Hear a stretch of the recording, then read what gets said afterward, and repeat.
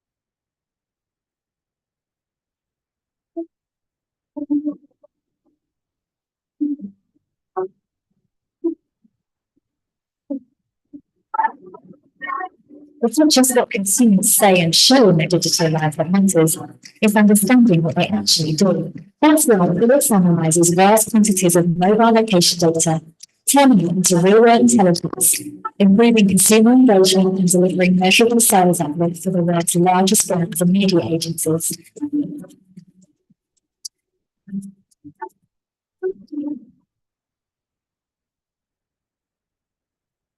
Feeling like your brand is getting lost in the social media shuffle? Introducing Sminker, the platform that connects you with the perfect influencers for your brand. Sminker makes influencer marketing effortless. Collaborate with influencers who truly love your brand. Join Sminker and connect with the influencers who can help your brand truly shine. Sminker, it works like it's in. And talking more about Sminker brought in social media influence confluence, an automated multi-sided influencer marketing platform targeting media agencies and clients. This innovative platform enables seamless collaboration between influencers and brands. With Sminko.in, brands can identify impactful influencers tailored to their campaigns and target audiences using advanced filters across various social media platforms. The platform provides crucial insights, including engagement rates and audience demographics, to inform campaign decisions.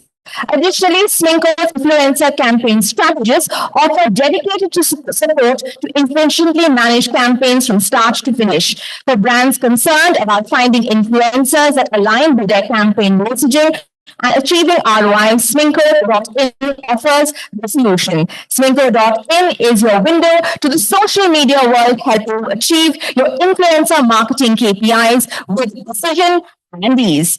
Can we have the jingle, please?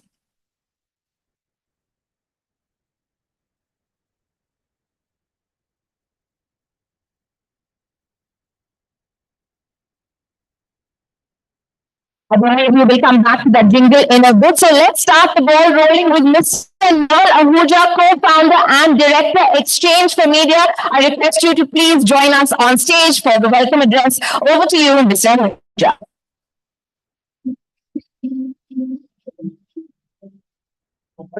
Am I audible? Yeah. Thank you so much, and a very warm welcome to all of you for this latest edition of the Pitch CMO Summit in Bangalore. Today's agenda is really packed. We have a whole host of sessions, and as you can see, the entire conversation is going to be built around how to build, going to be sort of around how to build brands that drive exponential growth. This is a room full of marketing experts, so I don't have much to say to you guys. You guys know a lot about what's happening. But those of us who studied a bit of marketing during our academics would obviously remember what Philip Kotler said many, many years back. By the way, he's now 93, going fully strong. So those of you who think of retiring should take a cue. His latest book, as you can see, Transformative Marketing, came out recently, and many of us will recall the famous 4 Ps of marketing that Philip Kotler coined, I think almost 56 or 57 years back. And those 4 Ps of marketing have now sort of morphed into eight. Some people call it 10 Ps, which includes personalization, permission, and whatnot. But I think one of the key aspects of what Philip Kotler, this is an updated version of what's been going on in the marketing space. And if you get a chance, do pick up a copy. His fundamentals of marketing remain true even 60 years down the line. But what has obviously changed is the advent of technology, and how that is kind of making a huge impact on how marketing is changing, how approach to consumer is changing, how engagement with customers are changing. So while the 4 Ps of marketing remain as relevant as they were even today, what is also important to note is this entire new piece on transformative marketing is about what's happening through technology-driven platforms and initiatives. So this book talks about artificial AI, generative AI, machine learning, metaverse, IoT, robotics, drones, blockchain. And one of the, I think, key points he makes, which a lot of us who are part of marketing teams or marketing leaders who are running teams, there was an era when advent of digital kind of took everybody by surprise.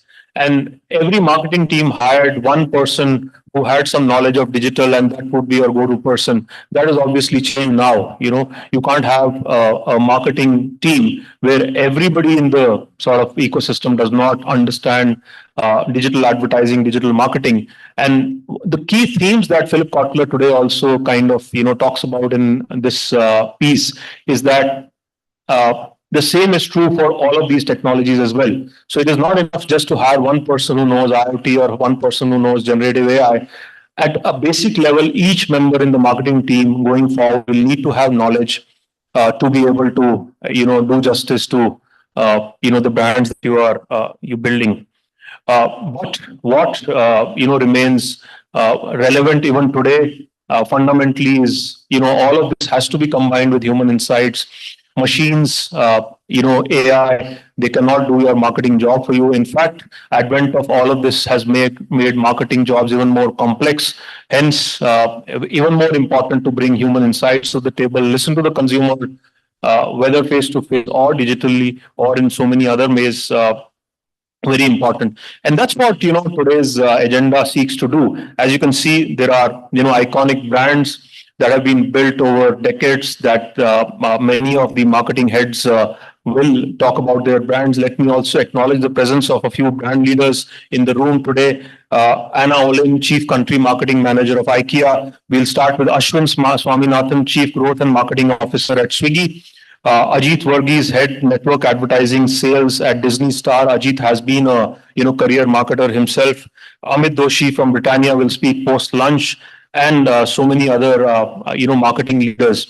And as you can see, the agenda is kind of very well spread and balanced across various things that are happening in the consumer space, and hence impacting a marketer's life, from how to drive influence marketing for best results to content marketing, but also look at as I said, the original 4 Ps of marketing. So I hope we all have a fruitful a day of learning. Post this conference, we also have our third edition of the Indian Marketing Awards South Awards. Indian Marketing Awards was launched back in 2004, the first edition, and it's been going strong for close to 20 years now.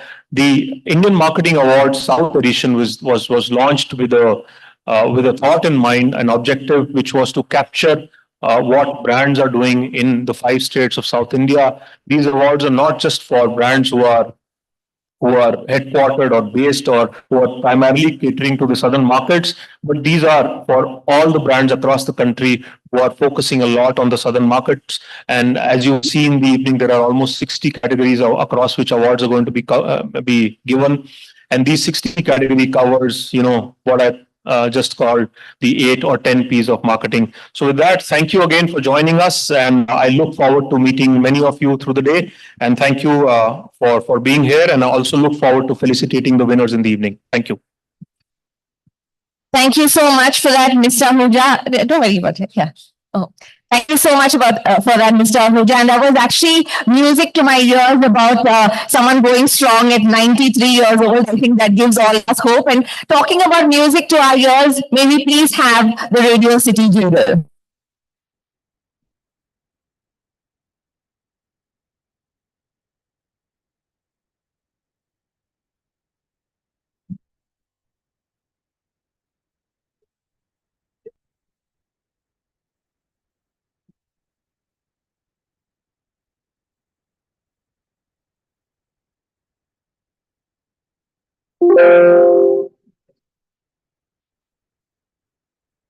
The jingle is warming up, people.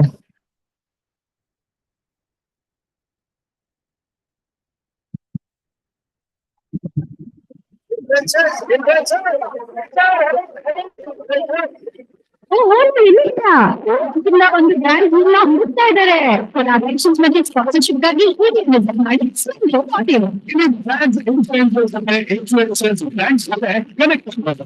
It's like the gyms. Smith. And a reminder that our hashtag today is, of course, hashtag PitchCMO, as you can see right here. So let's keep the buzz going on social media. And we also have a very exciting quiz through the day. So stay tuned for that because there are plenty of prizes to be won as well. So my first question I have for actually all of you today, it's not a quiz question, it's just a regular question. How many food lovers in the audience? That's all. Oh, now the hands are. I think they've not had their breakfast. Probably. Well, I have had my breakfast, and it was courtesy a man who's behind this next giant. Basically, food lovers, prepare your taste buds and your marketing strategies. Do you know what's the secret ingredient that transforms a brand into a category leader? Our next speaker knows the recipe inside out. Lots of food puns, clearly. From delivering your favorite meals to redefining how we dine, he's the growth story every brand aspires to have. But today, it's not just about food delivery, it's about building entire categories that redefine convenience and choice. Ready to explore the recipe for growth? Are we ready, everyone? I hope so. Get ready to dive into build categories, not brands, with Mr.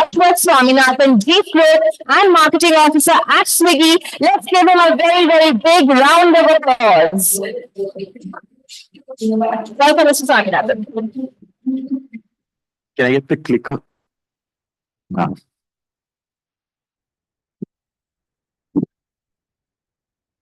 Okay, great morning, everyone. Delighted to be here, and thank you to the Exchange for Media team to have me here today. So actually, the topic I'm going to talk about is quite contrary to what most of you will think about marketing. And that's the title of my presentation, right? It's not about building brands, it's about building categories. And let me walk you through the principles of how and why that's important, and more importantly, bring it alive with examples of what Subi's done over the last decade by adhering to these principles. So the thing is, all of us must remember that I want you to walk away remembering is that categories are not brands, and you're more likely to win in the future and in the marketplace. So let's start with So if you can, the speaker notes are on the last slide. If you can go back to the first slide. Let's start with what my definition of marketing is. When I ask this question in the room, many times I get very, very different answers. It's advertising, it's creating demand, it's sales, all sorts of things. But these 5 words for me are my favorite definition of marketing, which is it's about meeting consumer needs profitably and sustainably. Every one of these words are important because first, we're all here as businesses to solve consumer problems, delight their lives in whatever situations that our business meets their needs in. So it's doing that. When you do that well, you win in the marketplace. Why is it important to do it profitably? Ultimately, profits help businesses thrive, and then it's a virtuous economies, systems thrive. So if you don't do it profitably, it's not worth it. And sustainability is going to become even more important. All of us already know about it. It wasn't there in the lexicon maybe 5-6 years ago, but we all know that businesses that plunder aren't going to survive in the long run, right? Businesses that thrive along with the rest of the planet are what's going to succeed in the long run. So both of these are important. So if you think about this, then how do you therefore think about category building? Here are the 3 things that I'd say are principles that you must follow. First is you define the category that you're in very, very sharply and clearly, and elucidate that with examples later. The next, once you define the category that you're in, you've got to keep educating consumers about what the category, how it's relevant, what are the benefits, what are the features that it offers for you to make the life of that consumer better. This is an ongoing thing. It might sound boring after a point of time, but it's the rigor that we need to keep doing all the time. And the last thing is to keep innovating, because if you don't innovate, that's when competitors catch up, that's when you fail to keep up with times, etc. And then you don't become synonymous with the category. If you think of all the great brands that you remember, they're almost always synonymous with the category or a subcategory. And that comes with doing these three things brilliantly, which is defining the space that you're in, constantly educating consumers about what the category does to them, and innovating to keep moving it a notch up. Right? So now coming to Swiggy's journey, I think she talked about it. All of us know that Swiggy's two big businesses are food delivery, quick commerce, and dining out. But that's not how the founders thought about the businesses. The mission statement and a truncated version of that is this, that we're here to deliver joy by offering unparalleled convenience. And I love it because we're in the business of delivering joy, frankly, and we're in the business of making life more convenient. And then suddenly the definition turns from brands to the category of inconveniences that consumers face to benefits that we can offer in terms of making life far more convenient. And then wherever there are conveniences, micro, macro, that's why Swiggy thinks saying, hey, these are problems that we can end up solving for consumers, and how do we therefore build businesses and the brand to thrive. So with that in mind, if you can think, go back in time, this is how food delivery was born. It's a very interesting story when you speak to the founders. Young guys, hungry, couldn't cook, said, hey, we need to find an easier way to get food to ourselves. And we found that, this is 10 years ago, like many of you who are youngsters, students, might not even understand this. But back then, ordering food was difficult, is what they said, right? Either restaurants were barely available, you had to call them directly. More often than not, you had to pay by cash.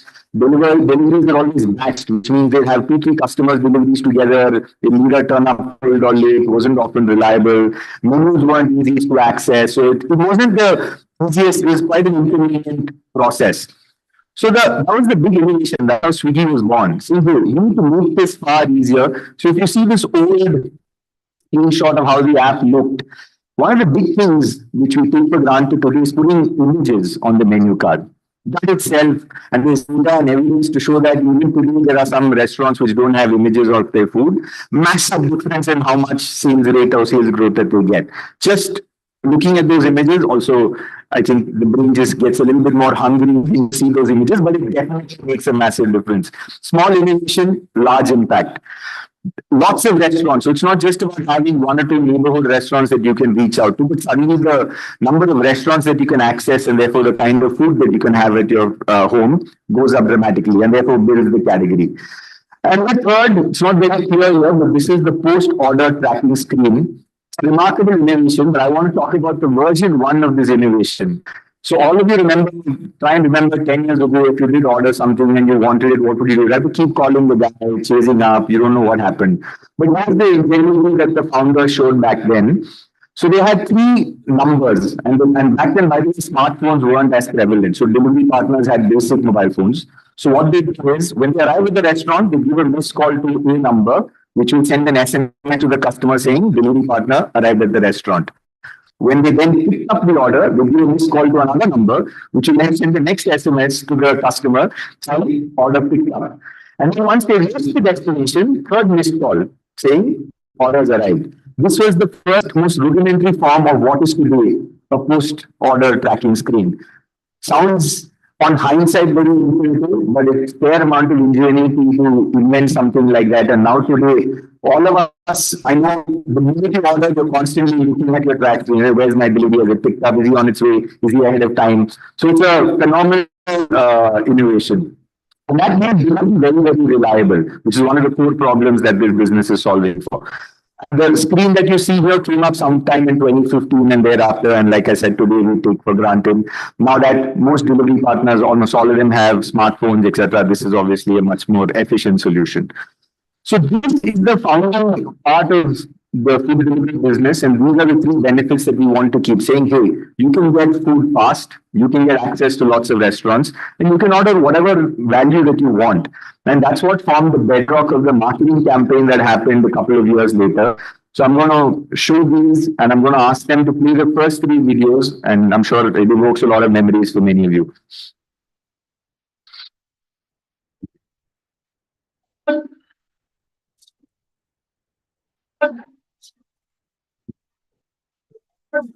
And run out. The team's in desperate need of a miracle here. In superfast, swinging, water delivery. He's looking for a single.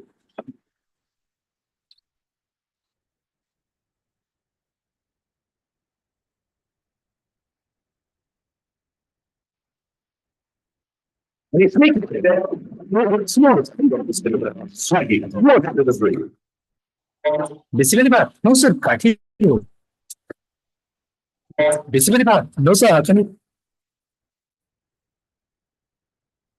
Can you play the whole video?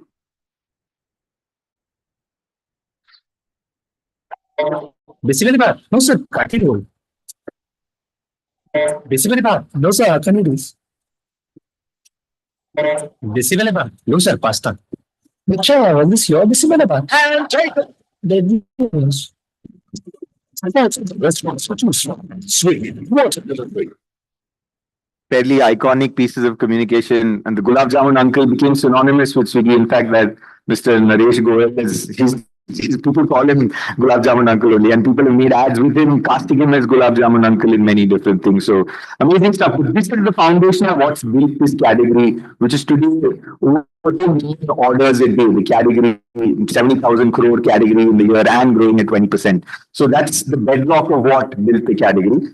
Then moving on to what are the innovations that keep solving more inconveniences and problems. Here's one, not very clear, but we have a screen on the app, which is a reorder screen. What we find is there are very often that you have your go-to restaurants and your go-to items, right? So how do we reduce the number of clicks that it takes for you to go from, yeah, I want to do that, to place the order? In fact, this is the innovation that happened, and the team has taken it from 9 clicks down to 3 clicks and dramatically saves time. And it happens so much faster. And we find close to 3.5 lakh users using this feature every day. Generates incremental business as well for us because you're able to do it much faster. So the minute it eliminates friction, can the speaker nights slide move as well, please? It eliminates friction and therefore grows the category. The second innovation, the more recent one, which I feel really excited about, is this. It's called group ordering. I just want to show of hands. How many of you in the room have ever obviously had a gathering at home and said, let's all order food at home, and keep walking around to each of them saying, what do you want? What do you want? Have you ever had that experience? Most of you. It's quite painful, isn't it?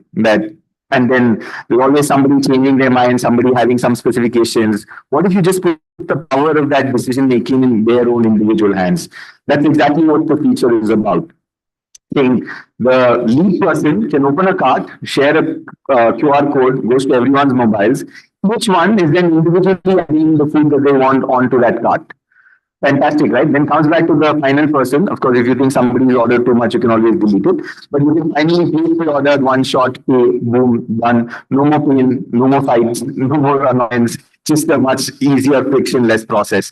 This has just gone out a few weeks ago. We're already seeing like over 6% of the platform users adopting it. In fact, there's a number that the largest number we first saw within the week was 17 people creating a cart together, and during Rakhi, which is when people gather and there are family occasions, etc., 34 people with a large group order. And all of these order values, as you can understand, are higher than the average order value on the platform because these are large group orders.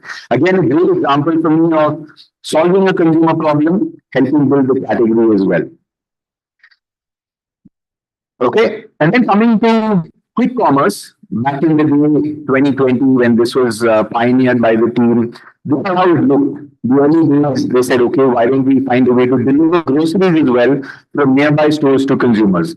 but wasn't reliable, wasn't easy because availability of the SKUs were patchy, partner availability wasn't always consistent. So he said, hey, this isn't working out.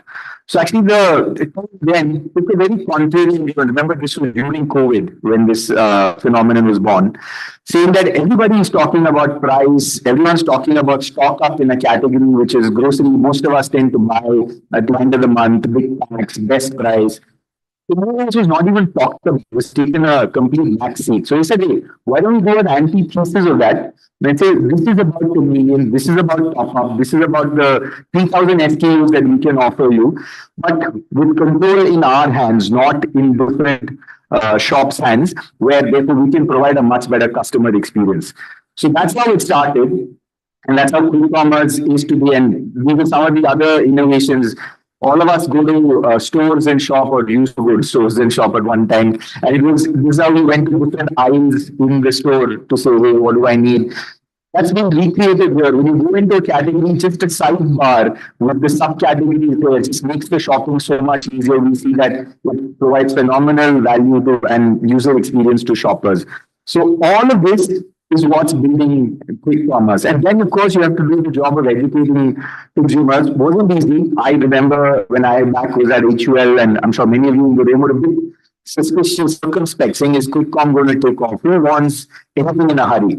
Right? But we had to educate people early on, and I'm just going to ask them to play the next 4 videos, which bring alive this concept of quick commerce, but in a rather entertaining way.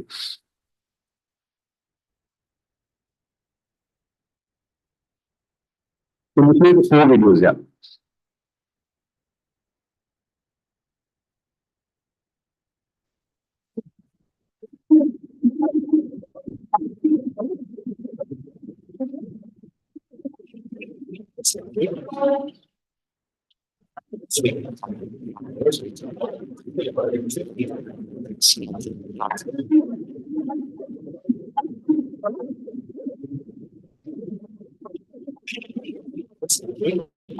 The next one.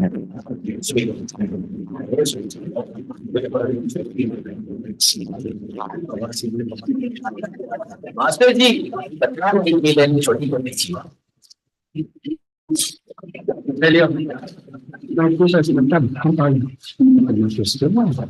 chocolates.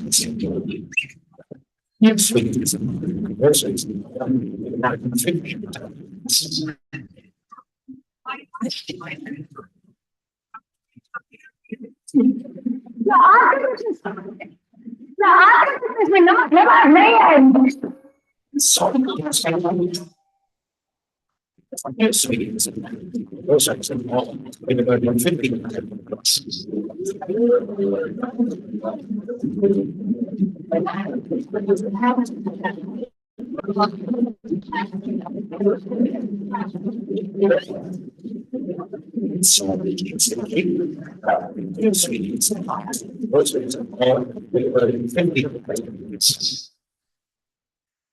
They're quite fun way of educating people, reminding about the popular FMCG brands and the categories that they shop. But what happened with this is perhaps many of you in this room who are hyper convenience seekers came onto the platform very easily. But then we have to keep educating people that there are more use cases and what we call category entry points. And if you've not read the book, you should read it by Byron Sharp and team at the Edinburgh Bass Institute on how brands grow. It talks about this, saying, if you keep solving for category entry points and telling how your brand addresses that entry point, you're likely to keep building the network of associations for your brands. So we want to do that. We want to bring alive how quick commerce can help you in distressed use cases. And the idea that came about was saying, Instamart can make even dads look good. Makes you go from Papa to Super Papa.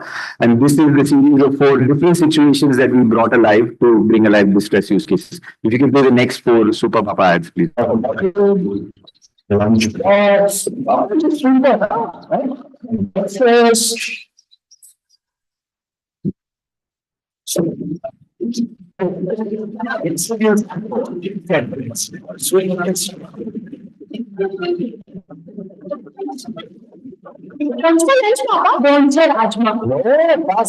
with mushrooms. How much cheese? Huh?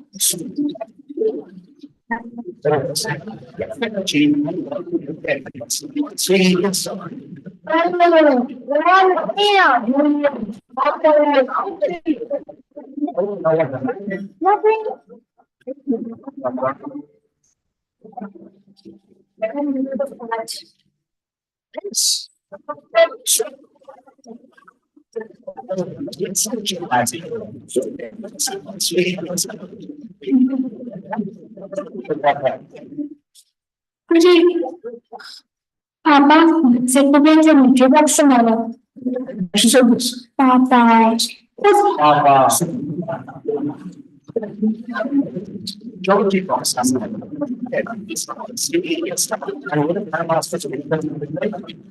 Papa. So you can see again, the category got redefined to 10 minutes, different use cases beyond just obvious grocery items. And a lot of these are born out of real consumer stories. And when we keep getting customer feedback, we hear some really interesting stories how people use it. The most recent and fascinating one I heard was a guy was saying, and I assume this was Delhi, pardon the stereotype, but he said we were having a party. Then the speaker that we were having fell into the pool of water. We couldn't have the party going on. So we quickly opened the app, ordered a mini speaker, it turned up in 10 minutes and party continued. I thought it was a really interesting story saying where else quick commerce. So the category then started getting redefined, right? It's not just grocery, it's a lot more use cases. So we had to then say, can we redefine the category? I'm sorry, before that, maybe this was just some fun that we had with another innovation on print, but I'll skip it in the interest of time. But we had to redefine the category, saying that what originally started off as 3,000 SKUs top-up mission is not true. You can have pretty much all your shopping needs happening on quick commerce. So you can get everything right here in 10 minutes, right? And we did that in a fun way with a little bit of help from the Indian men cricket team captain. So can you play the two Rohit Sharma films, please?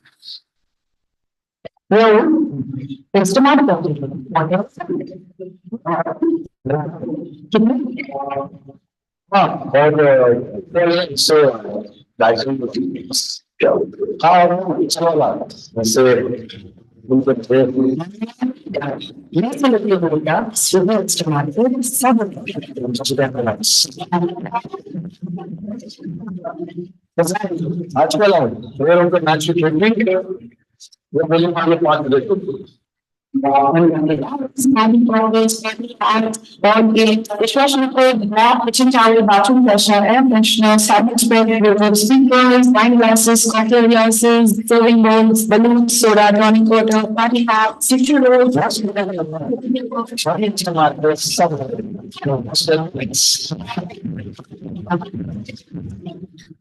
So the second one was actually shot before the World Cup win happened. We got lucky. We did a great thing that they won, and then we released it right after. And given Rohit Sharma's popularity and his Instagram followership, just on his handle got us between 10 to 20 million views straight away, right? So really landed the message. And then we did something interesting. But again, I'm going to skip that in the interest of time. Those of you who were from Bangalore or ever traveled to the airport at that time, we used the conveyor belt to land the fact that you can get anything where there were a bunch of different items that came out on the conveyor belt along with baggage with the best visual there as well. So really using fun, having fun, bringing alive this proposition at different touch points. And then my last slide, which is this. So if we apply the same category entry points mindset to food, saying how do we then build association that food delivery or Swiggy can happen at various occasions. And there is two campaigns or one campaign that we've now, the team has cracked this line. So I find quite an interesting line. And I'm going to play this video shortly. But the first one is about Rakhi, which went live a week or so ago. And the second one is really going to be live over the weekend. So you'll be amongst the first few to see it. But this is the next wave of category building in education, saying, hey, there are different moments that you can keep ordering food in. So if you can play the last two films, please. और क्या scene है भैया order करो भैया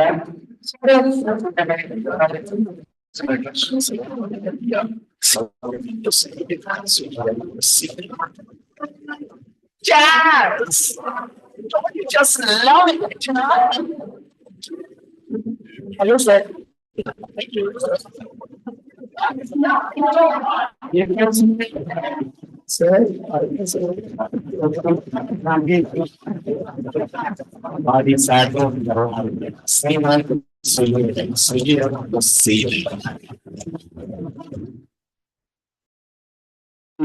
occasions, I'm pretty sure would have felt relevant to a lot of you, at least the youngsters who got Rakhi tied by people they had crushes on. Suddenly, another need to say, hey, can we keep building the category association with many different entry points? So those were the examples I had, and yeah, that was my last slide. So really, in a nutshell, just want to say, remember that focus on building categories, brands will get built in the process. Make sure you define the category well, keep educating consumers about what you do, and keep innovating on that. I think that's the magic mantra, to be synonymous with the category and stay ahead of competitors who keep coming up. So that's what I had. Thank you so much. Thank you so much, and you really stole the scene, I think, as was. I request you to please stay on stage. We have a small token of our appreciation for you. May I call Mr. Ajit Varghese, Head Network Advertising Sales Disney Star, on stage, please, to please present Mr. Swaminathan, obviously with a memento from us. Can we have the memento on stage, please? Thank you. A big, big round of applause for our very first session of the day. And Swiggy has certainly delivered joy to me, not to my weighing scale or my waistline, but thank you so much for that. Thank you so much. A very, very big round of applause. And please remember, everyone, our hashtag today is, of course, hashtag PitchCMO. Let's keep the buzz going on social media. Please keep tweeting and gramming using hashtag PitchCMO. Hey, everybody. Are you confused why I'm saying hey already, like sort of, at least 45 minutes into the whole event? Well, that's because I just said hello to you in Swedish. I don't know if my pronunciation was bang on, but our next speaker will definitely tell us. Talking of Sweden, have you ever wondered how a global brand with iconic blue and yellow roots make it feels like it's part of your everyday life? Spoiler alert, it takes a lot more than flat pack furniture. Our next speaker is the expert behind marketing IKEA India's ethos of not just being a store but a lifestyle. She's here to share the strategies of blending global personality with local flair. Please welcome Ms. Anna Owen, Country Marketing Manager of IKEA India, as she takes us on a journey through how IKEA blends its global personality with local everyday life. I'm very, very excited for this one. Welcome, Ms. Owen. The stage is yours.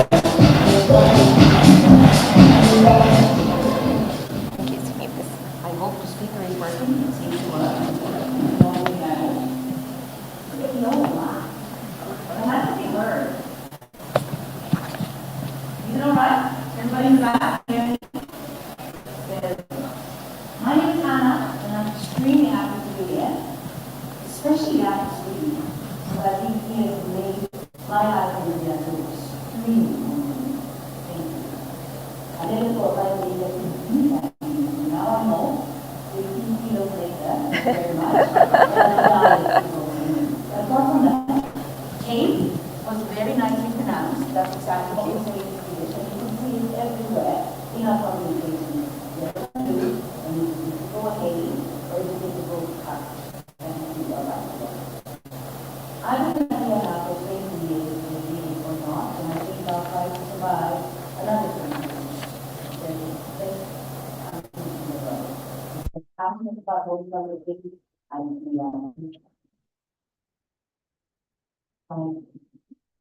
apart from A, that we say we need,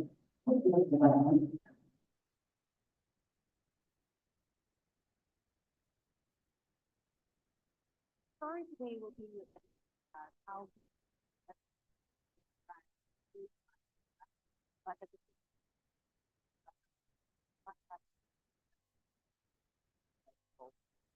but let's just take you back to a short, brief history of IKEA.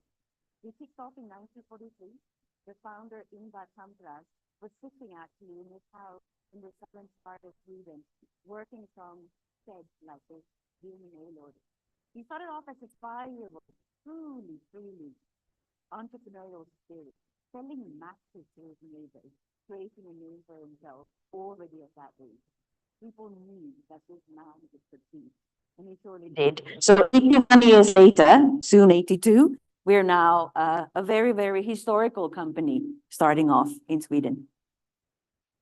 Now, our vision is quite simple, and our vision was created before companies created a vision. So we definitely have a true reason to exist, because we believe that a better home creates a better life. And that is exactly what we're trying to say, to create a better every life for the many people. That's why we are here. And we so passionately believe in it from our hearts. The business idea is quite simple too. It's to offer a wide range of well-designed functional home furnishing products at prices so low that anybody can afford them. And this was the super important point for the founder too. Why should good design and good homes only be for rich? Good design and good homes should be for everybody, no matter what size of the wallet they have.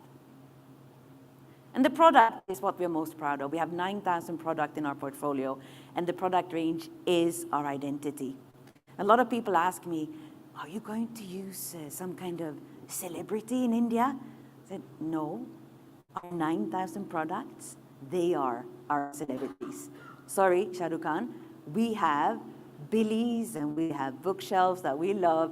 That's what we're going to show. The competitive advantage that we have is that something that we call democratic design. Every product that we develop in Sweden always have the 5 dimensions. It's about form, quality, sustainability, function, and low price.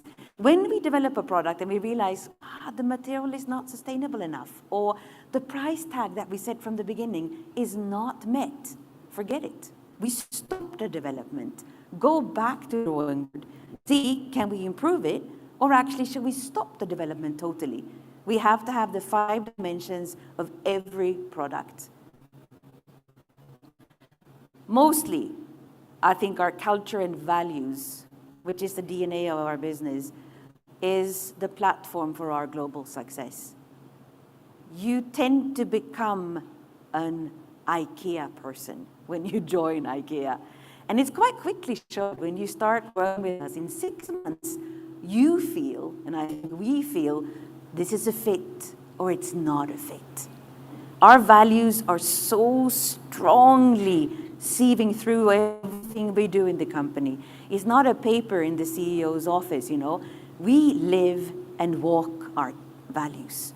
It's about simplicity. It's about cost consciousness. We always fly economy, no matter what title you have. We save money where we can. We love saving money and a good deal. We like doing things differently, but they have to be different with a meaning, just not to be different. There's so many simple things like that that we follow 100%. And if we don't believe in that, I don't think that maybe you should stay with IKEA. So we choose you and you have to choose us. How do we then stay IKEA? We have millions of people working with us, and we have guidelines for everything we do. The what we do part is put together in the brand personality and the tone of voice guidelines that we have. I think most of you can feel when you see something from IKEA. It's a twist, it's a tweak, and you feel, it must be IKEA. And that is the tone of voice that we always use. It's playful, it's humble, it's simple, it's to the point. And that we try to keep as much as possible.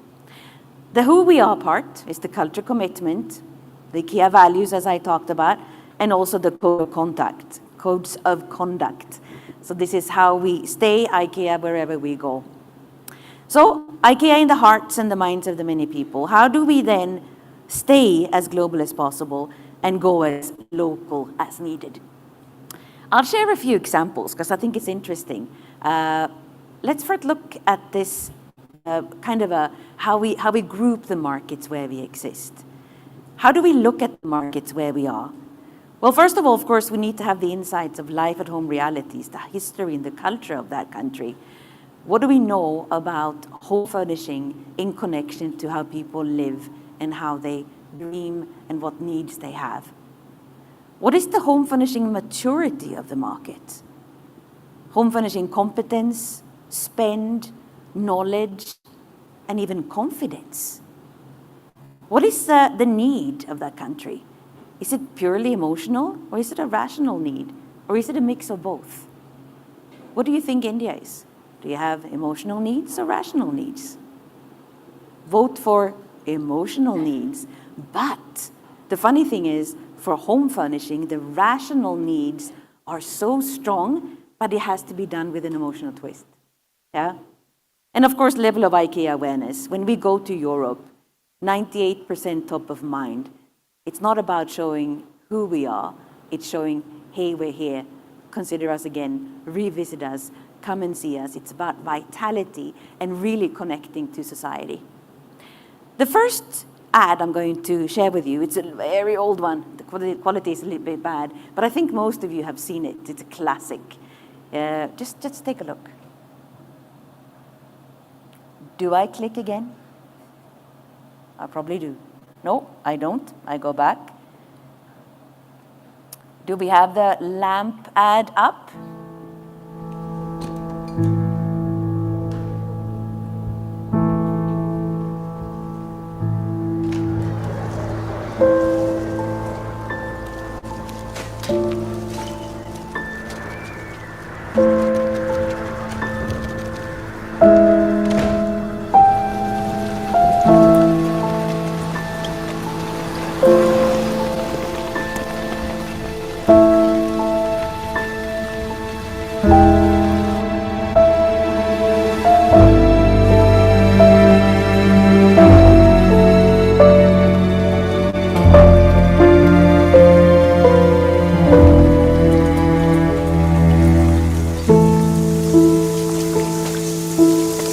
Many of you feel bad for this lamp. That is because you're crazy. It has no feelings, and the new one is much better. Created a lot of buzz, I think, in the European markets. It was created by a director who was not so famous at that time, but became extremely famous. Please look it up. And I think this was one of those typical IKEA movies where you played a lot on emotionality, but at the end kind of broke that dreamy spirit with some reality attached to it. And reality it is. We move on to Sweden now, where unfortunately the divorce rates is as high as 50%. How does IKEA connect to everyday life when you are a family who spend time with your kids every other week? That was some of the campaigns that Sweden did. Let's take a look.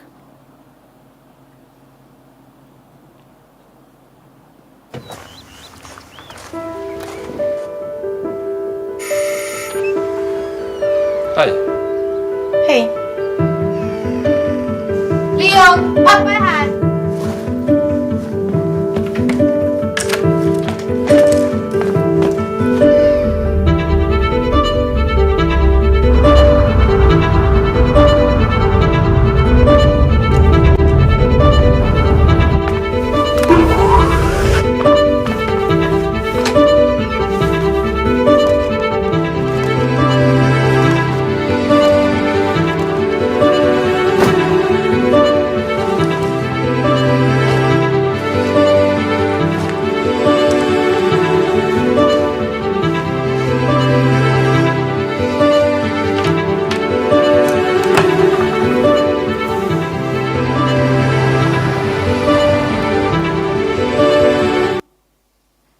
This was about where life happens and a truly almost socially realistic feel to the ad, but it grabbed a lot of hearts in Sweden, and I think the increase of sales of these products and the brand desire grew with this campaign.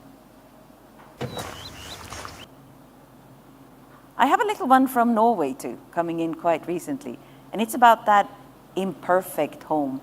But how we at IKEA with our product can actually enable not a perfect home, but we can help you out. Things happen at home. Let's take a look.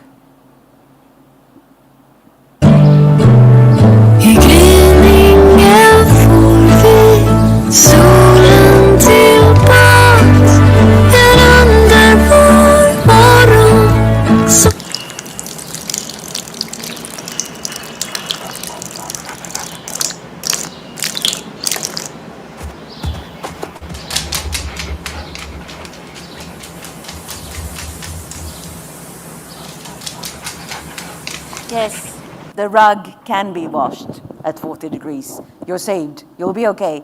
The doggy can live with you. That's about the imperfect life, making it a little bit simpler, right? Now, I left Sweden and I moved to Japan. I spent about 20 years of my life actually in Japan.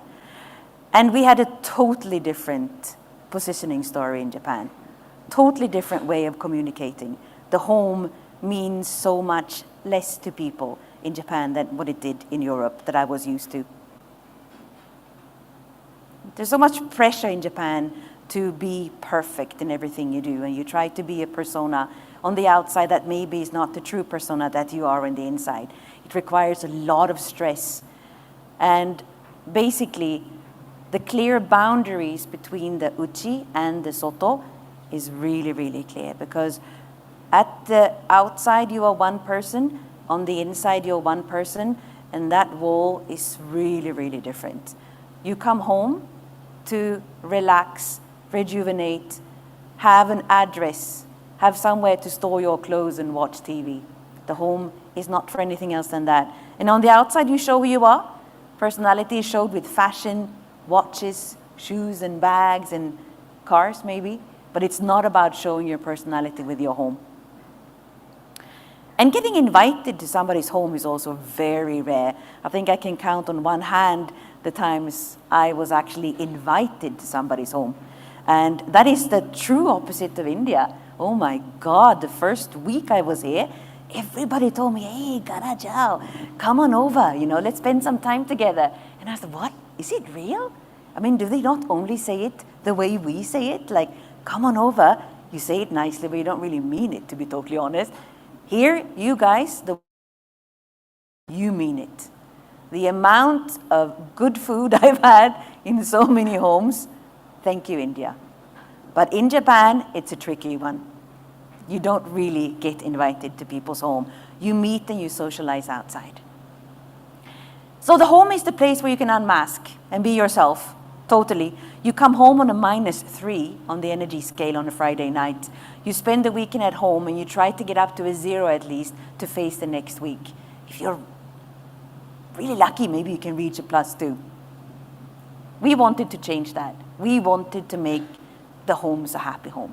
Everybody has nostalgic memories and good things about the home that they could lift. So let's remind and inspire Japan what a home can really be. That was our main purpose with the positioning that we created. So we wanted to highlight those everyday moments, that wonderful dinner that you can actually have with your family on a Tuesday night. Let's celebrate those moments. So Happy to Be Home was the take we had in Japan.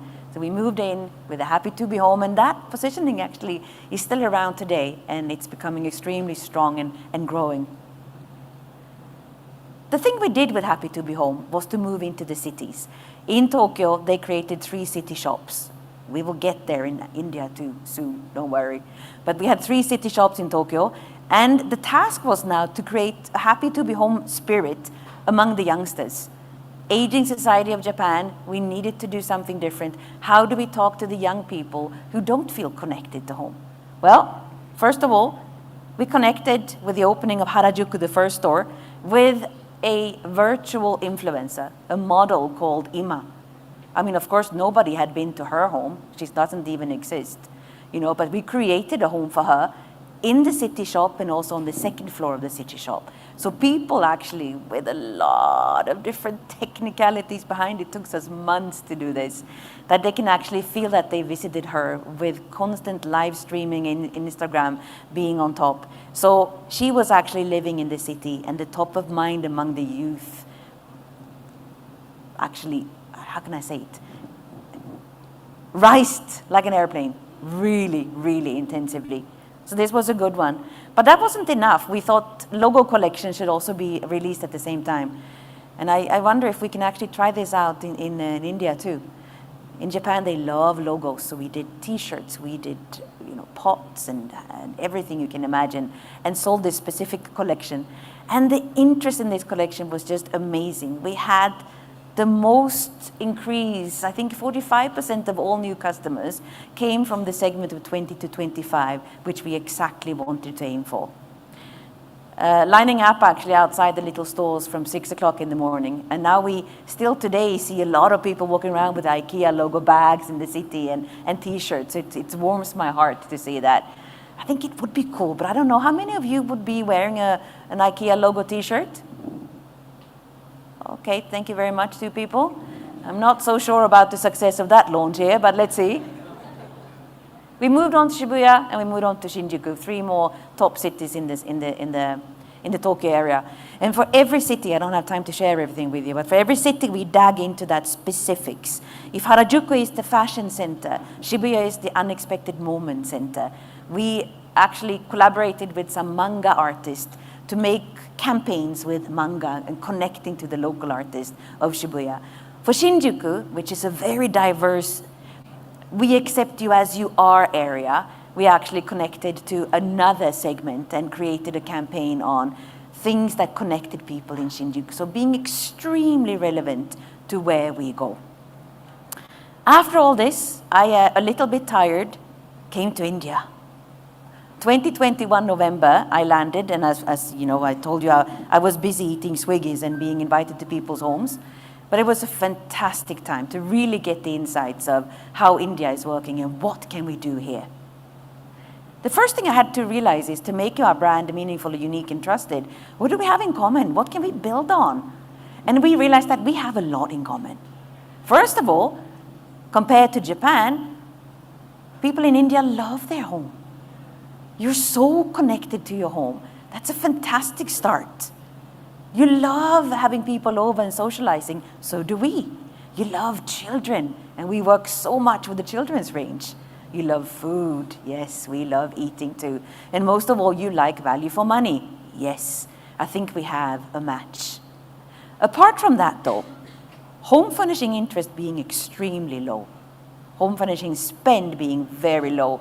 And I would say, like maybe citing my friend here at Swiggy's, for us, it's not only about building the category, it's building the category and the brand, because there is no category really existing here, and the brand has low awareness so far, so we actually have to do both at the same time.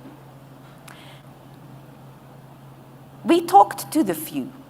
After the launch in Hyderabad 2018, we seemed to be a little bit too aspirational. People thought that we were too premium, and we tried to and I think basically we talked to people who already knew us. We needed to reach more people, and how do we do that? Now, we needed one strong national brand identity. I think we had been fiddling back and forth between different lines, and we just needed to go for something stronger. So, we took the 3 top reasons for actually people visiting or being interested in IKEA, which is the scale, the huge stores, the amount of range that we sell, together with the experience of having a little daycare, having food while shopping, and then together with a home, product for your home. These 3, we started to, okay, let's do something with that. And then those rationalities mixed in with a portion of emotionality. And here we go, Garaja was actually created, and this was the positioning statement. Sorry, I'm in the way. This was the positioning statement that we worked on. Because you know, you all say it. You say it in different languages, but it means the same. And it's the warmest, nicest, I think, message I can get in India. So that is what we were building on. But of course, then going from our previous message into a little bit of Garaja and making ourselves more relevant in India, we needed to talk more about real people. We need to talk more about our products. We needed to go back to basics, not be so layered and difficult. Let's start telling people about who we are. And I think we also started using vernacular. Going for a local dialect, I think, was extremely important to connect more strongly to the people.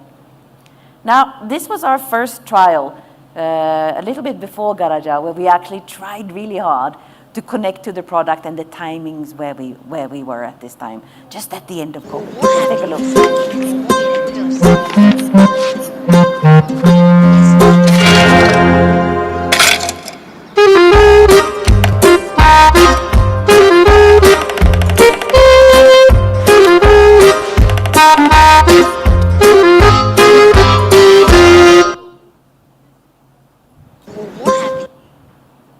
We also had moved into the stores instead of showing only homes.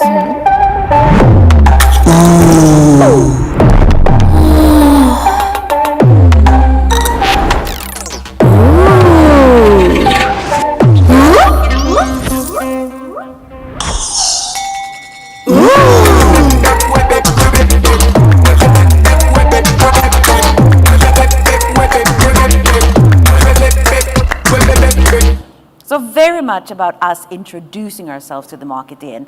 What do we offer? What is behind those, blue walls that we can see? What can I experience in the store? So we went back to that track to actually get people interested in finding out who we are. Now, organization is a big thing in India. I love it because when you go to people's homes and you do home visits, you see that people love buying new stuff. Maybe you don't love throwing away your old stuff that much. So I'm not going to use the word, but it's quite, how can I say it without offending anybody? There's a lot to do with organization in India. That's the way I should put it. And we love organization. We have the best products for it. So it's amazing. I think we see a great opportunity for our range of calls to work on organizing your living. Now, next one was actually another track, but I go back to the organization. Moving on to vernacular that I was talking about, we also connected with Bangalore to create the local influencer campaign for the opening of Nagasandra, a place where nobody had a clue. What is Nagasandra? Take a look at that. Hey buddy guy, can you furnish my journey to Nagsandar? हाँ madam 1.5 yeah, double meter. पैसे का बात है किया नहीं किया हाँ madam Excuse boss, my life and my table are both on its last legs. ನಾನು ನಿಮ್ ಜೊತೆ ಬರ್ಬೋದಾ? ಬನ್ನಿ ಕೂತ್ಕೊಳ್ಳಿ, there's something for everyone ಐಕ್ಯ. ಬಾಸ್ ಪಾಯಿಂಟ್ಸ್ ಟೇಬಲ್ ಹೆಂಗಾದ್ರೂ ಇರ್ಲಿ, ಡೈನಿಂಗ್ ಟೇಬಲ್ ಮಾತ್ರ ಚೆನ್ನಾಗಿರ್ಬೇಕು. ಬಾಸ್ ಅದಕ್ಕೆ ನಾವು ನಾಗಸಂದ್ರಾಗ ಹೋಗ್ತಿರೋದು. ಬನ್ನಿ. ಮುಂಚೆ ನಾಗಸಂದ್ರ ಓನ್ಲಿ ಫಾರ್ ನೇಚರ್, ಈಗ for furniture.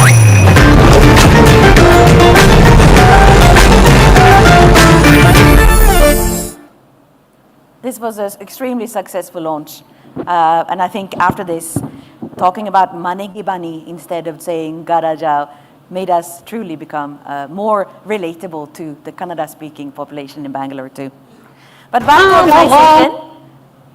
We tried out an organization film. I have to be quick now. But this was one of the first ones we did. And this was actually the most popular film that year. I'm not really sure why, to be totally honest. Not my favorite, but I think it's very, very, very comprehensible. Take a look.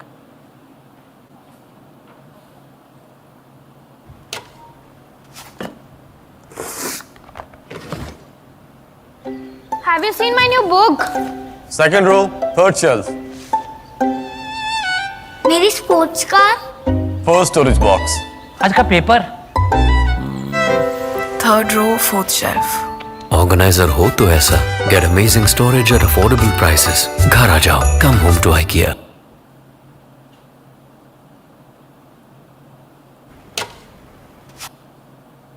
This one was top 1 last year. Of course, connecting to the Indian homes, being in an Indian home, filming it in an Indian home, and talking about kitchen accessories, which is, I think, the most popular accessories that actually we sell at IKEA.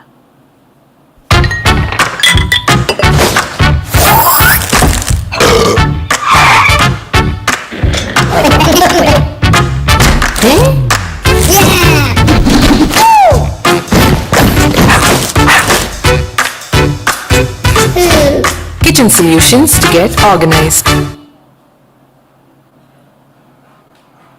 Last one is about saving time with organization. We call it Skip the Ads campaign.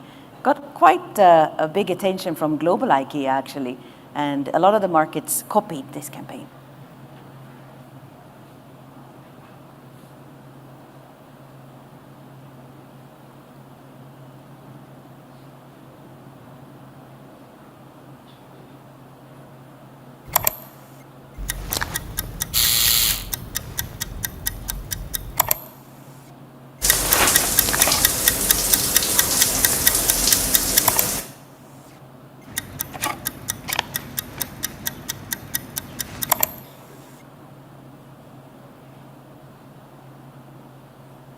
Extremely simple, but yet effective. Now, I think what we are also doing, and this is how I round it up, connecting and collaborating with content creators, YouTube, different connected TVs and other channels is really what makes us grow the brand the most in India right now. By doing this, we end up being in Indian homes without actually being there. we can talk to the many people actually being in their living rooms or in their bedrooms. And this is something that we will definitely build on going forward. I think we have some good examples here. The very Parivarik turned out to be an extreme success, and we will continue these collaborations going forward. I think we can also brag a little bit because India now has the biggest growth brand, or the biggest brand growth in the totality of IKEA Global. So we see this really, really, really growing now. And we take a lot of, we feel really happy when they talk about us in global, because India is here to stay. And you should help us all now to grow and become even stronger. But thank you so much for listening. And Garajao, for God's sake, come on over, or Maningibani, to our stores, and I'll see you around. Tak. So very much, Miss Olin, and thank you for taking us on that mini trip around the world and bringing us back home as well. Thank you so very much. And if I could request you to please be on the stage for a bit, may I ask Miss Meher Anand, Account Director, CNN, to please join us on stage to felicitate Miss Olin. A big, big round of applause for that wonderful, funny, humorous, and highly inspiring speech. Thank you so very much.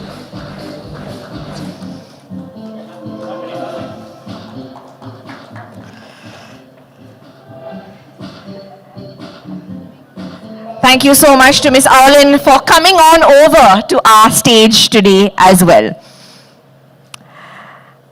And ladies and gentlemen, it's now time to step into the spotlight. Up next, we have an expert who certainly knows how to keep millions of eyeballs glued to the screens, whether it's Cricket Fever or the latest blockbuster. He represents a platform that makes sure you see it all. So get ready for a session that's sure to score big as we welcome Mr. Ajit Varghese, Head Network Advertising Sales at Disney Star, to the stage to talk about professionally generated content powering brands. A big, big round of applause.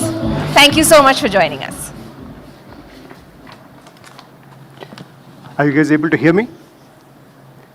It's quite loud in my head, but back there? Thank you so much. First of all, thank you so much. Good morning, Bangalore. I would lovely to see all of you here. I have full house here. As normally in Bombay and Delhi, we have latecomers, we have people walking outside, but this is just lovely to see such apt attention and a full house. Thank you so much. Thank you, Naval, for inviting us and giving this opportunity to represent our ecosystem. I don't know whether you sequence this, but you start in alphabetic orders, Ashwath, Anna, Ajit. So I don't know, it's going to be a long day, so I'll try and start as quickly as possible. Since my previous speakers mentioned about what business they are in, I think maybe I'll do a quick one. We are in the business of storytelling.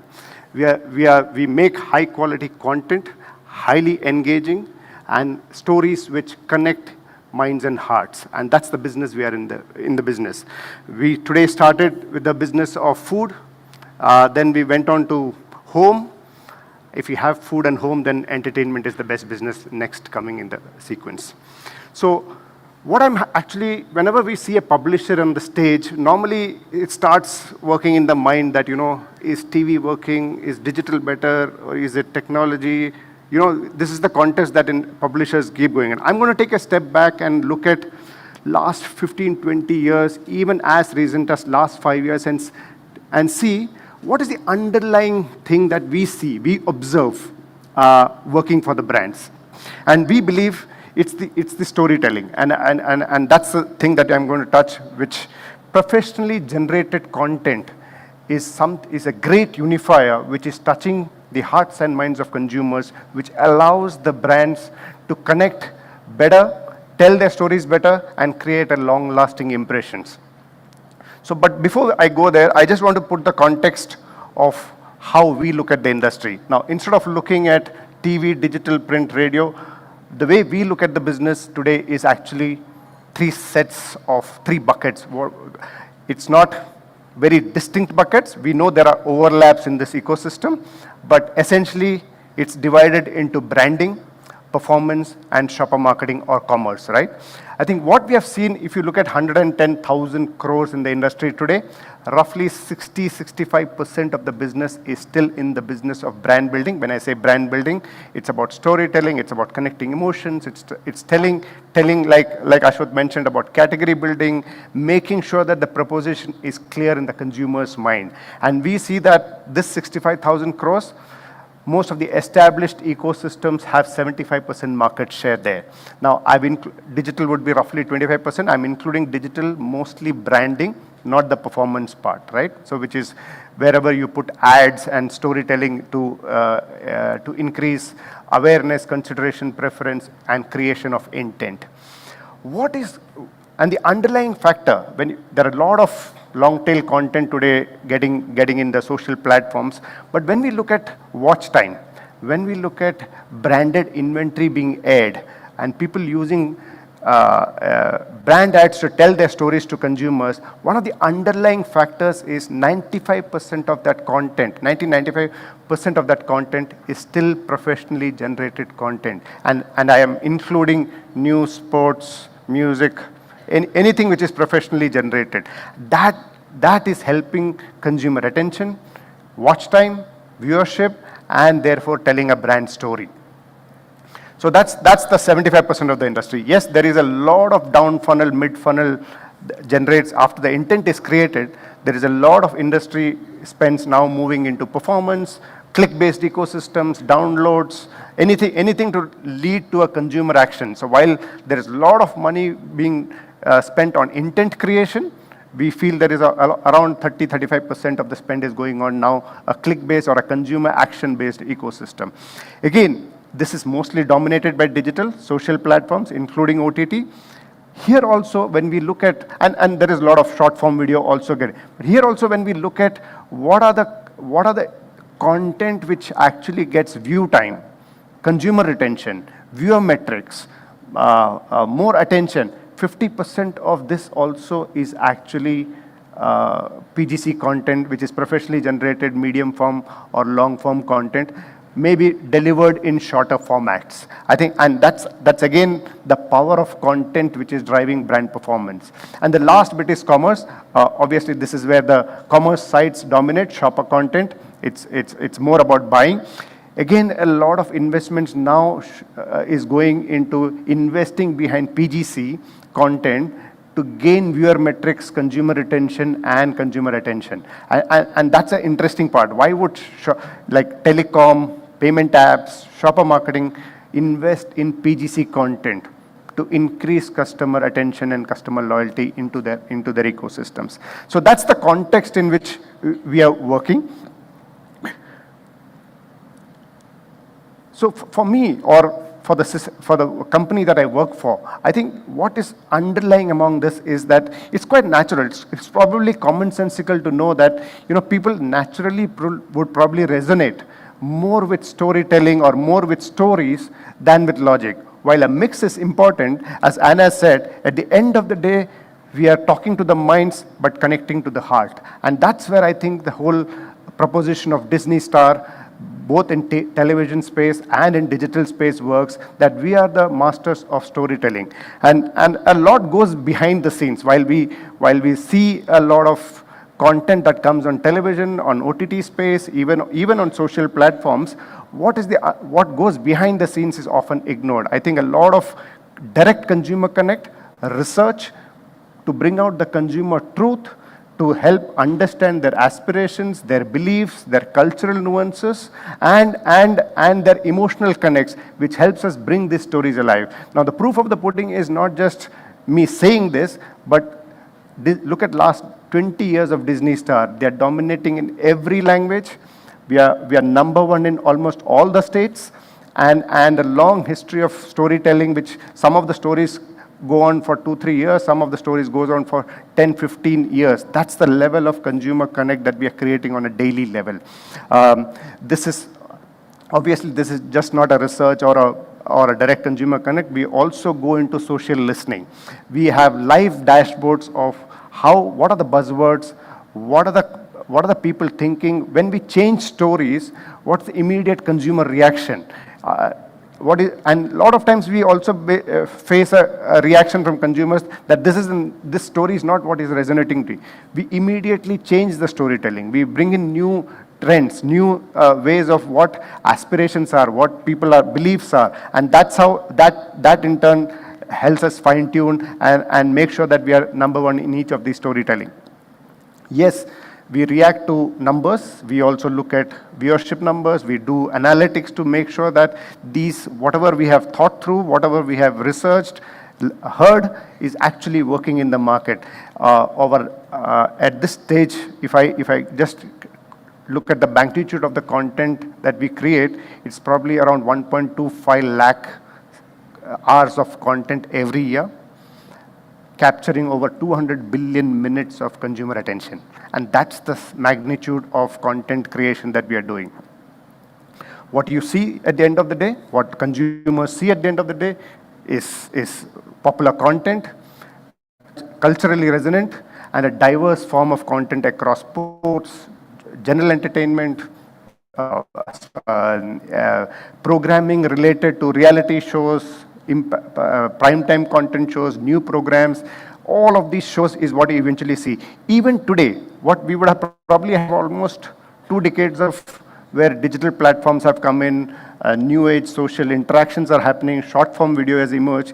Even today, television today offers 400 million unique audience in India, and that's huge. The next best platform today offer around 400 and 450 million devices. It's not consumers, devices. So that essentially means unique audience a television platform offers through this various set of programs is actually 400 million extra exclusive new audiences. That's the level of magnitude that Disney Star has been able to capture over the last 2 decades. Even, and I mean, most of you marketers are aware of this or probably can do the research, even a lot of UGC platform content where your ads are appearing today are actually PGC content. Kids, music, GC content, reality show snippets. Look at probably top 40 channels subscribed on YouTube. All of them are GC or all of them are PGC content or sports content. So the amount of brand building even on social platforms today is dominated almost more than 50-60% by PGC programs. While I'm obviously here putting my hat on Disney, I wanted to take a look at what is the underlying factor. We did third-party research, we work with our clients, we also look at what is the success formula probably that PGC is delivering today. And I'm not here trying to say in TV or digital or anywhere. At the end of the day, it's the content affinity storytelling which works across all mediums. One of the core values that we have seen that what benefit offers is the co-viewing. I know a lot of us do personal viewing, personal devices today, but what co-viewing allows brands to gain advantages, when there is co-viewing, there is increased attention, there is increased emotional response to ads. And this is not just me saying it, it's a third-party research that we have done. There is an increased response, there is increased conversations around it. Now that's something that brands love, right? It's not that, yes, personal experience, personal space is good, but we want people to share experiences, talk about our brands, therefore increase our longevity rather than being a transactional deal there. The last but not the least, we create intent. 1 in 4 actually go on to search. Now I know search is a reflection of intent, but a lot of people we are talking about a cross-section of established categories, new age categories, fast-moving, slow-moving consumer durables or cars. 1 in 4 actually searches for, and therefore that's the level of intention creation. So to me, apart from storytelling, allowing that to happen on platforms which allows co-viewing actually works in benefit for brands on a longer term basis. The second biggest advantage what we have seen in various research across years is the attention span. I know a lot of us in the last decade or two believe that consumer attention span is waning, emotional bonding, brand love, loyalty is all waning. But what we have seen is when you choose your type of content, when you choose where your brand stories come, I think there is a big equivalence of what the impressions are. When you look at UGC content, if you index UGC content as 100, even on television, we have seen around 13 to 15% improvement in consumer attention. And as the quality of program improves to entertainment programs or reality shows or cricket, it can go anywhere between 1.5x to 3x. Now, this is actual consumer research of delivering equivalence of an impression. So not all impressions are equal when you look at brand building and emotional connect. And that's precisely why a lot of people actually select sports or prime time or selective content. And commonsensically, we all know this, right? I mean, when we watch a Avatar in a theater, an Avatar in an OTT platform, or Avatar snippets on a YouTube, all these story is the same. The platforms are different, our experiences are different, and the amount of registration that happens on our consumer mind and memory structures are absolutely different when you look at which platform you're watching. We have seen, and as you can see from the numbers here, we are easily seeing when we look at high quality content. Now, Big Boss is just an example. We have seen that in South, almost 20 to 50% improvement in brand metrics. Now, whether it is recall, whether it is intentional purchase or consideration. And as we move into even a high quality event like cricket, we see download, we see registrations, we see reduction in CPIs. All of these can actually be tracked when we look at high quality content advertising or storytelling, and then you look at mid funnel and down funnel metrics. And by the way, we took an example of, we think sometimes new age brands don't need.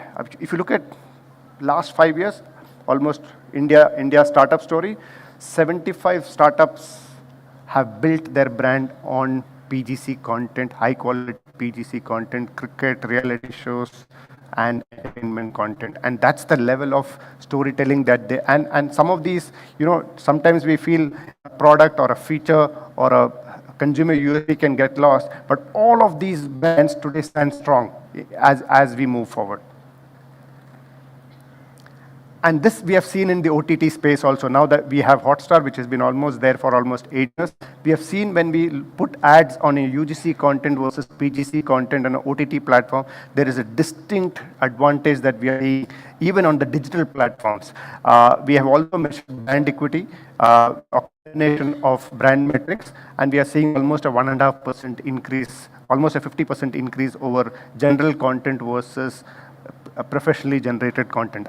So, to me, when Ashwath was talking about brand storytelling, and when we talk about that stories to resonate across a certain scale and wants to become a household brand, I think increasingly PGC content can get your story on a longer term benefit.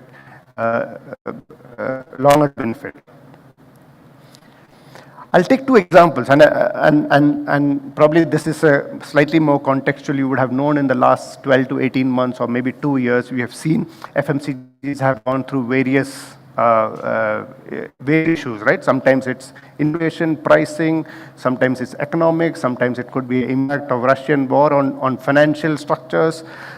We have seen, but what we did is we looked at all FMCGs together and looked at where are the outperformers. Okay, and we saw, this is based on Kantar panel research, we saw outperform around 11%, brands which have grown around 11%, they have actually increased their spends on PGC content by 23%. So that, when you, see, these are outliers.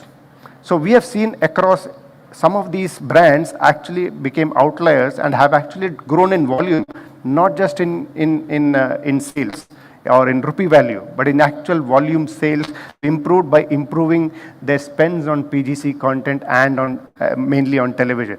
And we have seen even sub-quality of that. People have increased time original content, first thing content has performed better than even taking average content. That again shows increasingly our belief that when you get into high quality atmosphere, high quality platform, high quality engagement, you can be an outlier. And I thought maybe FMCG is fast moving. We also started looking at, okay, what about something which is more durable, something which is a more long-term purchase, once in 3 to 5 years. We looked at even on a traditional platform like television.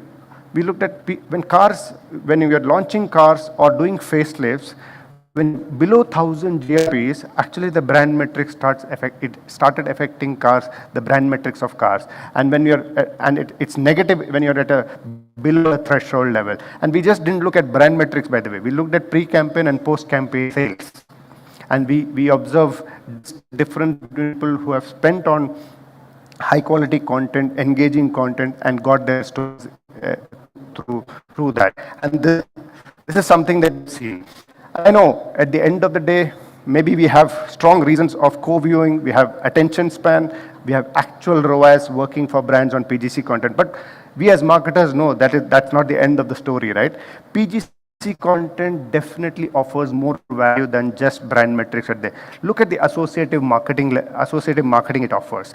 Most smart marketers have started using this whole characters that we build, stories that we build, the daily engagement that we build to bring in their brand. So Ashwath, maybe I'll have a proposal in the next half an hour with you to get your story into every household.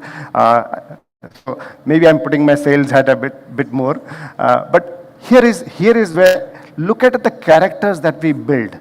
Those characters last 3 years, 5 years. Some of them have social equity higher than A-lister celebrities. When one of the characters tweet, the traction or the like comments that she gets is higher than Shahrukh and Akshay. That's the level of influence that she is holding. Now we have hundreds of characters build. We build every year, every 3 months, every 6 months. I think smart marketers have started using characters to establish that influence, not just within the ecosystem. We are not stopping there. Some of these have social equity, and if you look at our platforms, if you look at our characters, we can almost claim closer to 100 million reach outside our platforms. That's the level of influence that we are talking about. So while we are aware of celebrity influence, we are aware of, in the recent phenomenon, grassroots level influencers like normal people doing influence. This is the mid-funnel influencers that we are talking about, where we can not only just create associative value, we are also talking about creation and curating content to make sure that both in platform and outside platform, we can help your brands grow. Yes, we know as we come off every 3 to 5 years, we continue to innovate, we continue to make sure that what works for brand metrics and make sure that we can present the brand in a much better context and content. For example, this last month we created on a traditional medium where we feel that it's more passive viewing.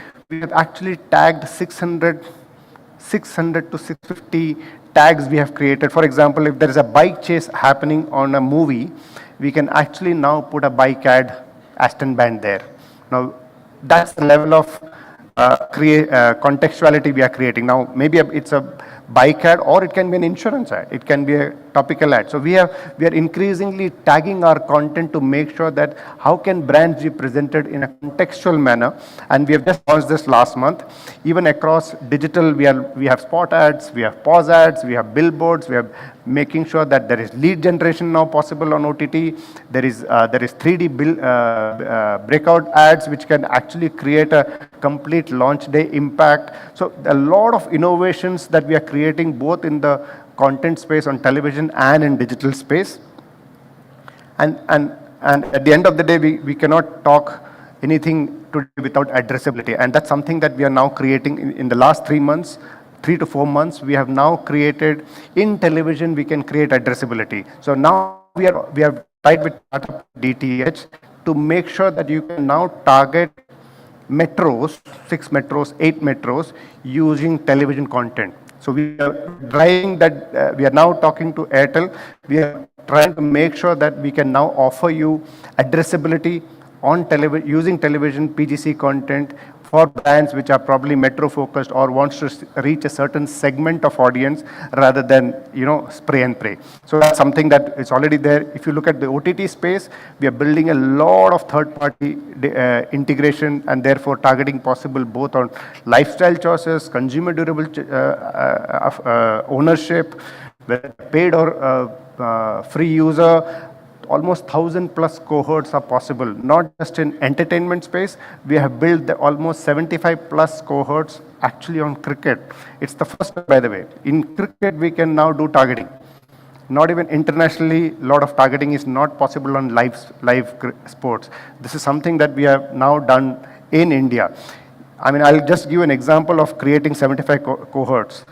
That essentially mean we have to run 55,000 streams to make sure that these streams can be available to various choices and brands can use those streams to advertise specifically to their consumers. And max, if we go beyond this, the system will fail at this point in time. So that's the level of addressability we are creating on live cricket and on PGC content in the OTT space. I would like to summarize my thoughts into probably 3 essential points. One, and maybe this is a slight deviation from a lot of us wanting to believe that all impressions or all viewership is same. I'm willing to stand here and say that all impressions or all impact is not the same for brand building. I think there is a definite case of difference when you watch a program, where you watch a program, and how loyal or what's your attention span on that program, whether you watch it for 1 to 3 seconds in a short video space or a mid-form anywhere between attention span of 5 to 10 seconds, or whether you give us half an hour to 2.5 hours of viewing time and therefore your brand gets registered there. So there is a definite impact journey that consumers have, and therefore in the mid-funnel or in the funnel engagement metrics.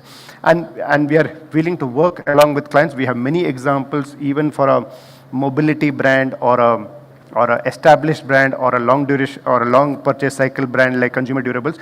How does all of these impact ROAS and business outcomes? That's something that we are in the journey of working along with the clients, and that's something that we have time and again proved that there is decisive and significant impact there. Last but not least, association, character influence, addressability, and innovation is raising the bar. So I would suggest, yes, we are in the business of building long-term relationships with our consumers and helping brands create that better ROAS in the industry. I know there are many choices in this world if you want to move one pebble at a time, but when you want to move a mountain, PGC works. Thank you. So much, Mr. Varghese, for stepping into the spotlight for us today. Very short and sweet and very inspirational also, and covered many points. And we also want to find out what's the story there with you and Ashwath. I think there was a little bit of an exchange, and I have to call Ashwath on stage actually right now to hand over a token of our appreciation to you. A big round of applause. I think it's a mental exchange going on here.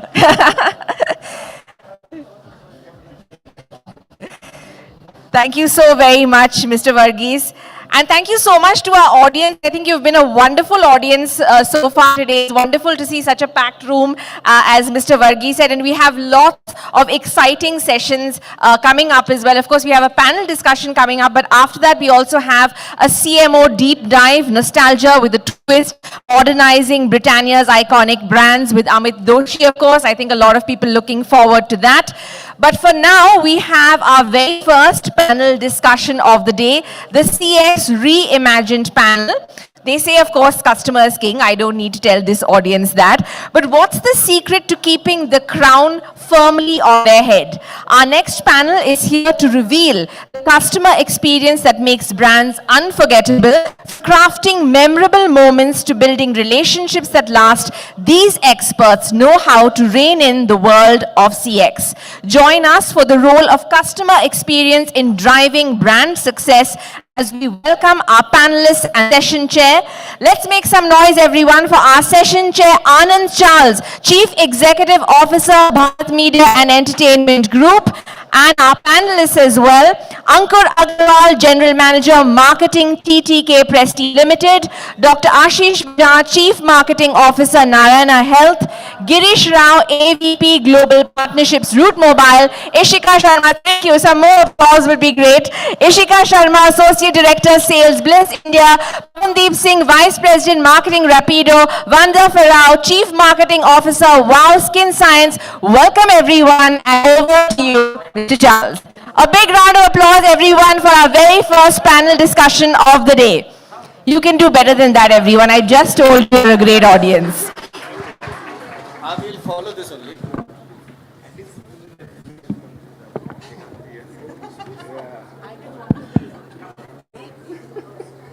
Get the lucky seat. Get the lucky seat. ऐसे रख लो.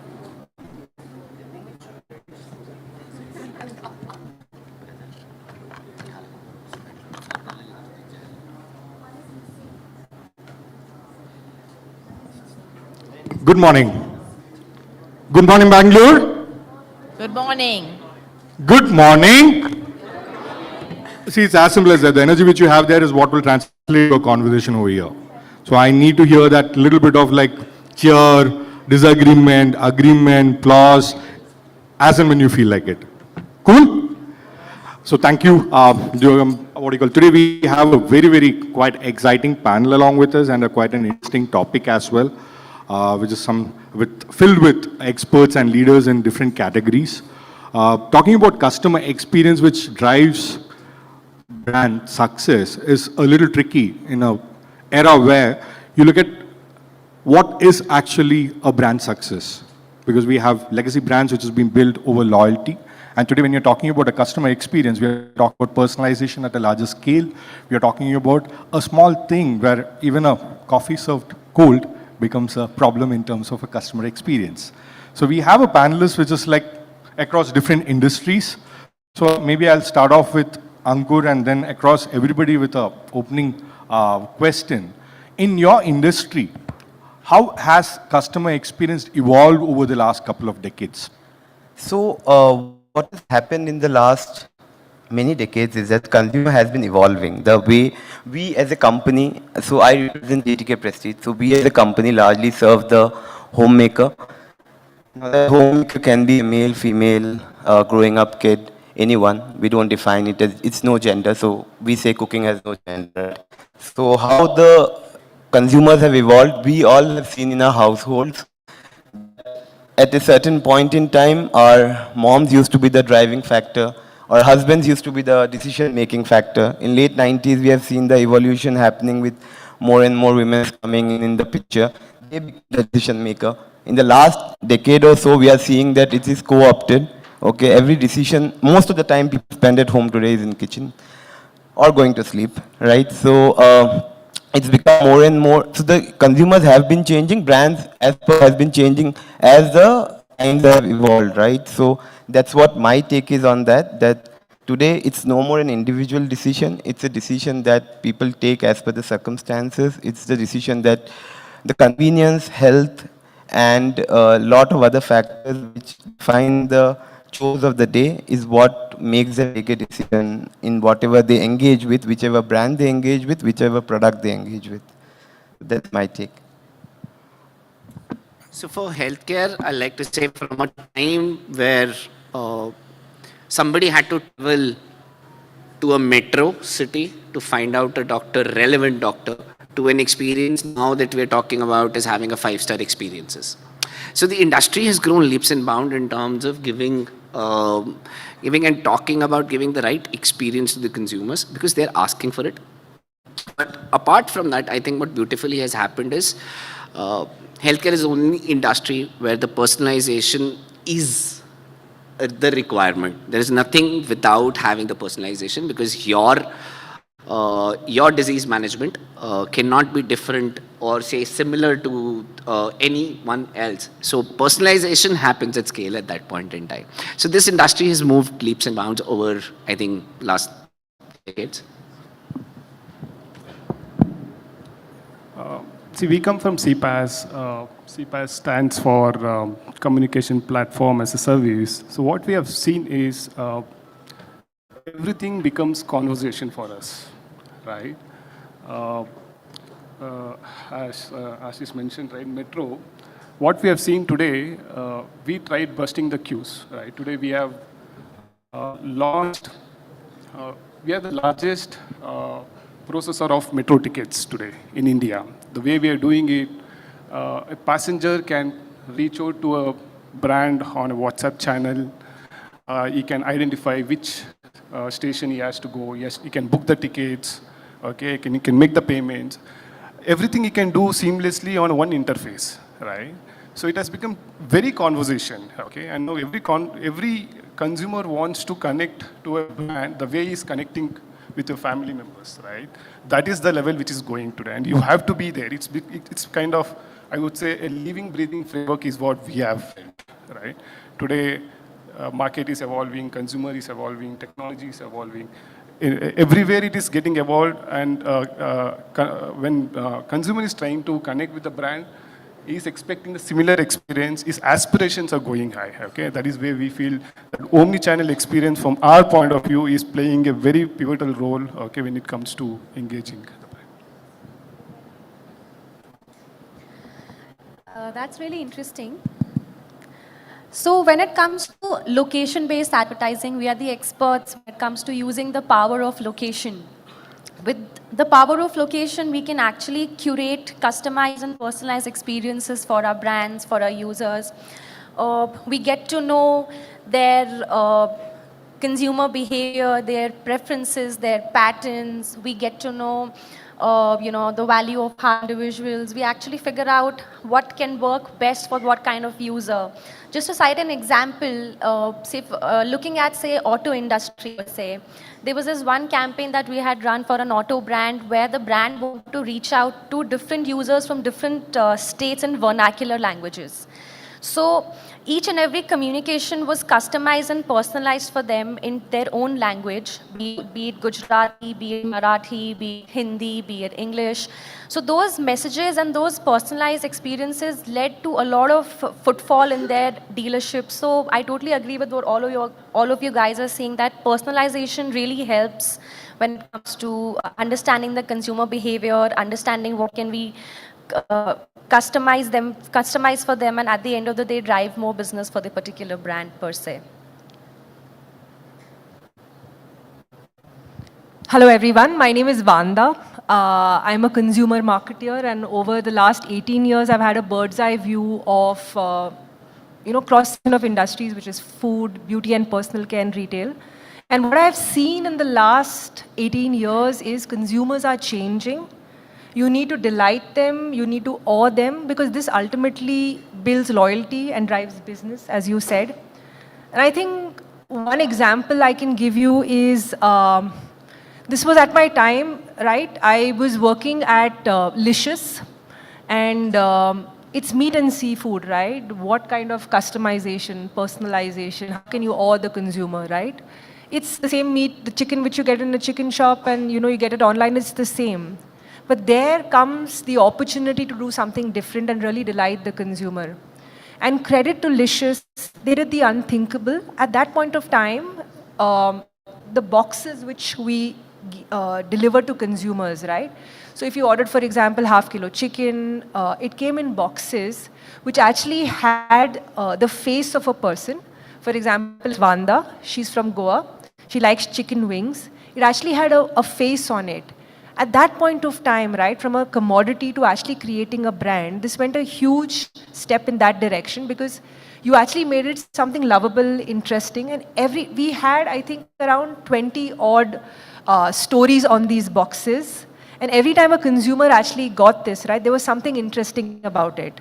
So I think this is about delighting the consumers, telling them something which is completely unexpected.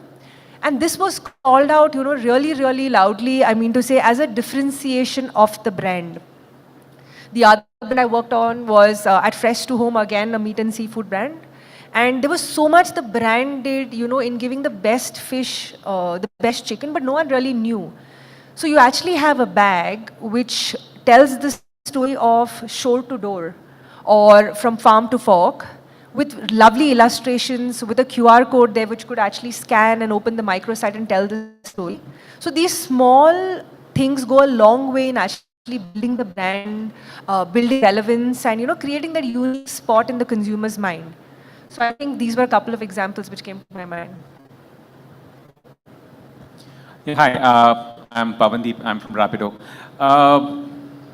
We are the company, or we are the brand which moves India. We move Bharat.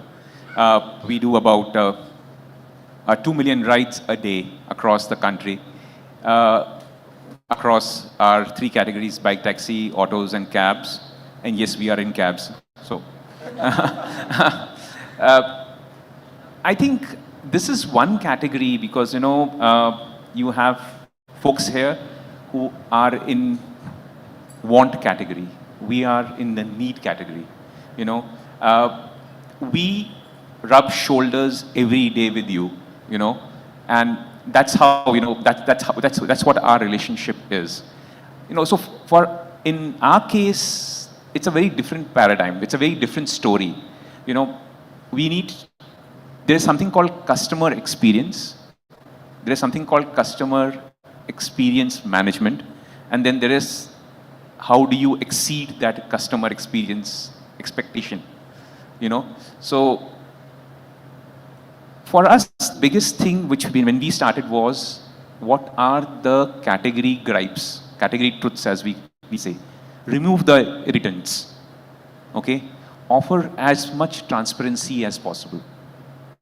And third thing is listen. Listen to the consumer. Use it as a currency. Okay. So for us, that was the starting point, and that is how Rapido has started making a difference, and that was the cornerstone of how we started evolving.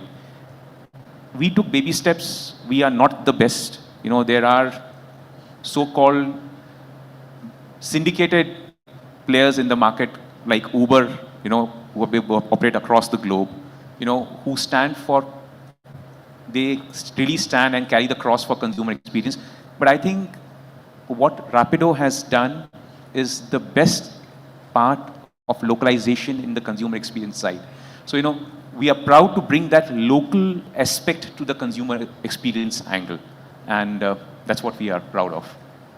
That's a very interesting point, because when you talk about personalization, like maybe a doctor touched upon it, saying that it's personalization to every person, and you're talking about a personalization which is regional based. And when I come back to Vanda also, she'll agree upon saying that for whatever categories which she handle, pin code level also matters a lot, because we are talking about a different attribute of calling a meat or a fish in different languages depending on the kind of people whom we have. So coming back to you, Ankur, like, you have a legacy brand. I mean, like, it's been there for decades, and if I go back to my home also, it is like been the brand for the generations which I remember.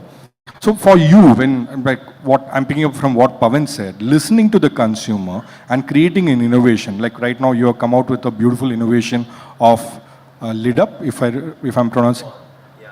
There are a lot of innovations. Yes, flip-on is what you're talking about in the Correct, pressure but that's cooker. something which talks a lot from a safety perspective, and to me, like, the art of closing a cooker is salt. So how well do you listen to your customers in terms of creating that innovation, or even the product which you're thinking from a futuristic perspective? Okay, so any product that comes out, right? We all are in the business. Any product that comes out addresses either a need of the consumer or solves a pain point of the consumer, right? So all our innovations are directed towards solving consumer pain points. So all are consumer-centric innovations. Now we can go back and say, I have created something and it should sell, or consumers should adopt it. It never happens. Because if you're not solving a need, if you're not solving a pain point of the consumer will never pick up your product, will not engage with you. That's stated, right? So when we do products, when we did flip-on, we did Swatch pressure cookers, and pressure cooker is one part of our business. But it came out from a consumer pain point across the country, and we do a lot of, engagement, a lot of focus groups, a lot of listening to the consumers from their kitchens and all of that stuff. One unique problem came out stating that, okay, pressure cookers froth, it froths and it's a problem. I don't see it as a problem. It's the nature of the cooker, right? So that's when we came up with something called a swatch lid, where it controls the froth. Then we said, okay, these are need-based innovations. So this went a long way in saying, creating the differentiation. Then there's an aspiration-based and societal-based needs that the consumers directly or indirectly state when they're engaging with you, right? And it's brand agnostic. So then it said that, okay, in society I have something, and in India it generally happens that I did this, I bought this sari, I bought this uniform, I bought this car, I have this mobile, right? I have this car. There is a flaunting value, a societal value for a certain section of the society. And that's why we said that there is a room to get convenience as a part of their needs. So when I started, I said health, convenience. And so these are large aspects which are driving a lot of product-based categories today. And there is a societal value, obviously. Tech is a separate part to it, a big part to it. But these are the two inherent needs which bring in. That's where Flip-on came in as a need. And likewise, we had many other innovation. Induction, example, a lot of the parts in the country, people, I don't know how many of us know that induction-based cooking is a big way of alternate cooking in India, right? Then we said the slabs in India with apartments coming up, slabs are becoming smaller and smaller and smaller, right? So you can't have two sources of cooking in the same slab. You don't have so much of space. That's when we came up with a hybrid gas stove, where you have a fire and an electrical cooktop together. Okay, no one believed it could happen, but then we did it, and there is a huge acceptance, and consumers are loving it. So, so likewise, any efforts towards solving those pain points, any efforts towards giving a societal value to the consumer is something that has to click. I mean, it's a time-tested thing, so that's what we go by. So when you talk about a pain point, that's another one which leads to innovation and the tech evolution in whatever form. Now coming to Girish, like for you, my basic question is like, is it route mobile or route mobile? Very interesting. Allow me, I'll try to make an attempt here. No, is it? I'll try to make probably. It's very important because Rajdeep Gupta is our CEO who founded, who basically bootstrapped it with 1 lakh rupees from his single bedroom. And he was spirit, he was passion, he was marathon guy. After 18 years, he listed on BSE and NSE. And it's local to global. We are called Route Mobile. Route Mobile. Right? Route Mobile. Right? Okay, that's a DC we would always love to carry, but we serve global brands. So coming to Route Mobile, which is again a global company which has solved a lot of problem statements, because when I come from a telecom perspective, the days were there when we used to have the outbound callers, dialers, like your SMS, which is now taken a very technologically driven, standby in terms of how it is evolved.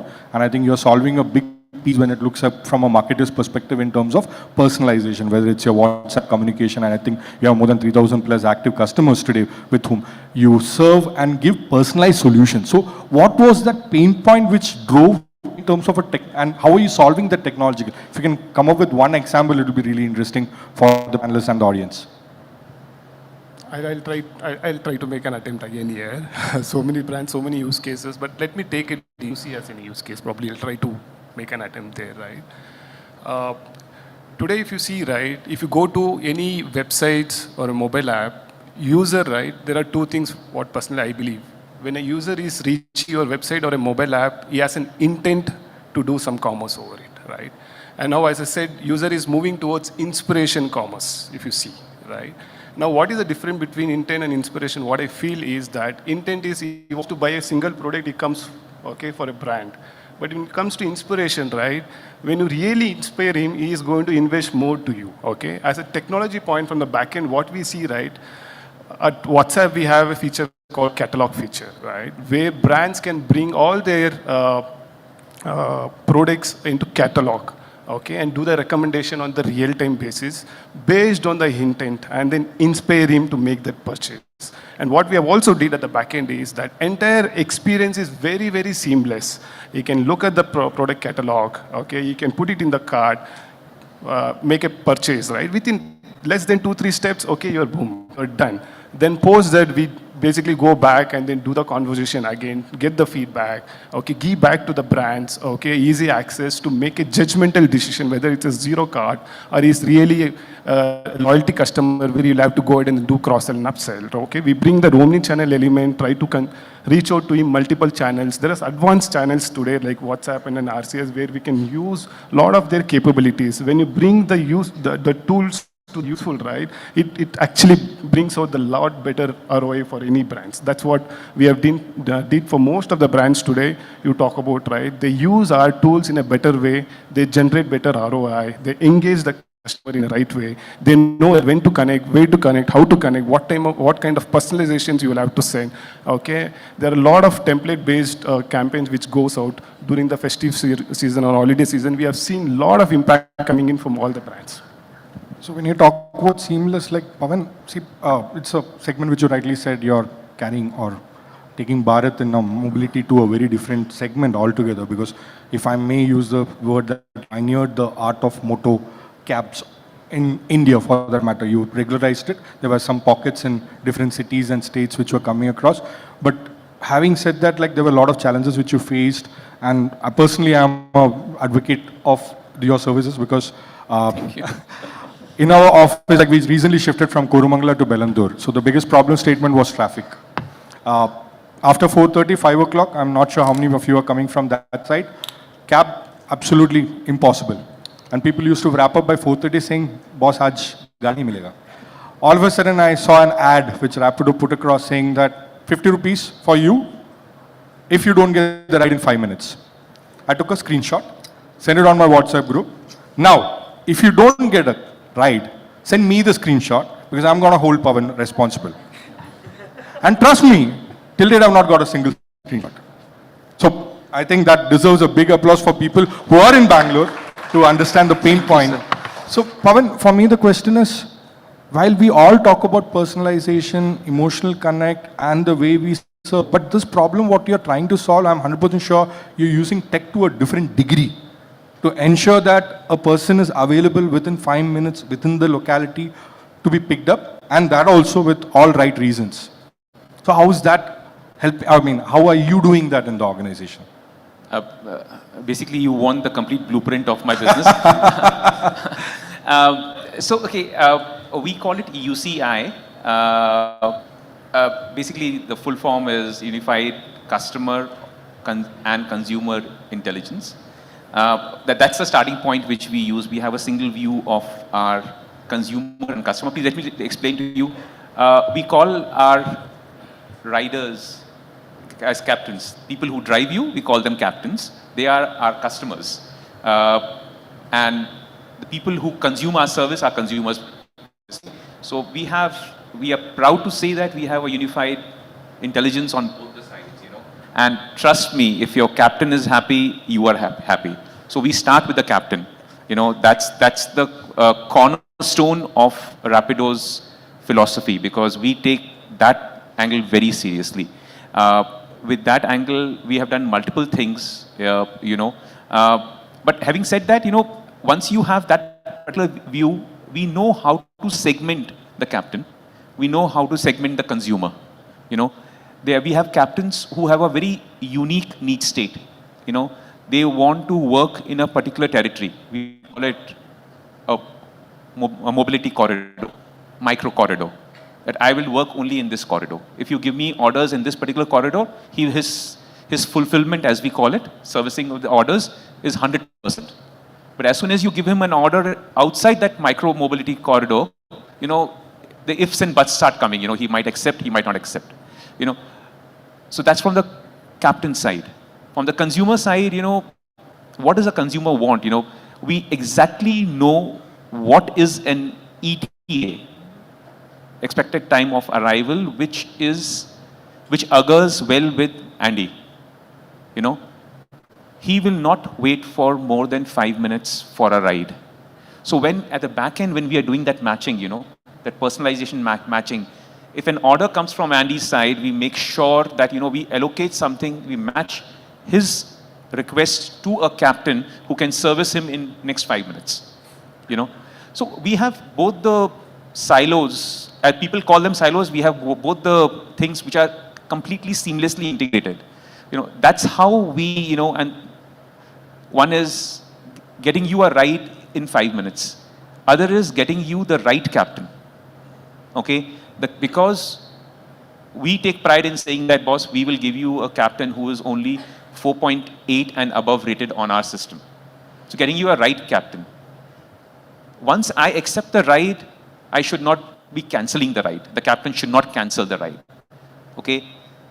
Once the ride has been accepted and not cancelled, his ETA arrival has to be exactly, because otherwise I tend to break my promise. And after that, when your ride once takes off, how are you completely monitoring that ride end to end? So I exactly know that, Andy took a ride from Koramangala to Bengaluru. When did he take a ride? With whom did he take a ride? How many stops did Andy have? Were they exactly in the same order of Elgo, which says that was traffic light allows you 30 seconds, 45 seconds, 1 minute? If anything goes wrong, if there is deviation from that particular playbook, we get signals. So we get onto the level that, we exactly know what, where, and how to take care of Andy. So I think that's what we do. And likewise, we know exactly what, where, and how to tackle captains also. So I think it's a marriage which we have been able to have, and that's what Rapido is all about. That's something which is tough to do, especially in the segment which you're managing. And that's another person like on the panel, which is Dr. Ashish also, who manages another segment similar to this, but on a very different profile. Like when you're talking about Narayana or even your previous stint of Medibuddy post-COVID, you talked about personalization where you created opportunity for people to have doctors accessible within the shortest period in whatever form it could be, whether it's physical visits or virtual, and you really narrated it in a very different form. So when you look at it from a segment perspective, while on a blueprint, if you put it, the process or the business org chart remains the same, but the persona of both these ones is entirely different. There also time is of critical essence, like criticality is not something which can be picked across from an app. So how did you manage that, especially in a journey where, as you rightly pointed out, personalization between each person is equally important, because the emotional connect between the doctor and the patient is also critical. Like earlier there was a time when there was a family doctor and the family doctor knew the overall history, 5 minutes, ho gaya. But now it's changed. And depending on the criticality and on the options, you need to visit multiple doctors. But again, on a click, you're allowing the person to personalize it and create a narrative within the short form. So how did you manage it, doctor? See, it's an industry where your needs and wants, everything blur, because at the end of the day, it's about taking care of somebody's health. So it becomes far more important in terms of solving each case by case. So just like how Pawan was also mentioning, how he was also mentioning that we listen to our customers. Similarly, while you are having a relationship with any of the healthcare or a hospital brand, you leave a lot of data footprint with them in terms of your test, in terms of your conversations with your doctors, and all of this has been digitized already now. Like Rapido knows how many times I'm doing a break. That is the kind of information we started to having as a relationship, and now it's very hard to find family doctor as a concept. It's becoming more of family hospitals, to be saying that, because I keep going to this place, and all of the industry started having their own HIS. So for instance, for us, we have our own homegrown HIS where we are in a way collecting the data points for you and making meaningful conversations with you when you go meet the doctor next time. So they are able to see it through our EMR journeys, which is electronic medical records, and you are noting down what is the next step for that patient in their disease management or non-disease management journeys. Even only this is just one. There are other ways where personalization, or at least technology helping deliver a better experience for a patient, is there is a lot of things that are need to be done as a surround while giving you a disease management ecosystem. So imagine if somebody is in ICU earlier, or a normal frame of work is doing is that the doctor has to go for rounds and see them then and there, how are their parameters working. But for us, we have our doctor app, which is Adi. You don't really need to come visit physically the ICU. You can always keep seeing their parameters, and the most of the heart attacks happen between the time of 2 a.m. to 5 a.m. in a hospital. That's as per studies, and it's a known fact also. So it kinds of takes away that kind of adversities as well, and it solves for a better experience. Similarly, for, I don't know, I don't want anyone to go to a hospital, but when you do, you see the healthcare professionals are writing a lot of papers. So that is also part of experience, because nurses or our healthcare professionals are supposed to take care of you, not invest too much of time and kind of paper, because that's required by the guidelines also. So we build up Nama, which is a nursing app, which allows them to digitize all of these things, and all of these records, one pulled together, sits on top of giving you, saying, for instance, allowing us to say that you don't need an operation. I can actually cure you by putting you under a program where I can stop you eating, taking a lot of sugars or doing regular exercises, so that you don't end up on the OT table. So that's how your personalization works. That's how your technology helps you a better experience for us. No, that's, as you rightly said, it's something which is like very close to anybody's matter. Like when you talk about health, and another sector which we can talk about is glamour, which also has its own what do you call, ups and downs. But of late, if you look at it, the personalization has taken to a very different layer. Now you spoke about earlier about Licious. Now you're talking about skincare, where it is earlier was a shampoo, which is more from a what do you call, 1 or 2 segments. Now it's personalized to, you name it, even personalized as per your name and whatever that you input. So in your side of it, I have seen a lot of innovations which you have done in terms of not only from a customer experience perspective. I would say it's more about giving them the loyalty factor and connecting more on an emotional quotient, which is something which gets missed when you personalize a lot, because today consumers have technically become more of testers. Like earlier there were certain brands, when you talk about the toothpaste or what you call hair cream or whatever, there were 3 or 4 which you are loyal to. You pick up, but today, thanks to the medias in terms of like how we market, options are plenty, and people have also have the habit of now experimenting. So how are you as a brand creating that? Because of late, the last 6 to 8 months, when I go through your products, the SKUs and the way you've been marketing, there's a lot of loyalty, emotional connect which you're building. Interesting question. Consumers are changing, as we know, and they're changing at a very rapid pace. We've seen a lot of tectonic shifts happening during COVID. So it's not the same anymore, and therefore being abreast of trends and solving for the consumer is very important. And therefore D2C brands, insurgent brands like Wow Skin Science actually stand out. So all of us who've been marketeers and consumer marketeers, we know this term called MOUB, most often used brand. It's been in our tracks, etc. So what we see in a certain category, right? These are the brands you typically, most of the consumers use for that need. For example, in biscuits, say in cookies or Mari, or in shampoos, in dandruff shampoos, etc. But that doesn't really hold true, because right now there's a lot of fragmentation actually happening because consumers are seeking more. If we notice, right, on our bathroom shelves, once upon a time there used to be 1 shampoo, 2 shampoos. Now you see the plethora of shampoos which are actually there. So you see how categories also have been segmented. There is hair fall, there is dandruff.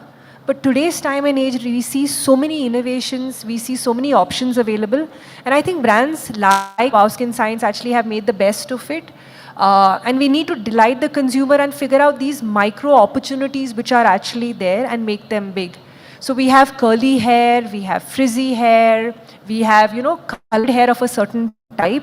So therefore, you have offerings right now which are really, really efficacious, which actually, solve for consumer needs. So I think that is innovation. I can give you another example at WOW. We were launching, we were getting ready for summer. And the biggest category which booms at that point of time is sunscreens. Studying the market, we realize, right, there are a lot of offerings right there. The penetration of the category is just 2%. So there is something which is an opportunity which can be cracked. And what we realize is everyone's saying the same thing. It is SPF, it is no white cast, etc. But we know our skin types are different. No one has really spoken to us about, a sunscreen for dry skin, for oily skin, for combination skin. And there was a huge opportunity there. And for the first time, we actually launched sunscreens for different skin types. And no one had actually seen that.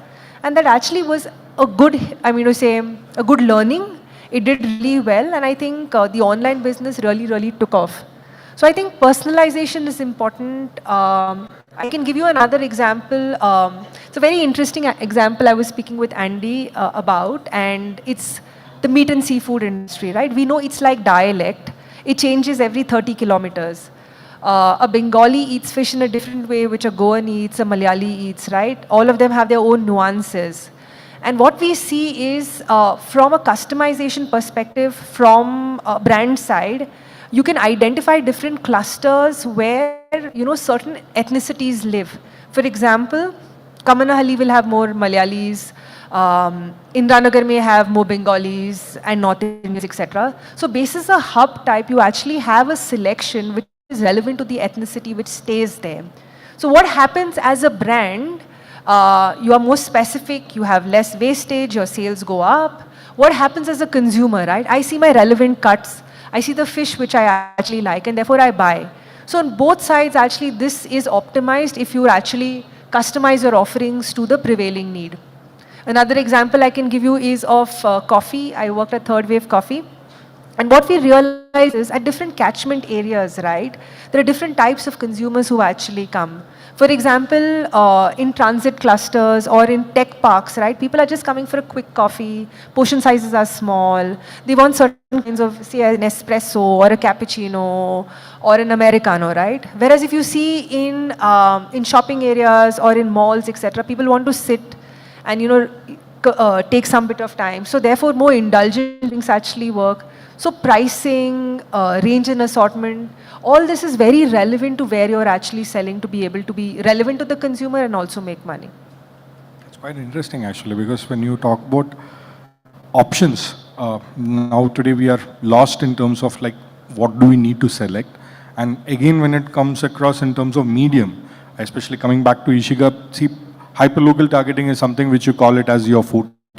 It becomes even more important because the vicinity, which we heard Pawan also talking about, how that locality matters to even to a captain and even to a rider. And that's the same when you're talking about from a consumer perspective. I'm talking consumer as your inclined to whom you are showing the ads in whatever mediums which is possible.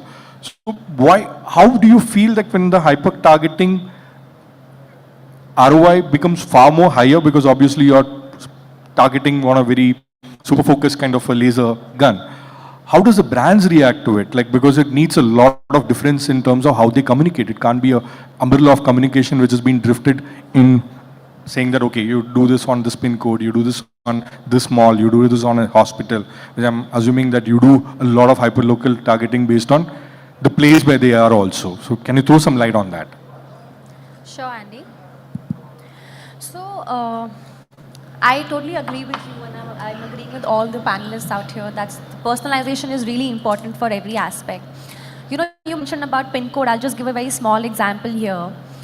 A telco brand had come to us and they wanted to reach out to users in different pin codes itself.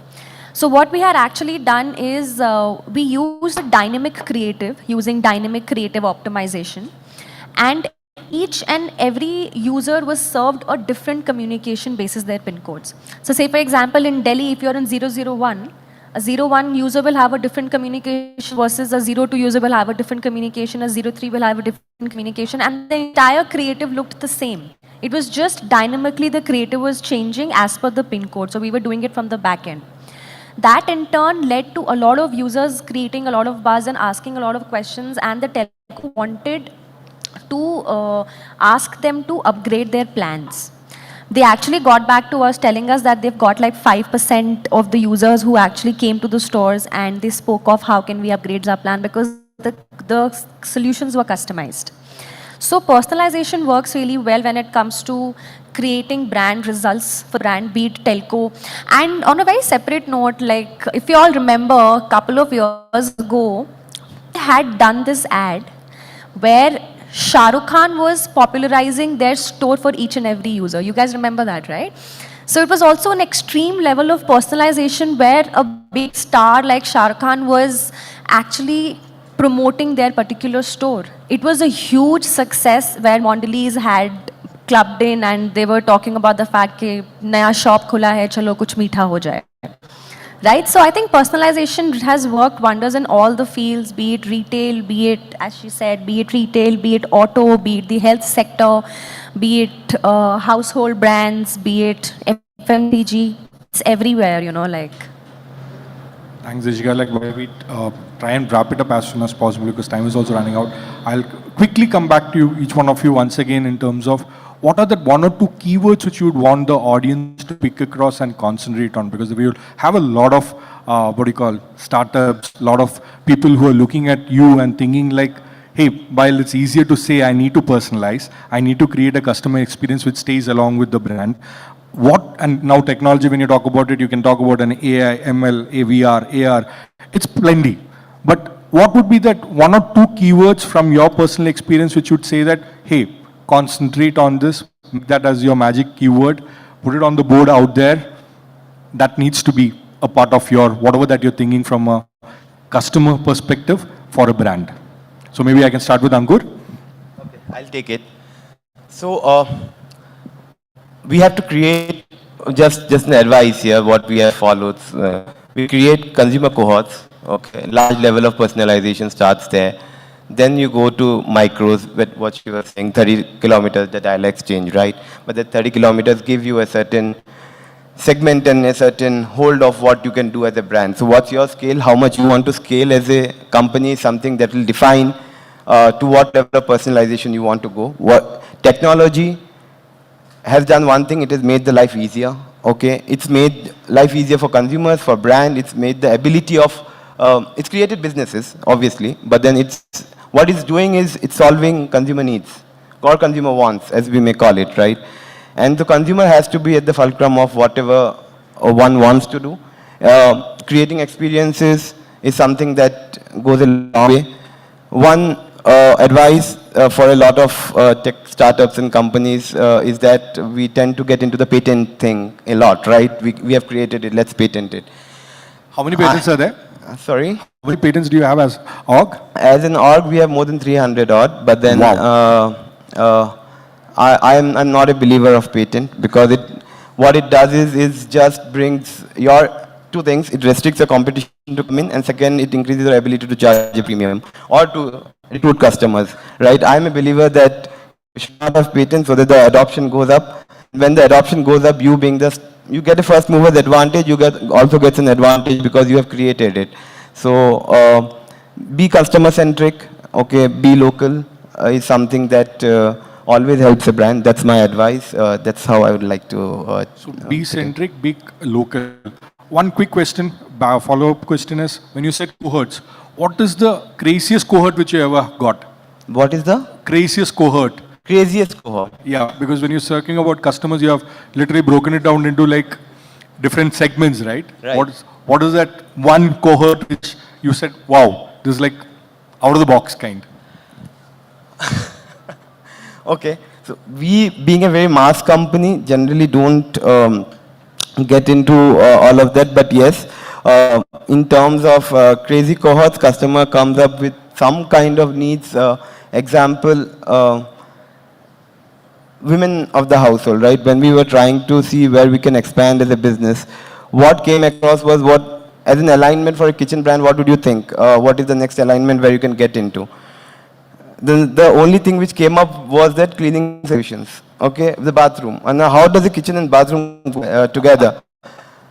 Now the insight to that is the homemaker, and I'll not call it women, I'm not, so the homemaker is largely involved in two major aspects of when they take care of the home. It's the health of the family, right? The health of the family starts with kitchen and then gets into bathroom, which is cleaning of the household. When it's not only bathroom, but cleaning of the house. So cleaning solution became a natural extension. But then before getting into that, we never thought that was consumer right? And that surprised us.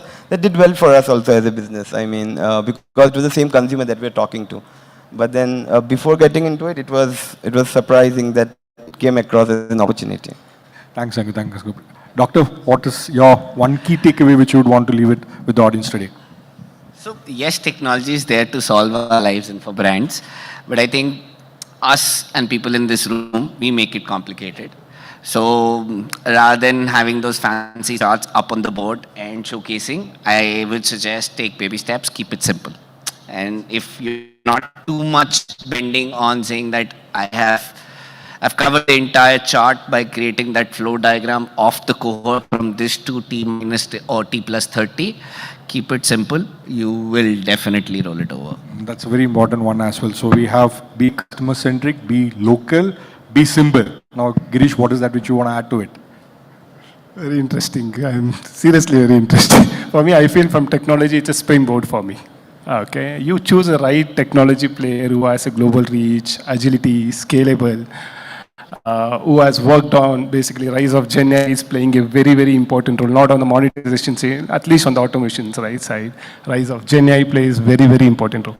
Choose the right technology player who has the right springboard, who is going to help you reach personalization, segmentation, CAC. Today, brand does not need only read ratio, right? They need a click ratio. They need replay ratio to make a better decisions. They need a right graphs, right? They want everything to be personalized in such a way that it helps them to drive revenues.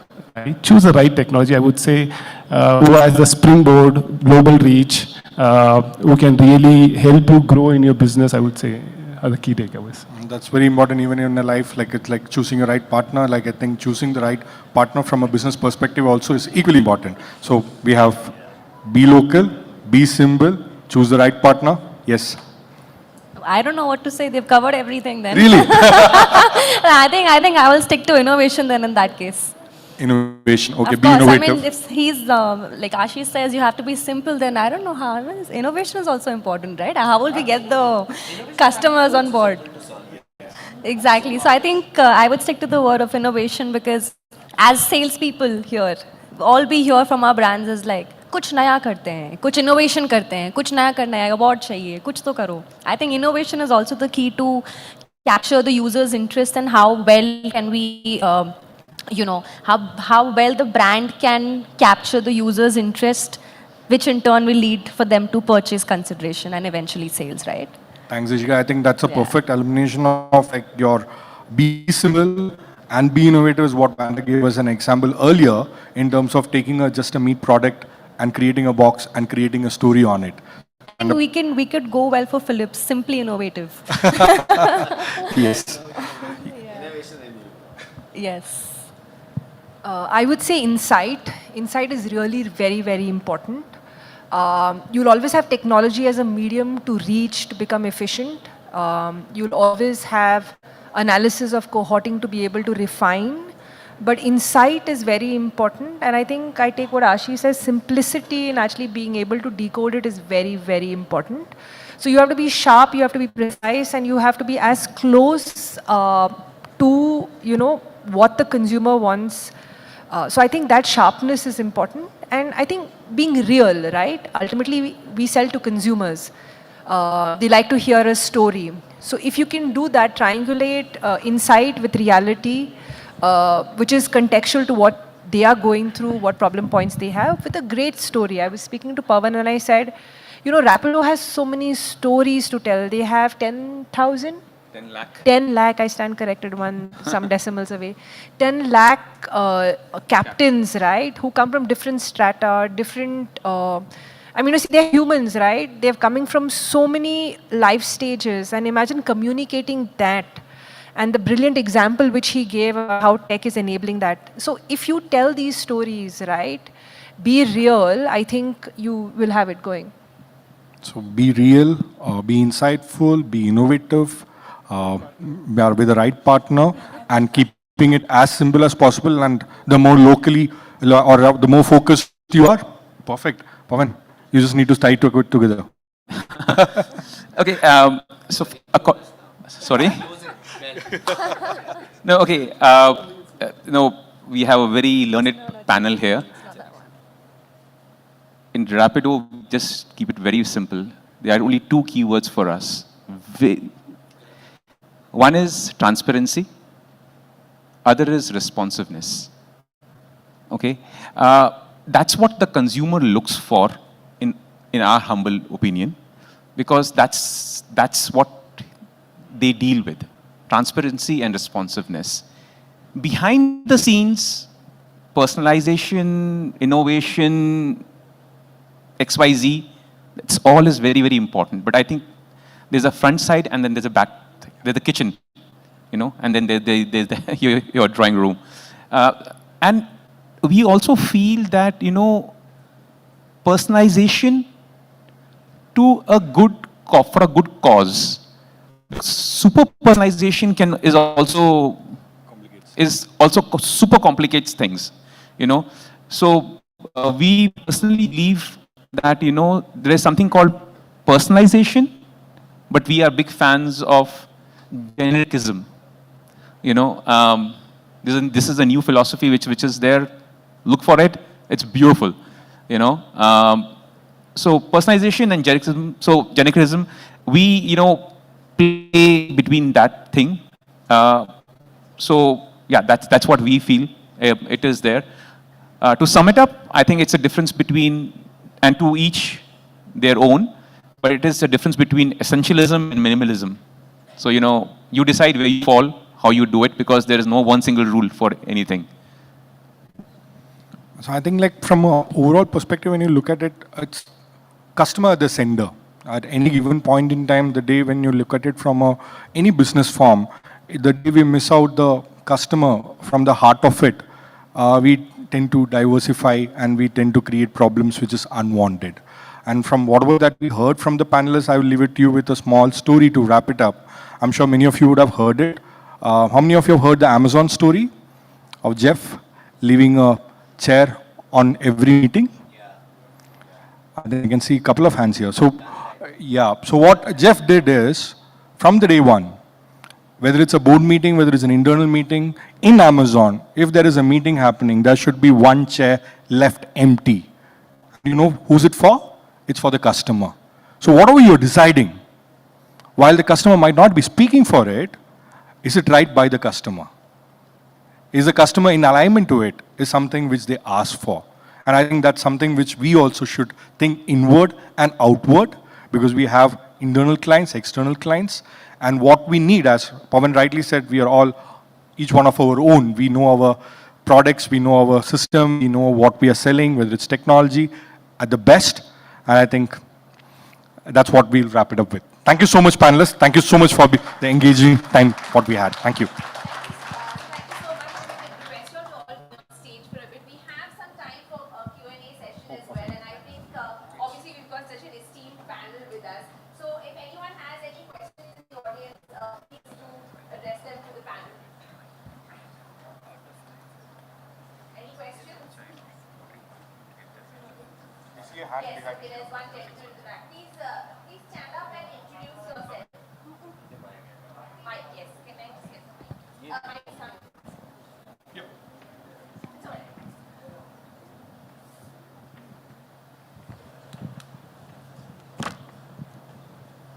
Check.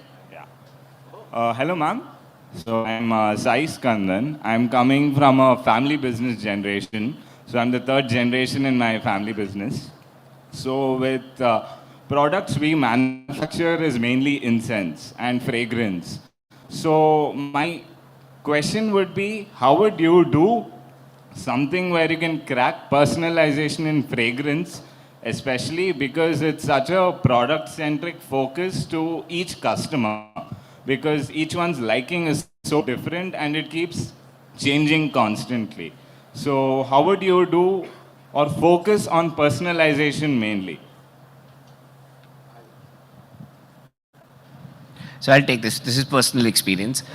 If you have perfumers who come and build a tailor-made perfume for you, that's becoming quite prevalent. Why? Because the way I smell makes me feel good for me first, and then for the outside world. But suddenly the tides have been changing, and I've seen that shift, at least in my circle.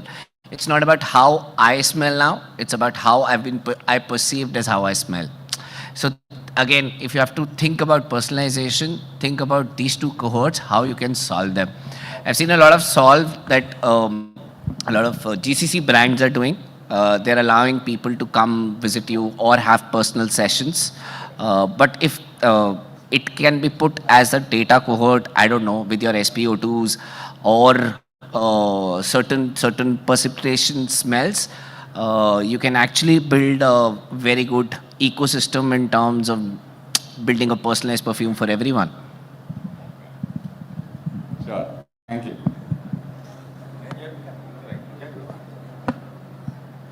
My take on this is, these are agarbattis, right?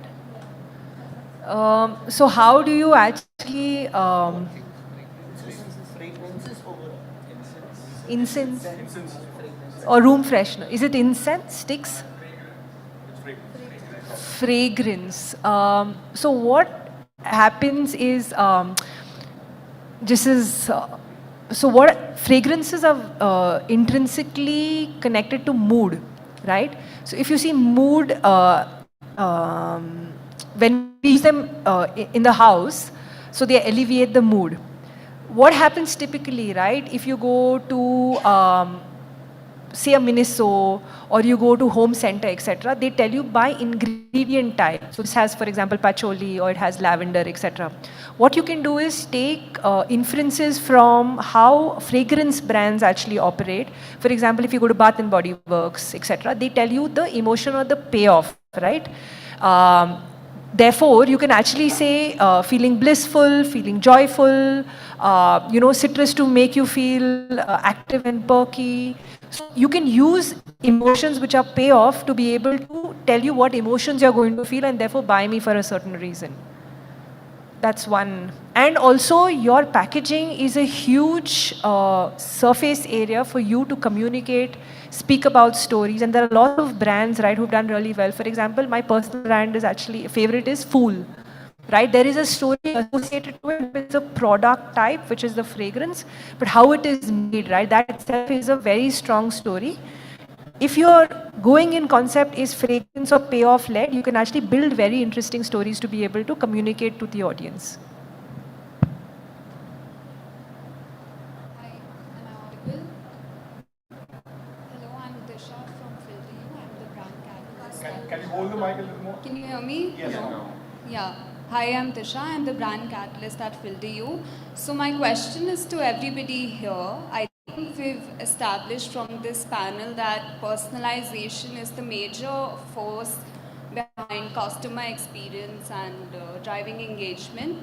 So I want to ask everybody, do you think that AR/VR experiences, which are custom created for the customers, are the next step to driving the engagement?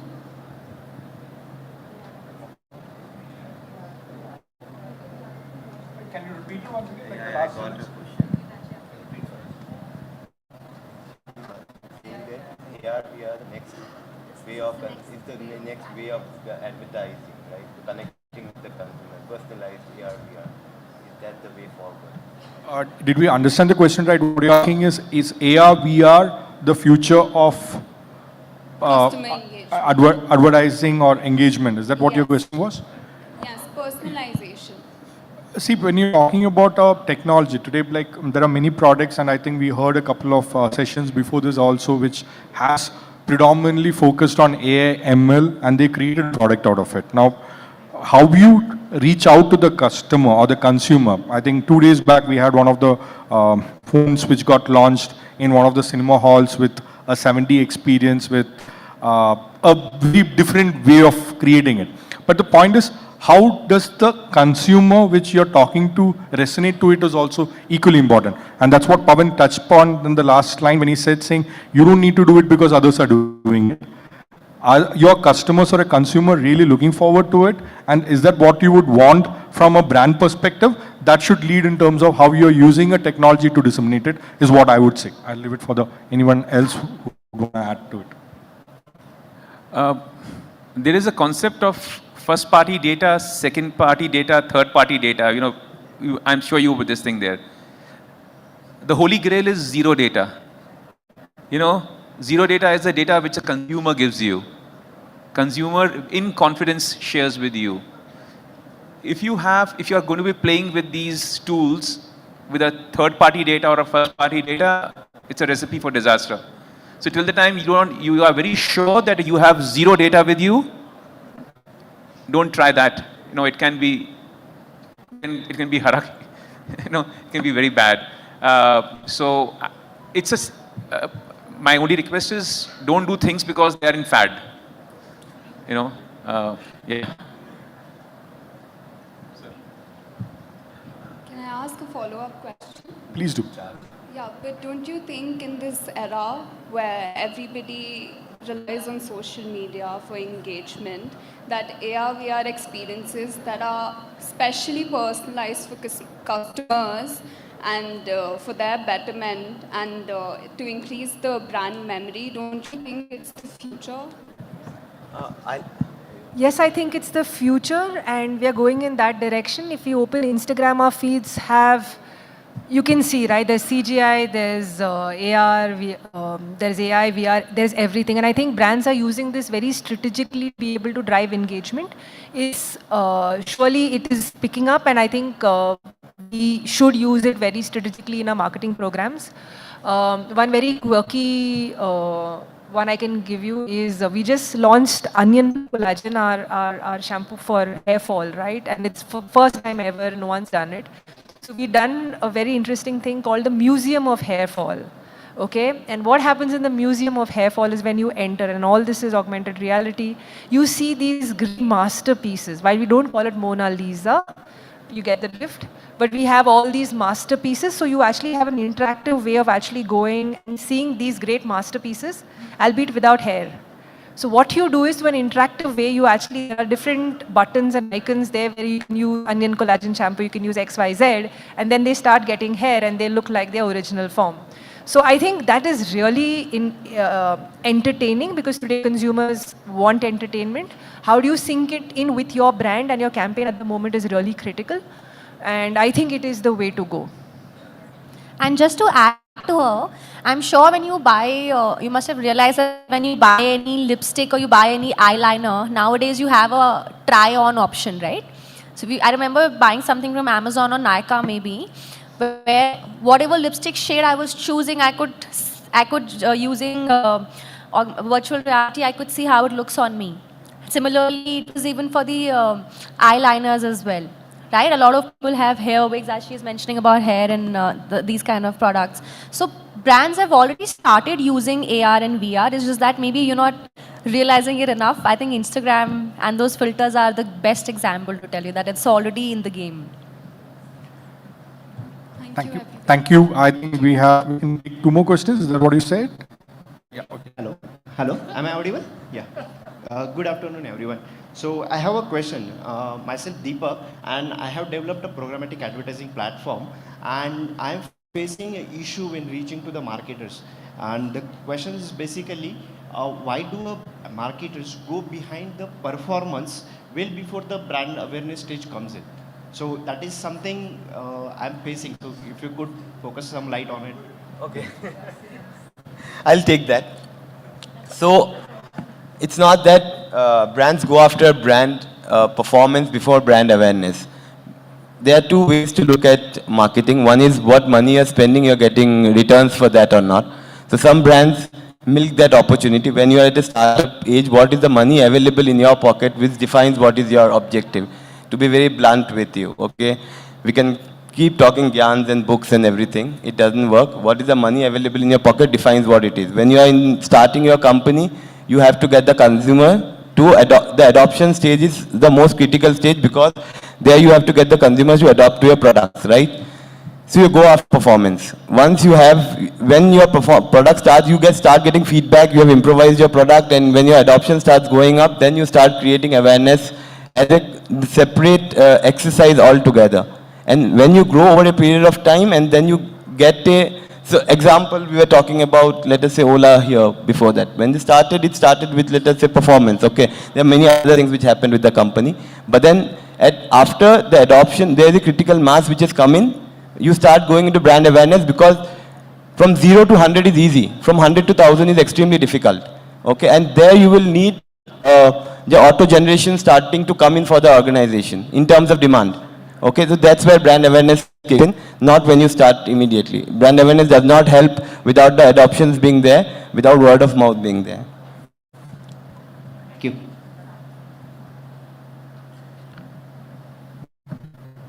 That's it. Thank you. Thank you so much. All right, thank you so much, and thank you so much to our panelists for being so patient. And a big round of applause, of course, to Mr. Anand Charles. Talking about, he gave a very good story about, Amazon and the chair. And thank you for chairing this session so well as well. Thank you so very much. And please remain on the stage, because we would like to give you a token of our appreciation. May I please call on Althea Vanderveen, Director, South Ad Sales, Truecaller, to please felicitate all our panelists. Ms. Vanderveen, if you could please join us on stage. A big, big round of applause for our panelists, and I believe we have mementos for all of them. Ladies and gentlemen, we can do better than that. They answered all your questions so patiently. Come on, a bigger round of applause for them.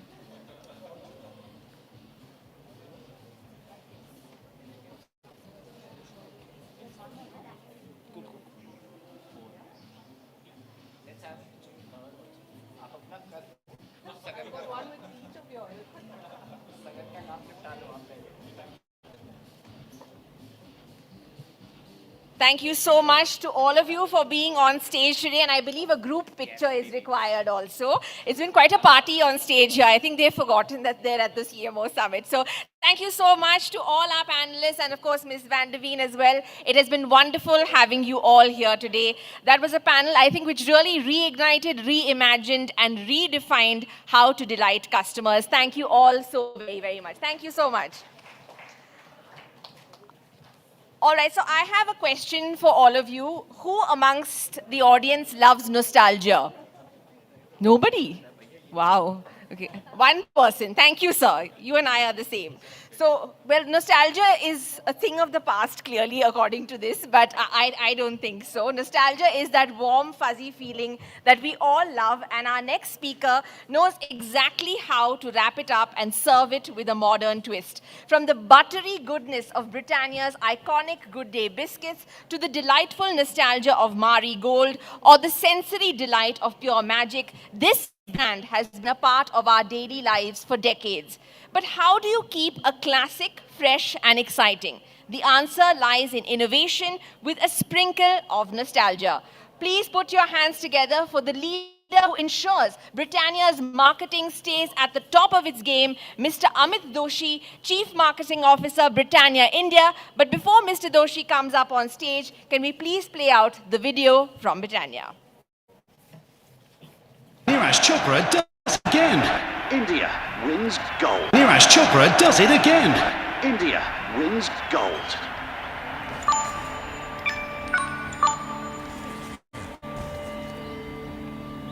India की ये भूख बड़ी है, हर साल थोड़ी और बड़ी है। कभी एक से ही भर जाता था मन, अब आंखों को सपने बड़े देखने की आदत पड़ी है। अब हमें एक टुकड़ा नहीं, पूरा आसमान चाहिए। ये नया इंडिया है, इसे तो बस गोल्ड चाहिए। तो ब्रिटानिया दे रहा है हर इंडियन को मौका पेरिस जाने का। ब्रिटानिया खाओ, पेरिस जाओ। Scan the pack, play hungry for gold, top the leaderboard, and win tickets to Paris. Britannia khao, Paris jao. Up now is a session which is certainly going to have a lot of bite in it, I'm sure. Mr. Amit Doshi, please do join us on stage. A very, very big, warm round of applause, please. A warm round of applause.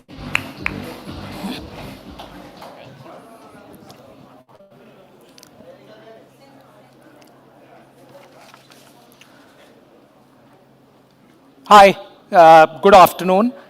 And I totally understand that the video that you just saw did not age very well. We really wished at Britannia that we would have won the gold that we were craving for. But we were there. We were there to watch Neeraj throw. It was an extremely proud moment. To see him win a silver for the second time, on a podium finish for the second time. Despite the finish that he had, it was just amazing to see the spirit of India that's changing, and that's changing very fast. And I would twist the word nostalgia itself, because it's not about what was old, what was dated, and producing it in a fresh package. But it's really about visiting and revisiting the memories and associations that we've made, not just with our lives, with our society, with our culture, but also with our brands, and interpreting it, reinterpreting it for current times. So it's really not about nostalgia, but it's really not about twist, but it's just seeing same reality, but through a very, very fresh pair of lens. This is who we are as a company. And the reason that we're talking about it is when one needs to drive change, the scale at which you're trying to drive change is also directly proportional to the complexity that you're trying to manage. We're a company that has revenues in excess of 16,000 crores. We go to 28 lakh outlets directly and more than 60 lakh outlets directly and indirectly. We have a range of products that spans biscuits, cakes, rusk. We have presence in dairy, which is cheese. We've got milk drinks. We've made an entry into croissants. So it's also a portfolio that's been ever expanding and evolving. And we stay deeply committed to the cause of malnutrition in the country. Britannia Nutrition Foundation has been working for close to more than a decade and a half for this cause. And what I really wanted to share today is some of the principles that we've tried to apply, and hopefully some of them resonate with you as well, to incorporate in the brands that you are trying to impact and the businesses that you are trying to drive. So the question really is, how do you modernize legacy? Because of late legacy, you use the term legacy, which is often used in the context of Britannia, and you think of it in not such a positive way, because the belief is that it's the world of disruption. Everything that's new and shiny is going to challenge what's been around for 100+ years. But it's an asset. It's an amazing asset. It's an amazing heritage to nurture for the next generation of marketers. And we've found 5 things that have been tremendously helpful for us as we've gone through this journey. The first one is about learning from the past. So as much of a twist as you're trying to put in the tail, it's important to not forget tail itself. These brands that are a part of Britannia have been built on an extremely strong foundation. It's one of the most trusted food brands in the country. It's one of the most valued food brands when I talk about just financial valuation. The second thing is that the world's changing. We talk about social media, we talk about AI, the disruption that it's causing. But at the heart of it, what is it really that it's about? It's about the fact that consumers want to have a conversation and do not just want to see communication from brands passively. That was true when you were watching Doordarshan, a bunch of channels, content was beaming, you didn't have a choice, and you saw, a lot of us saw it's advertising as entertainment. Today, advertising can be seen as obstruction, not entertainment. So when that happens, what do brands need to do? And what we've tried to do is we've done our traditional advertising, but we've layered it with a layer of experiences. The third question really for people to ask who are working on marketing teams and brands is, it's a choice. Do you want to be a mirror? Do you want to be a magnet? Do you want to be culture following, or do you want to be culture leading? And that's another pair of glasses we try to see our brands through. Fourth, finally, there's been a lot of debate on what technology does, what digital transformation can do. It's like always like this intense debate. But at Britannia, we don't see it as a debate. We see it as an integration. It's got to be this and that. It's not this or that. It's not TV or digital. It's not social media or activation. It's both together. And if it's an omni-media environment, how do brands optimize for that? And finally, the power of collaboration, because not one brand team, not one brand manager, not one agency, not one celebrity can do it all.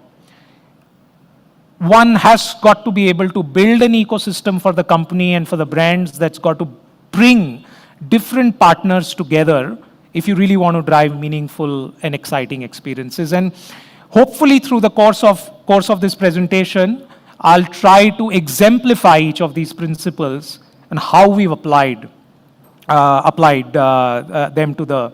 And the first example that we started with is the classic case. What was our learning from the past? Our learning from the past was every time the Cricket World Cup was around the corner, we start getting emails, we start getting pings on social media. Why don't you bring back Britannia Khao World Cup Jao? That's the memory that a generation of consumers have. Yes, let's do that. But the context is also changing. There are newer sporting disciplines that are coming around, and can Britannia make that change? Can we lead that change? It's not about advertising. So you could scan these packs, a host of Britannia packs, crores of packs. You could play a game, you could experience a game, and many Indians experienced a game way more than those who participated in Britannia World Cup Jao, experienced a sport other than cricket, even though it was on like a small screen, on a small mobile screen. People played javelin in a digital experience. People did fencing in a digital experience. They picked up a racket sport in a digital experience. It was culture leading because we were not talking about cricket, though cricket is also a much loved sport for us, as you'll see in the first story itself. And finally, all of that was supercharged with the use of new technology. And if one thinks about the collaboration that went into that campaign, it was a whole lot of partners coming together. So we had a creative partner in Talented who drove the narrative. We had JSW Sports who was hosting the whole experience as far as the sporting tie-ups were concerned. We had a team that was helping with, we're going to get consumers to be selected and winning. We also had technology. We had a technology partner who was building these games on mobile that could download in really data-poor environments and load them quickly and create a seamless experience, because Britannia is not about working, its footprint is not about working in 5G environments in the heart of Bangalore. It's about working even on dumb phones and near smartphones in extreme rural India. So it was again a whole host of people who came together to make Hungry for Gold possible. Let me talk about the first case, which is about learning from the past. And 50/50 is that brand. How many of you are familiar with 50/50? Just a show of hands. Okay. A little more than 50%, which is not bad. And for us, it was about going back to the roots of the brand itself. The brand was built, so we'll have a little bit of a blast from the past on each of these stories. It's going to be close.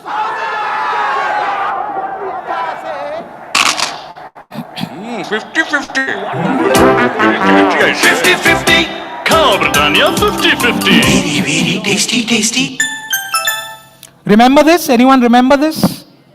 You're also revealing your age, but that's okay. Okay, so, and then we moved away from that for a few years. We went back to, a more traditional but a successful format. We went back to the homemaker and there was a narrative which was different. When we wanted to fashion up the brand, we actually went back to our past and we said, can we go back to our roots itself? And I hope this one plays. Surely good. ये है विदेशी जश्न.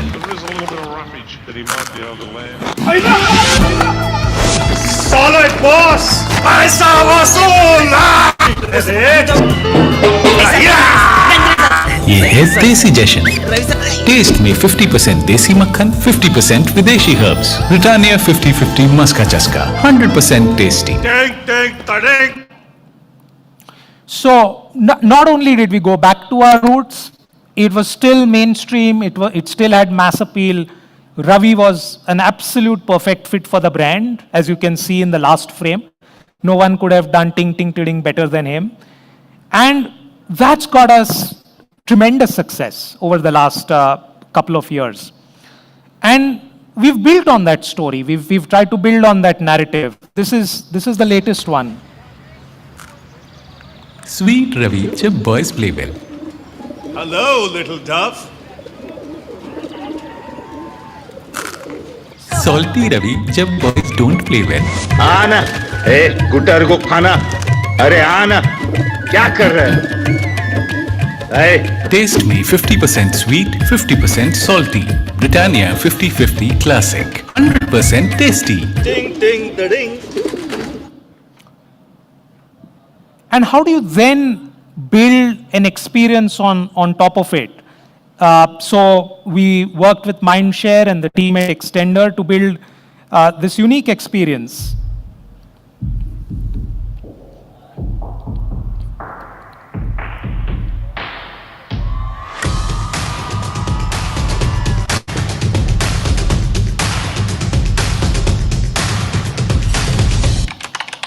As fit as a cricket ball in a bowler's hand, my friend. Ready to play a game of golmaal with me today? Something like you've been boulder googly, aren't you? Just like a slow ball on a flat pitch. It's one of the most advanced pieces of technology, while right now I don't have enough time to show you all. But this is a case of you're asking a question to an animated avatar of Ravi. The AI that's trained for it understands the question in a cricketing context, creates a quirky response, and plays that back in real time through the avatar. Which it's the first time where all of these technologies have come together to make them happen in real time. A lot of generative AI experiences that you would have seen in the past are all with a certain amount of latency and delay. All of this is happening real time in absolute synchronous mode, in a chat mode. And this is the latest. Shri can keep me honest. Maybe we're announcing this campaign through the presentation here. This is the latest, and again shows how it's now about experiences and co-creating with consumers rather than just being. Welcome to the Britannia 50-50 lab, जहां हम सोच रहे हैं biscuits का future. Think of a new biscuit chain. ये भी same sir. India square round rectangle में अटक गया है. डॉक्टर, तो धक्का लगाना पड़ेगा. Okay sir. अरे उसको नहीं, इंडिया को. India, I need you biscuit lovers जो shape करेंगे biscuit का future. With Britannia 50-50 Chief Selector 50-50 का पैक खरीदो और scan करो अपनी मर्जी का shape बनाओ and your shape could be the next Britannia 50-50 win you 10 lakhs and take you to Australia. Ding ding ding. So the strand really is, changing the narrative, learning from the past, building an experience on top of it, and then really doubling down along with traditional advertising format. Talking of advertising in the shift to experiences, and one of the brands that we've tried to really exemplify that in is through Milk Bikis. Really a much loved brand, but how do you reinterpret the brand? How do you contemporize the brand? And we're not the only ones who've done it. There are a lot of brands who've done that quite successfully. This is just a story from Britannia. Now, Milk Bikis has really always been about being a partner to the mother, a partner for both growth and fun. It's fun for the child. It also assures the mother that the child is having fun and having something to make sure that she's got the energy that she needs to go about her daily routine as a child. Janaki அம்மா and Janu. Janaki அம்மா சொல்லுவாங்க சரியா வர ஜானு சொல்லுவாங்க இன்னும் கிறுக்கலாமா. ஜானகி அம்மாவின் policy படிச்சுக்கோ கடிச்சுக்கோ. ஜானுவோட policy கடிச்சுக்கோ குடிச்சுக்கோ எப்படி வேணா முடிச்சுக்கோ. ஜானகி அம்மா ஜானு ரெண்டு பேரையுமே எனக்கு ரொம்ப பிடிக்கும். இன்றைய அம்மாக்கள் வளர்ப்பில் விளையாட்டிலும் பார்ட்னர் மில்க் பிக்கிஸை போலவே பாலின் நன்மையும் பிளஸ் ஜாலியா சாப்பிட சுவையும். So for those who do not follow the language, for the child, her mother is always in two avatars. There's an avatar that has a lot of fun and she becomes the child with the child and engages with her, and there are times when she doesn't. And this has been a tremendously successful platform for us, but we felt that it was time for change. Because as parents have to start now sharing responsibilities, we felt that there was a need for a new and a different narrative. சாரில இவ்ளோ அழகா இருக்கீங்களே, அம்மா கட்டி விட்டாங்களா? இல்ல அப்பா கட்டி விட்டாங்க. அப்பாவா? ஆண்டி ஸ்ரேயாவோட அப்பா சாரில கட்டி விட மாட்டாரா? அப்பான்னா சும்மா ஃபன் பண்றதுக்கு மட்டும் இல்ல, இந்த மாதிரி விஷயமும் தெரிஞ்சுக்கணும். ஏன்னா இவங்க growthக்கு வேணும். வளர்ப்பிலும் பார்ட்னர் விளையாட்டிலும் பார்ட்னர் பிரிட்டானியா மில்க் பிக்கிஸ் போல growth வேணும் both. So it's the same essence, but reinterpreted as growth needs both. And the ethos stay the same, but it's progressive, it's forward-looking. And the other thing that it's done is it's given a fresh platform for conversation as far as the brand is concerned. So we said, okay, so if fathers need to get more involved with parenting, can we give them some tools? Can we not just tell them what to do, but also give them a few aids on how to do it? And again, we could have put examples here, perhaps with English subtitles, but I hope you'll follow this as well. So this is an activation that's again just got into the market, where what we're doing is consumers can scan a pack, and once they've scanned the pack, the fathers can point at any object inside the room, inside the house, and the specially trained AI converts that image of the object into a story in Tamil, in real time, making that object into a fun character, giving fathers a tool to engage with kids. This one has subtitles though, so you should be able to follow it. No homework. கதையா? இப்ப பாரு, ஒரு ஊர்ல இருந்து start பண்ணுவாரு. அவ கதை பிடிக்கலன்னு ஓடிடுவா. டெய்லி இதே வேலைதான். நீங்க பேசுனீங்களா? சார், கதைனா ஒரு ட்விஸ்ட் ஒரு பஞ்ச். நீங்க எதுக்கு சரிப்பட்டு வர மாட்டீங்க? ஆஃப்டர் ஆல் ஒரு பென்சில் நீ. நான் ஒரு மங்கோண்டா இருக்கலாமே. நான் UFO. Check rocket. நான் டைம் மிஷின். அடேங்க அப்பா. அதேதான். ஃபர்ஸ்ட் பிரிட்டானியா மில்க் பிக்கிஸ் பேக்கை ஸ்கேன் பண்ணி உங்களுக்கு பிடிச்ச வீட்டு சாமான ஸ்கேன் பண்ணுங்க. பிரிட்டானியா மில்க் பிக்கிஸ் இனி அன்லிமிட்டட் ஸ்டோரிஸ் தரும் பேக் பண்ணுங்க. பேக்கை ஸ்கேன் பண்ணி ஸ்டோரிஸை பார்த்து உங்க குழந்தையை இம்ப்ரெஸ் பண்ணி வெறும் அப்பால இருந்து ஆகுங்க. அடேங்கப்பா.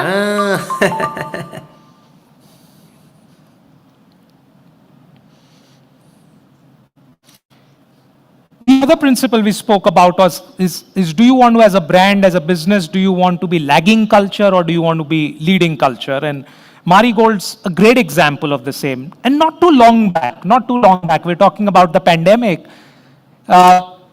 More than anyone at home, the homemaker really took the brunt of the workload that came the family's way.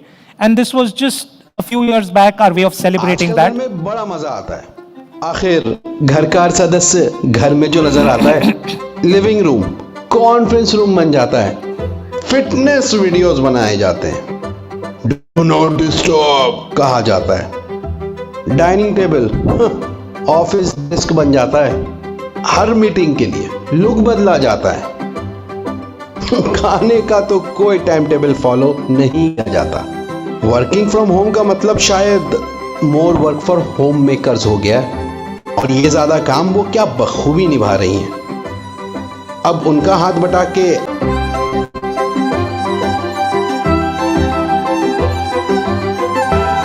Britannia marigold सलाम करता है सब होम मेकर्स को.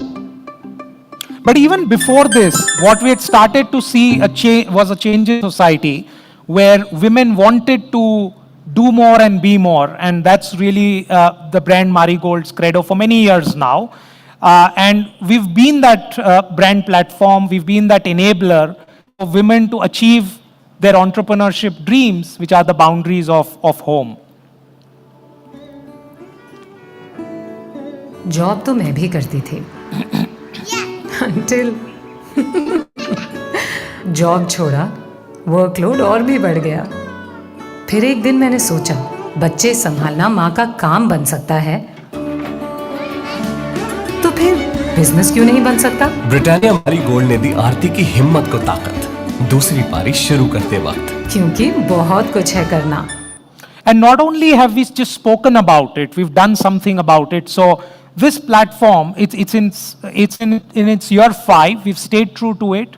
It's not just an ad; it's also an act. Every year we run something called the Britannia Marigold My Startup Contest. This year it's being called the Her Startup Contest, and this year we are doing it in partnership with the National Skill Development Corporation, who's come together to drive shared common objectives around entrepreneurship. And over the years, we've seen tremendous participation. So far, we've funded 40 businesses that homemakers have presented as ideas. And this is something that gets tremendous reception every year. Britannia Marigold's My Startup Contest gave wings to the dreams of many women.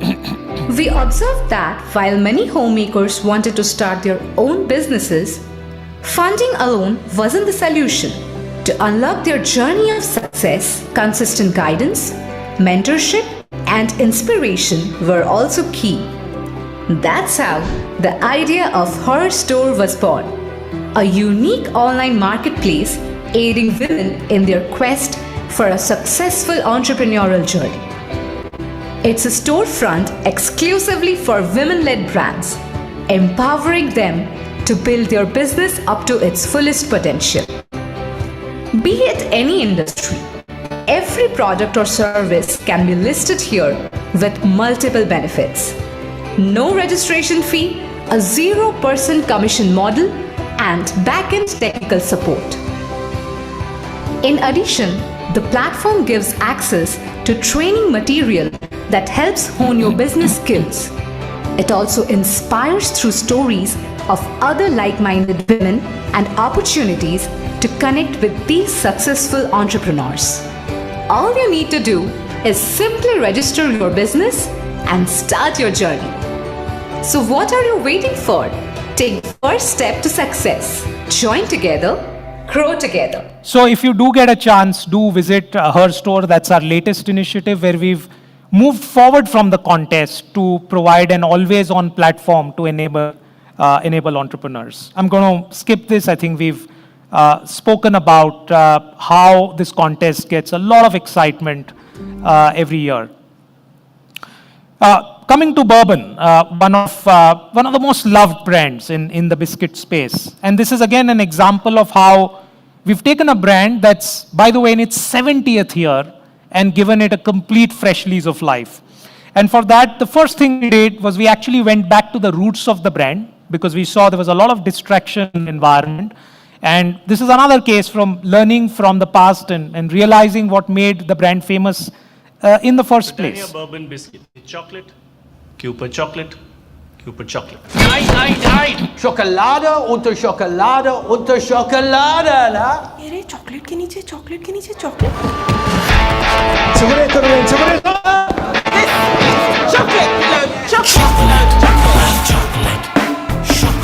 ऐसे वैसे जैसे भी देखो, chocolate chocolate chocolate, Britannia bourbon biscuit.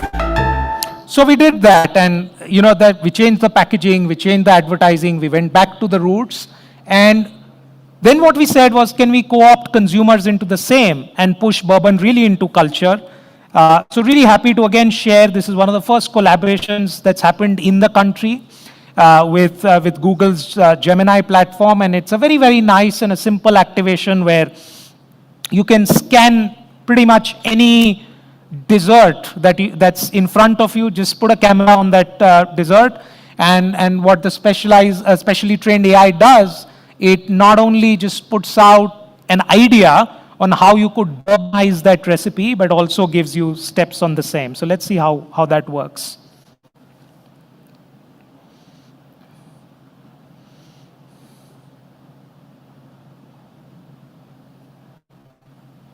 You could put a YouTube link as well of something that you're wanting to convert.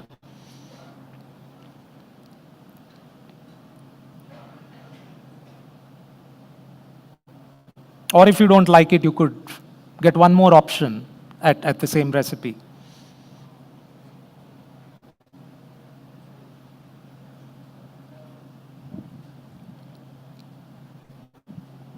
So we're actually encouraging consumers right now to share their creative formations, their creations with us. And this is how you could convert a traditional Indian mithai and an idea to fuse it with chocolate.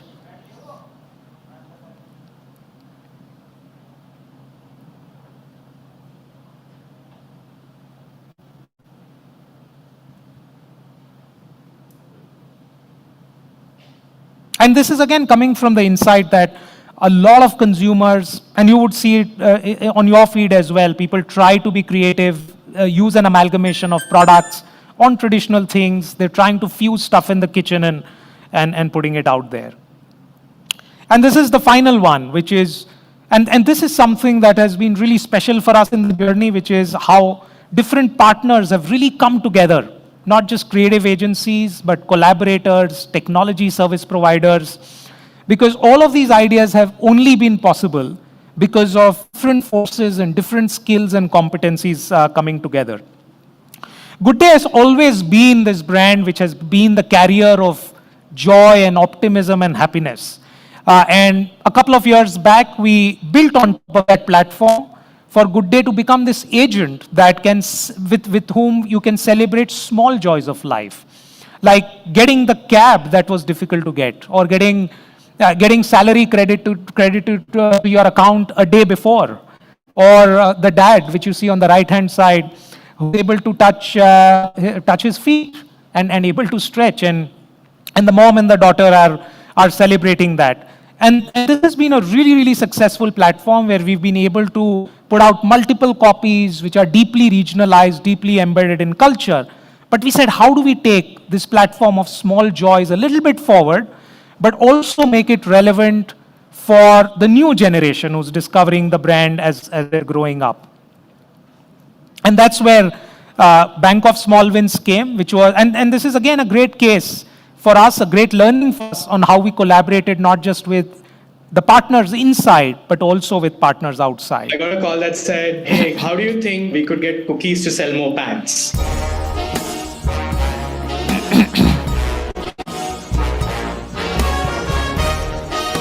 Whether you're 10 years old or 60 years young, you all love finding forgotten money in your pockets, don't you? But ever since we've gone cashless, that joy has gone missing. That's until Britannia Good Day, India's biggest cookie brand, that's all about celebrating small wins in life.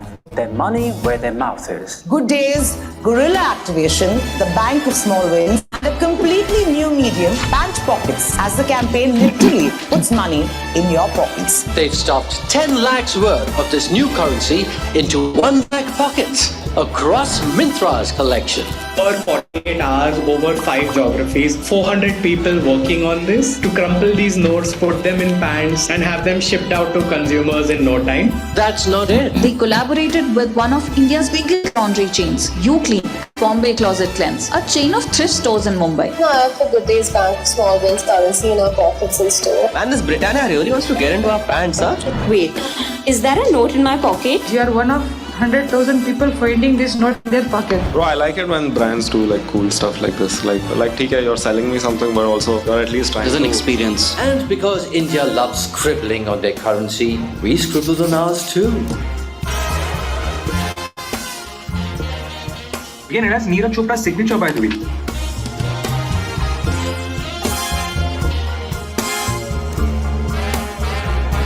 There's one single note with a 50,000 rupee cashback. अब ये note मैं किसी और को दूंगा जिसको ज्यादा जरूरत होगी. Random collection of lakhs of people who reached into their pockets thinking they're having just another day and ended up having a good day instead. A huge shout out to friends at Myntra, Uclean, and Bombay Closet Cleanse, because I feel that the amount of energy and effort that these three partners put was almost equal to the amount of effort that the team at Britannia and the team at Talented put into it. So that's all from me. Just to summarize, and went through these stories. Learning from the past, immensely important to respect the heritage that you are inheriting, because we're all going to be on our brands and on our companies' portfolio short periods of time. The question is really, what is the value we are adding, and are we setting it up for success for the next generation? The second is how it's not about advertising anymore. It's about experiences. Do you want to be a culture leading brand, or do you want to be the one following culture? Do you want to be a mirror brand or a magnet brand?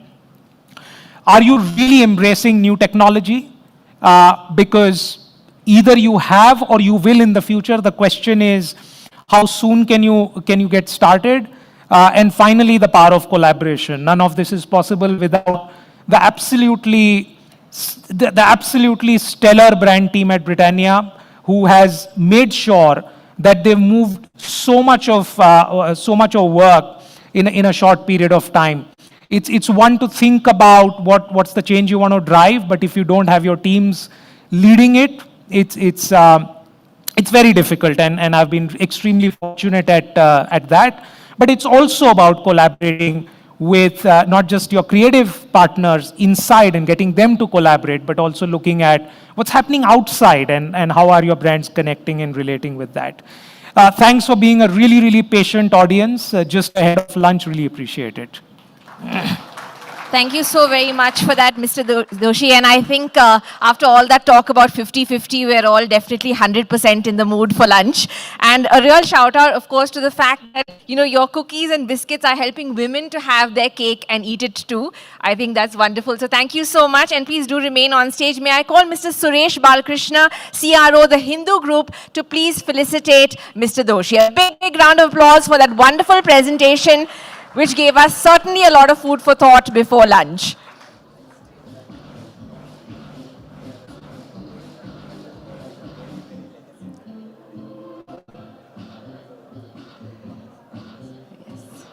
And can we have a picture with both the gentlemen, please? Thank you.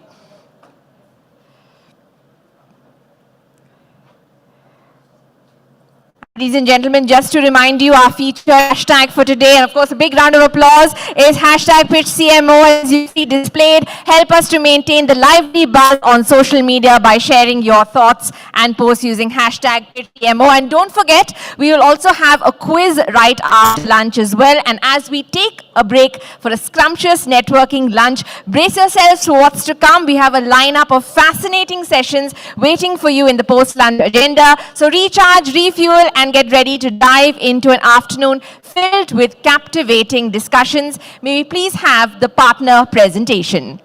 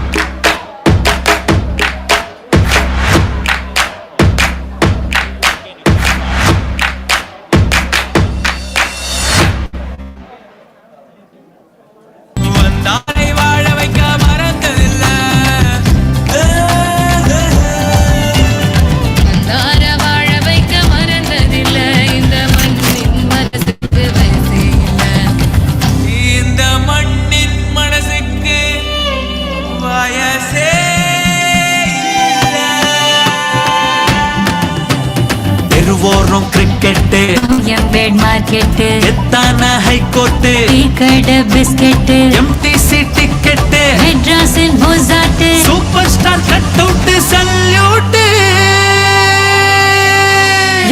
16 எங்க சென்னை பாரு என்றும் 16 எங்க சென்னை பாரு என்றும் 16 எங்க சென்னை பாரு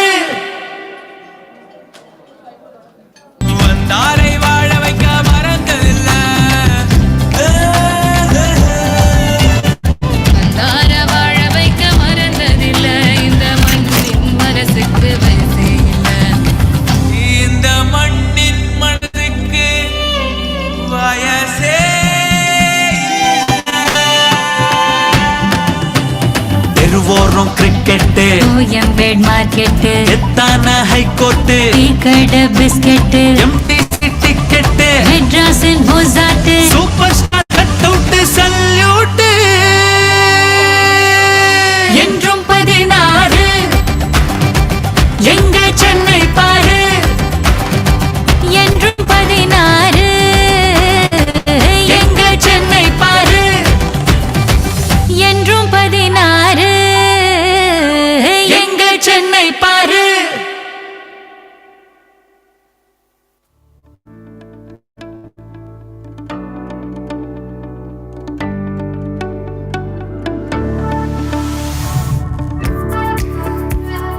It's not just what consumers say and show in their digital lives that matters, it's understanding what they actually do. That's why Bliss analyzes vast quantities of mobile location data, turning it into real-world intelligence, improving consumer engagement and delivering measurable sales uplift for the world's largest brands and media agencies.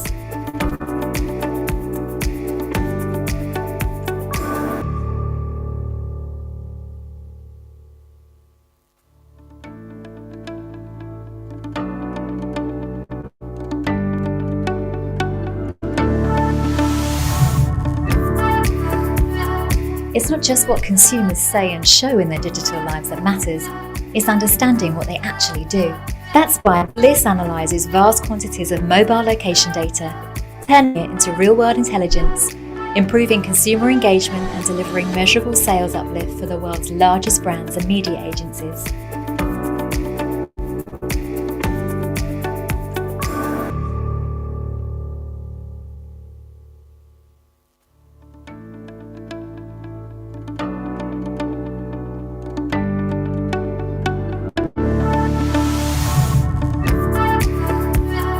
It's not just what consumers say and show in their digital lives that matters, it's understanding what they actually do.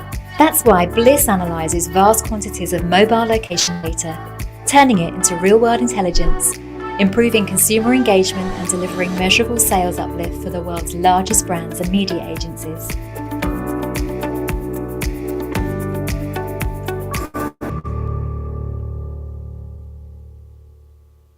Feeling like your brand is getting lost in the social media shuffle? Introducing Spinko, the platform that connects you with the perfect influencers for your brand. Spinko makes influencer marketing effortless. Collaborate with influencers who truly love your brand. Join Spinko and connect the influencers who can help your brand truly shine. Sminko. It works like a gin.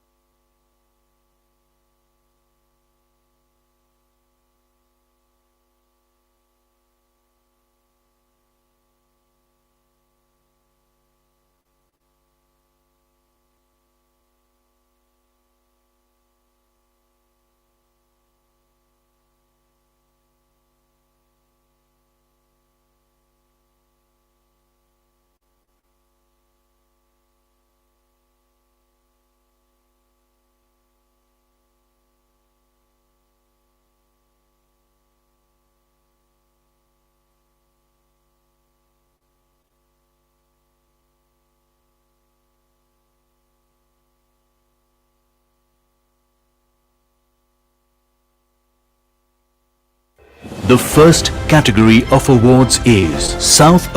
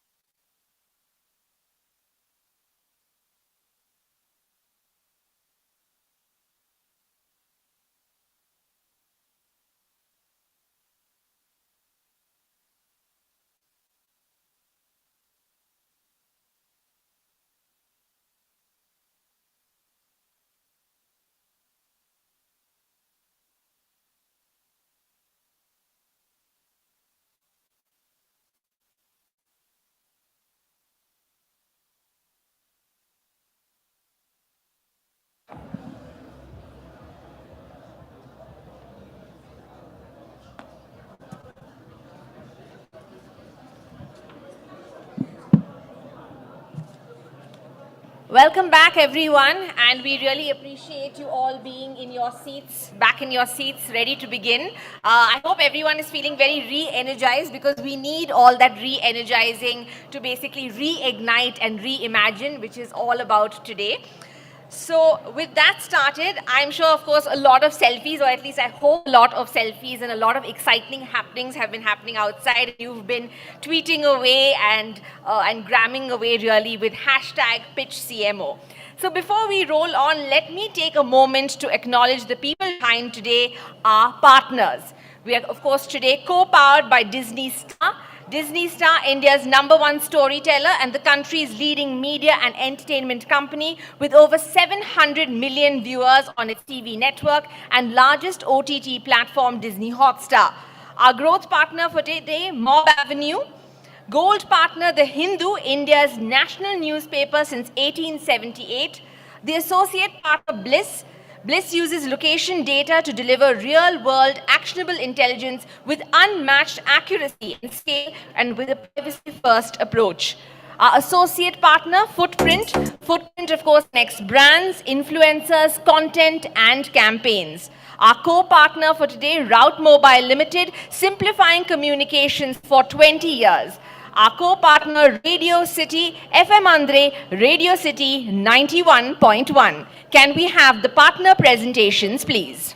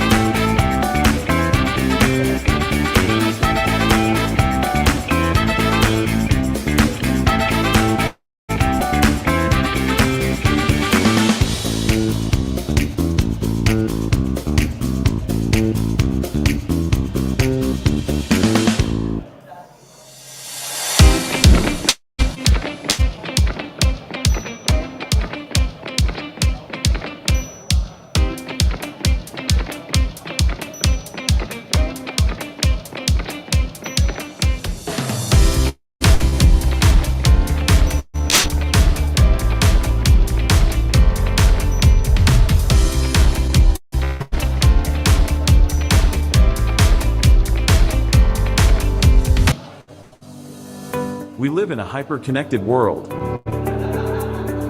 From banking to shopping, healthcare to insurance, and gaming to travel, most of our everyday experiences have moved online. Customers can now chat with their banks, rate their food orders over SMS, purchase their favorites from emails, and securely authenticate on apps. As communication mediums multiply, it is important for organizations to adopt and engage with their customers on the platforms of their choice. Brands that are able to drive a seamless omni-channel experience will win the customer experience game.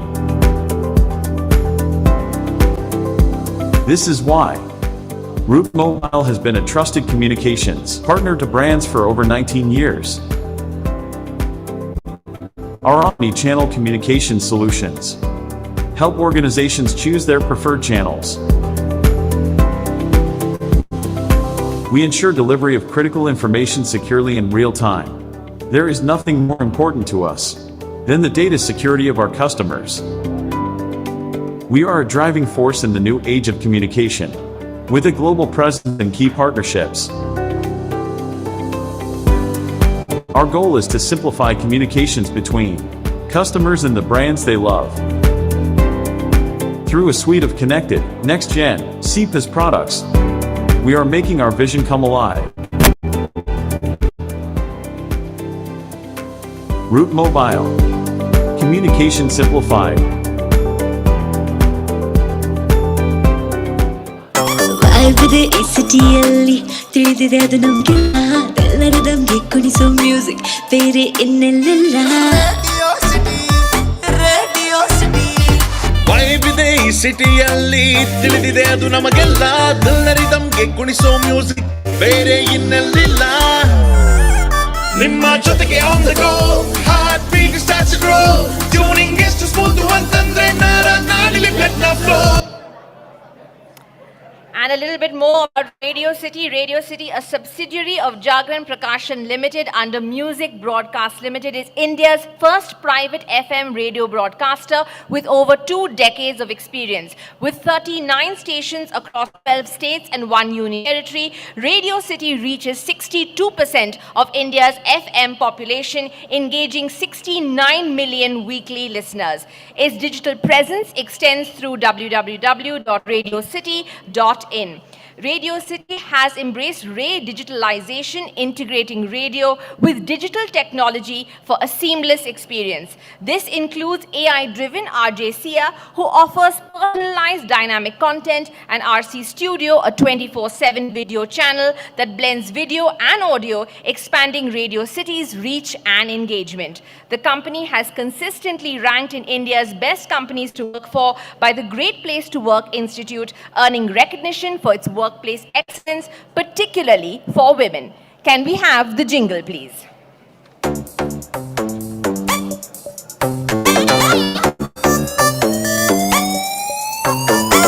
ವೈಬಿದೆ ಈ ಸಿಟಿಯಲ್ಲಿ ತಿಳಿದಿದೆ ನಮಗೆಲ್ಲ. ಎಲ್ಲರದಂಗೆ ಕುಣಿಸೋ music ಬೇರೆ ಇನ್ನೆಲ್ಲಿಲ್ಲ. ವೈಬಿದೆ ಈ ಸಿಟಿಯಲ್ಲಿ ತಿಳಿದಿದೆ ಅದು ನಮಗೆಲ್ಲ. ಎಲ್ಲರಿದಂಗೆ ಕುಣಿಸೋ ಮ್ಯೂಸಿಕ್ ಬೇರೆ ಇನ್ನೆಲ್ಲಿಲ್ಲ. ನಿಮ್ಮ ಜೊತೆಗೆ on the go heartbeat starts to grow. Tuning ಎಷ್ಟು ಸ್ಮೂತ್ ಅಂತಂದ್ರೆ ನರ ನಾಡಿಲಿ ಬ್ಲಡ್ ನ ಫ್ಲೋ. ಕನಕನದಿ ರೇಡಿಯೋ ಸಿಟಿ ಆರ್ಜೆಸು ತುಂಬಾ ಬಿಟ್ಟಿ 24 ಗಂಟೆ ಹೆಚ್ಚಿಸ್ತಾರೆ ಫನ್ನ validity. Radio city radio city 91.1 ಕಣಕಣದಲ್ಲೂ Bengaluru city. Well, that's certainly woken us all up. I think nothing like a bit of music to get us moved. A big, big round of applause. And it sounds like our next set of panelists are already having a blast off stage, because I can hear a lot of laughter and a lot of conversation.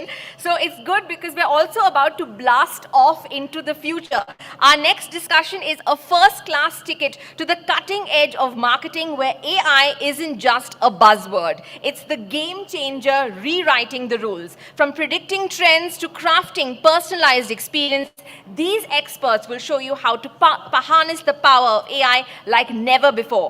Get ready to have your minds blown, ladies and gentlemen, in AI for disruption, harnessing the power of AI for marketing, as we welcome our panelists and session chair.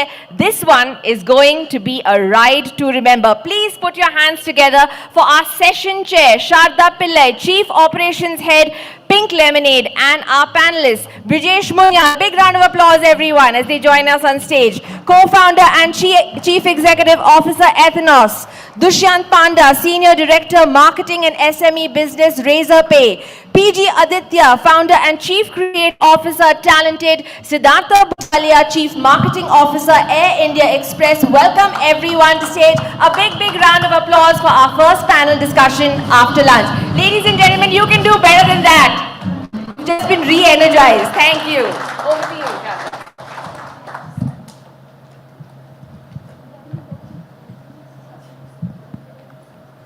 Am I audible? Yes? Sorry to interrupt you, but if you could all sit according to your presets, please. We are. Oh, you are? Okay, fine. Thank you. Can we start? Yeah. Good afternoon, everyone, and welcome to the panel which focuses on AI and disruption in marketing. It's a tough slot right after lunch. I'm hoping that the conversation is interesting and engaging enough to keep all of you awake. So I'm just going to open out the floor. We have a very eminent panel and also a very interesting panel, like I was telling them, because we have representation from both the brand as well as the agency. So a lot of interesting perspectives, insights, and experiences is what we're hoping to, have today. I'm going to open out the floor by asking each of you to tell us how you have been integrating and leveraging AI in your respective marketing efforts in your respective industries. So let's start with you, Bijesh. Hi, everyone. So we are a performance marketing agency, and for us, AI has been a part of our life, I would say, for the last 7 to 8 years. Not just for the last 2-3 years where people have just started talking about AI, because when it comes to automation, when it comes to creation, everything has been happening through AI.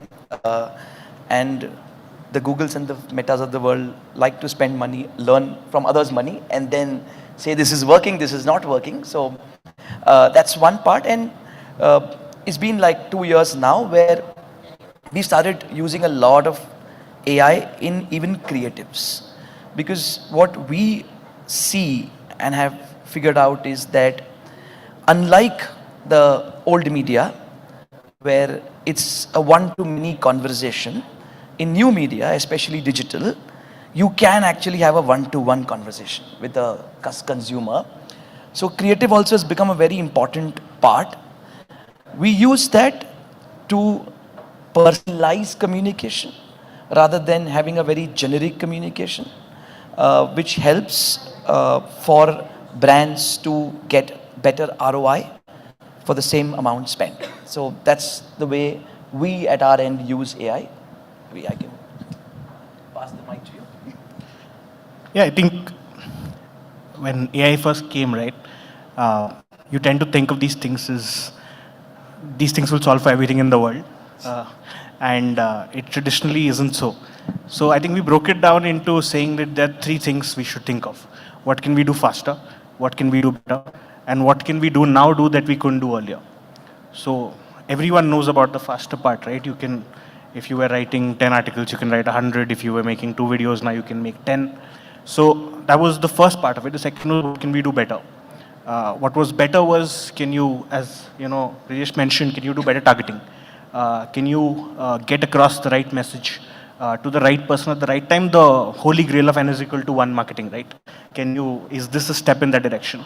But I think while we finished those, I think in 3 or 4 months, what we've really tried to do is what can we now do that we could not do earlier? So I think automation before AI was a lot about, all the automation that we've done in the world is all about event-based automation. And insights was where you had to put in a lot more effort. So one of the things we are trying to build a lot on is, can we have insights-based automation now, if you only had event-based automation? So I think what we're really excited about at this point is, we've covered what we can do faster, what we can do better. What else can we do that could not have been done before this, even with thousands of people and thousands of machines? Nice. PG? Check. I'm audible? I'm audible? Fantastic. Okay, super. So I think, so the trouble for most creative agencies is that we're not incentivized to do things that reduce the time that we spend on a project, because for a very long time, most creative agencies and most creative agencies today still charge by time, right? So where is your incentive in the first place to be more efficient, to introduce automation, to essentially do things in a faster, better kind of way? That's not how we cost, right? And so I think in my previous job, which was with a legacy creative agency until 2021, while there was a lot of learning and knowledge, I used to head creative for Web Chutney. And so being a digital creative agency itself puts you in that place where there's a lot of learning and knowledge. But applying that and actually introducing it into your workflow was not something that you can very easily do when that's not how you're charging the client, right? So in the last couple of years, we've completely changed that model. We no longer charge by our time. We charge by the outcome and the output and the value that you get out of it, etc. So now we have the incentive.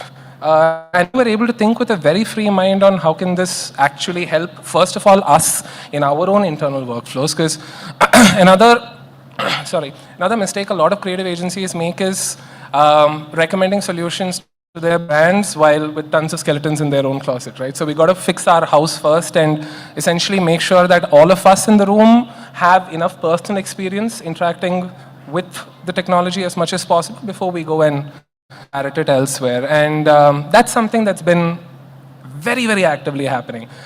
I'll tell you from a supremely simple thing like building our own customized leave tracker, okay, which is now being done through a separate model, to going ahead and obviously right from storyboarding to trying to create better scripts to better project workflow, all of that, better comp analysis, that entire part of arriving at, let's say, a campaign idea or a solution, to consumer-facing AI, which we've done for our clients in the work, right? And I'm told some of our work has already been featured today, so I'll skip those parts. But starting at home and then approaching it outward has been supremely productive, which is a luxury I know that most creative agencies don't get to have because of the way that they're costed.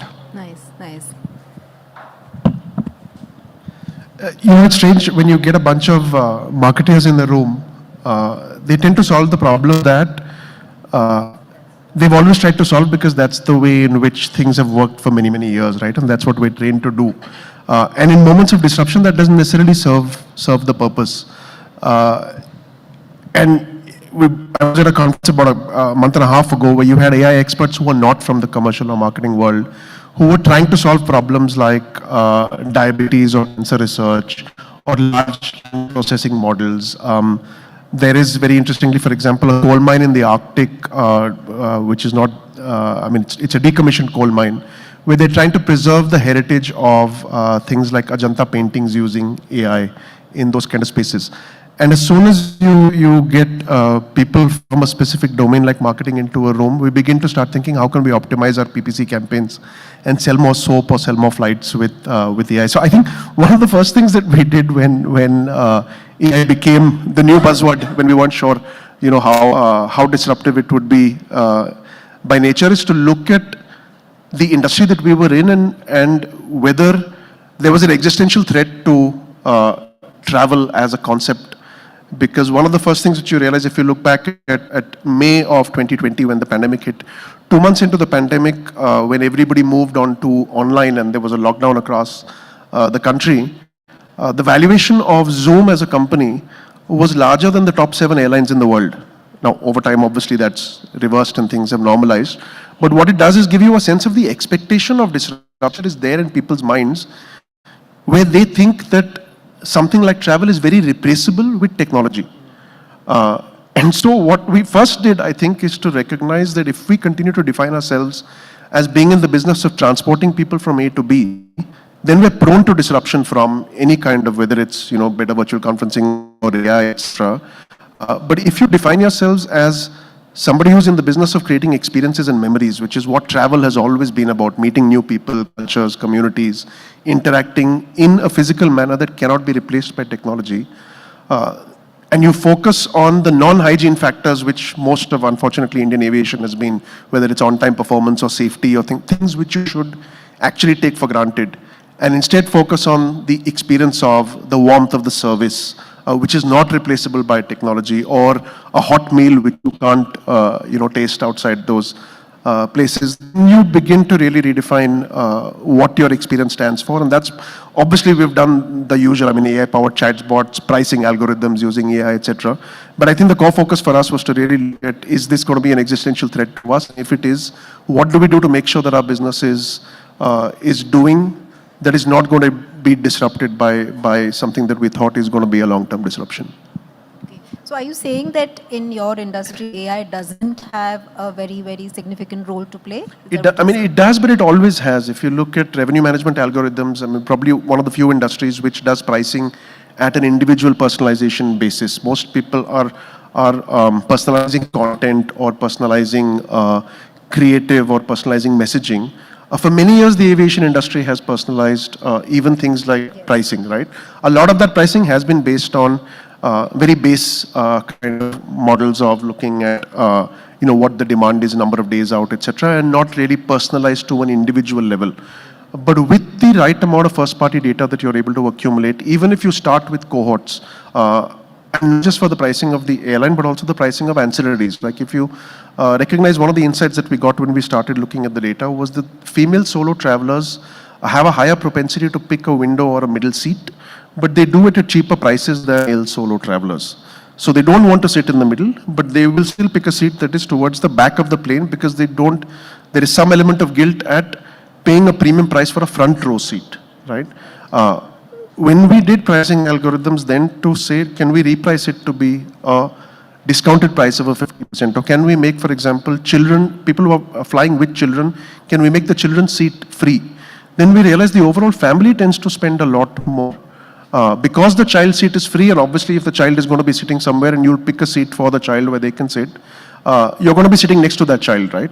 So the accumulative share of wallet that you're going to get is only going to increase, but you're going to also be left with somebody who's felt good about the entire experience that they've had. Obviously, in terms of personalization of communication, content, chatbots, etc., it's there, but it's the nature in which you kind of use that first-party data with large algorithms that begins to define how you're changing your business model and not just the manner and the medium in which you're communicating. Right, absolutely. So on the topic of personalization, right, because all of you touched upon that, it comes with its own set of challenges. So there are ethical considerations. There's also the matter of whether the brand has been represented consistently, and is there a trade-off between personalization and brand identity being consistent? What are your views on that? Have you all faced these challenges and how do you mitigate them? Of course, yes. Certainly from sometimes brand guidelines, we have faced these challenges. But what we have seen, outcome, study, personalization over privacy. People actually click more when the creative is personalized. Because, see, it happens to us also, right? If I'm in the process of buying a car, suddenly I feel the entire city has hoardings of cars. That hoardings have always been there, but I've started observing it now because I'm in that whole cycle of buying a car or buying a two-wheeler or buying a house, right? Same thing happens on digital. When I'm in the process of buying something, because what is happening is there are so many signals now. I mean, we are an open book, right? We all play Candy Crush and give every data possible to the companies who are targeting, and then the data get passed on. So, I think the best case study was when a husband and wife were fighting and the phone could hear it and they started seeing ads of divorce lawyers everywhere. It's like, that's personalization, but that's Phone's working. Listening to you. Yeah, the phone is always listening to, and if you have Android, then you're sorted. Your life is sorted, right? So, that helps. And in fact, a very funny thing, some of my friends are not from the industry, and when I tell them who are my clients, wherever I go, I see the ads everywhere. I said, that's remarketing. Don't worry. It's like, so like that day I put this in the cart and it's everywhere now, wherever I go, it is there. But then they only give a feedback, but it works because, it just reminds me that I was looking for this and I'm purchasing it. So I think there are pros and cons, but if you actually handle it well, and don't play much with brand guidelines, don't try to be over enthusiastic, introduce porn industry in personalization, introduce other things. If you just go I would say the templated way, I think it works. And it gives better results. What are your thoughts on this? So I'll slightly, no pun intended, but I'll divorce the question, the two parts of the question. Okay. So just on brand guidelines in particular, right, and slightly long answer, I guess, but we remember when about, let's say, 10 years ago, the concept of user-generated content properly saw its, it was birthed, right? And I think every brand out there, especially bigger brands, were very worried about how is my brand going to be seen when a user is allowed to create whatever she or he wants out of it. And that so every brand's pain threshold, so to speak, had to increase a little bit if they had to embrace the idea of user-generated content, right? And be like, okay, cool, I don't need to just be shown in this pristine way. Cool, you're not using the red that I have in my palette, that's perfectly fine, and so on. And we've all gotten slightly used to this idea that, cool, as long as users are creating content, I'm fine. Okay.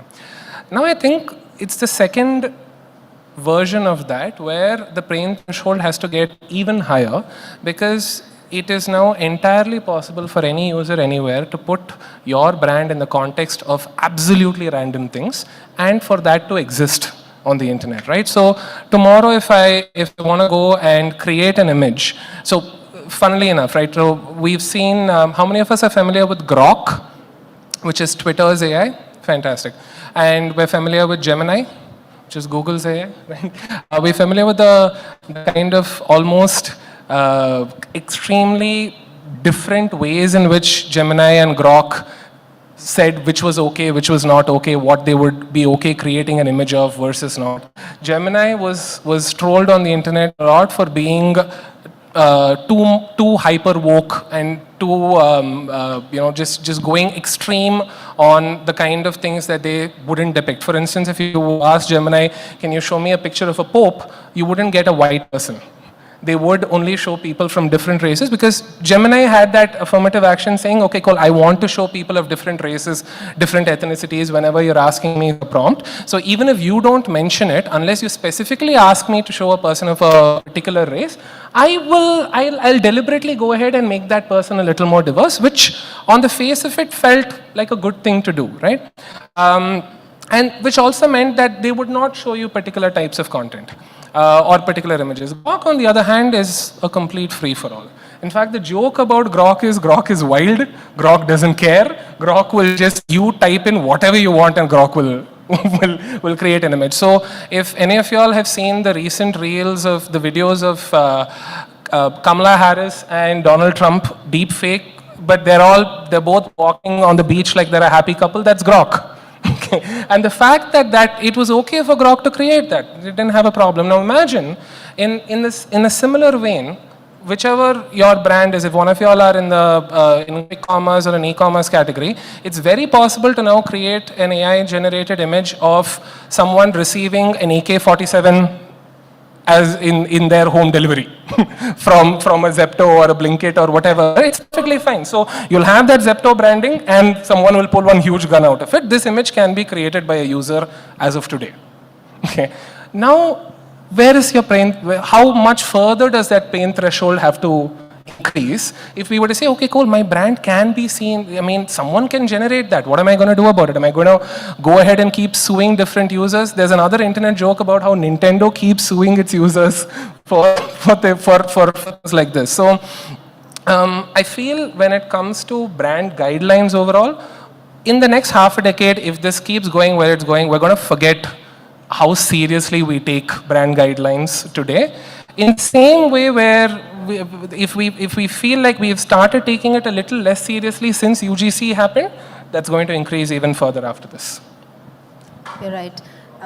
What are your views on this? I agree on the brand guidelines part. I think they're definitely becoming more fluid, and we're realizing that keeping them locked in a box is not helping the brand. And I think people are more willing to see you in any way possible, right? They're willing to see you in their own light. But to personalization, right? I think see, there is the tendency for the marketer to go overboard and say, I'll show my skills on personalization. It becomes an art that I will, and that's where things start to go a little off. You need to communicate a message. You need to communicate in a message that means that, for example, at Razorpay, we target a lot of small businesses, right? We need to say we understand your business and we're building the right products for your business and we understand you. Like that's what personalization is supposed to do, right? That it's not made for everyone, it's made for you. But if you then go overboard and say this is why we say it is built for you, we know 10 things about you. So there's a tendency to take personalization overboard. And I think it's important to know where to stop. To know that I have to get my message across. I have to tell my customer, whoever it's that, I understand you, I know you have a problem, I have a solution for you, whatever that problem is, right? And if you have it backed by a great insight, that's what good marketing is. Now, if you tend to take that overboard and say that, I will put 4 algorithms more on top of it to make it down to the last person, and I will be able to identify what their favorite product is 3 months back, and communicate that to them. At what point in time does the consumer think, I didn't know this? And especially in my category where we're dealing with a lot of businesses, we have a lot of smart people on the other side who are, consumers themselves. And so, at some point in time, consumers start saying, you don't need to know this about me. I respect what you're doing, but you're going overboard. I think that's what a lot of people feel when there's over-personalization. So I think it's good to have a level to which you say this is efficient, this works, this gets my point across. But beyond that, it becomes, something else. Right. So the other problem that we have, right, with this is also with the personalization is the ethical considerations, right, which comes with customer data management. How do we tackle this? So Spotify Wrapped as a concept is, I think it's genius because they're basically they're like, we have so much of your data, but we're going to make you love it that we have so much of your data. Netflix too, right, for that matter? Yeah, because they give it out to you in this beautiful, oh, here's what you listen to, you listen to this and this, and then you love it.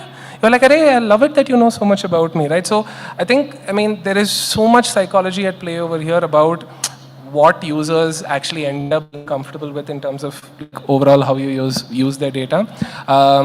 I don't think users overall have a problem with their data being used, but the context in which it's being used and the softer aspects of that is where make or break happens, which is what makes it so much more difficult, right? Because most of us in leadership, if we're able to, we can set the big picture agenda, but where a point like this fails is exactly in that last mile about how you make a person feel at that point when you're asking whatever you're asking of them, or when you show them, I've taken all your data and here's what I've kind of done. So I think it depends upon how it is pitched or presented to the consumer, right? If it's going to benefit them in some way, which is what is happening with Spotify and OTT platforms, then it's not so bad. But is this the case across industries? For instance, how does it work? Add to what he said, right? I think the most important part is that you don't use any PII. So for example, if I show you an ad on Meta, hi PG, then you're scared. Because how did he come to know my name? How did he get this? This is not happening. But as far as, you're using softer angles of it, like, the music I'm listening to, like in the airline industry, what we do is that we know somebody has booked a ticket from Bombay to Bangalore. So if you just show him an ad that web check in your Bombay-Bangalore flight, they don't have a problem. But as far as you tell them that, we know you're flying at 1:35 flight, we know this is happening with you, that I think is a problem. So when I meant personalization, I meant more on the lines of softer sides, not like, hi Dushant. And it's just scared the hell out of you where, how does he know my date of birth? How does he know my PAN card number? Not that. But sometimes, it is important where if you're in that flow without using PII, I don't think consumers have any problem. I think people love Spotify, they love Netflix. They know now, it's a 99% match of what I watch. They end up watching that movie. We all know our data is getting used there. All consumers know, those who are. But as far as there is no PII, they're fine. Siddharth? I tend to agree, but I also think that it depends on the nature of the data that you're sharing. When you're sharing with a Spotify or a Netflix, it's your consumption of content. You're more comfortable sharing that because you know that they will personalize the content that they're giving back to you. There are a large number of us, whether it's, for example, payment gateway, right? I'd be much happier to share my data with the Razorpay. And I think that most people are agnostic right now. They're not aware of where they're making payments, right? Going forward, if you go back to the genesis of what a brand is, it's about a relationship of trust that you're going to have. For a very long time, we've been agnostic and commoditized most of our various different industries. And now with this level of personalization of data, with the extent of data that we're sharing, again, I take the same example during the pandemic, health and contact declaration for wherever you were going, your mobile phone number now is sort of a given. And you walk into any pub or restaurant in Bangalore, the first thing they do is ask you for your mobile number and you happily give it and you have no idea where it's going, right? And maybe to some extent, being in India, we're more comfortable sharing our data for whatever reason. That consciousness, I think, will come as soon as we start realizing what most of these organizations and individuals are doing with our data. And over a period of time, what that will mean is you will only begin to trade your data with brands and organizations that you trust. And the differential of what a brand stands for is then going to become a lot more important. Where I believe, for example, today where most people are agnostic to which PG they're going through, tomorrow a powered by Razorpay is going to make a lot more impact, because you suddenly say, I'm willing to share my credit card data, my tokenization data, my personalization data with these brands, or for example with even, I mean, you take the airline example, with either an intermediary, which is an online travel agent, which is a trusted brand, or directly with the airline website, and we're already seeing those trends increasingly happen.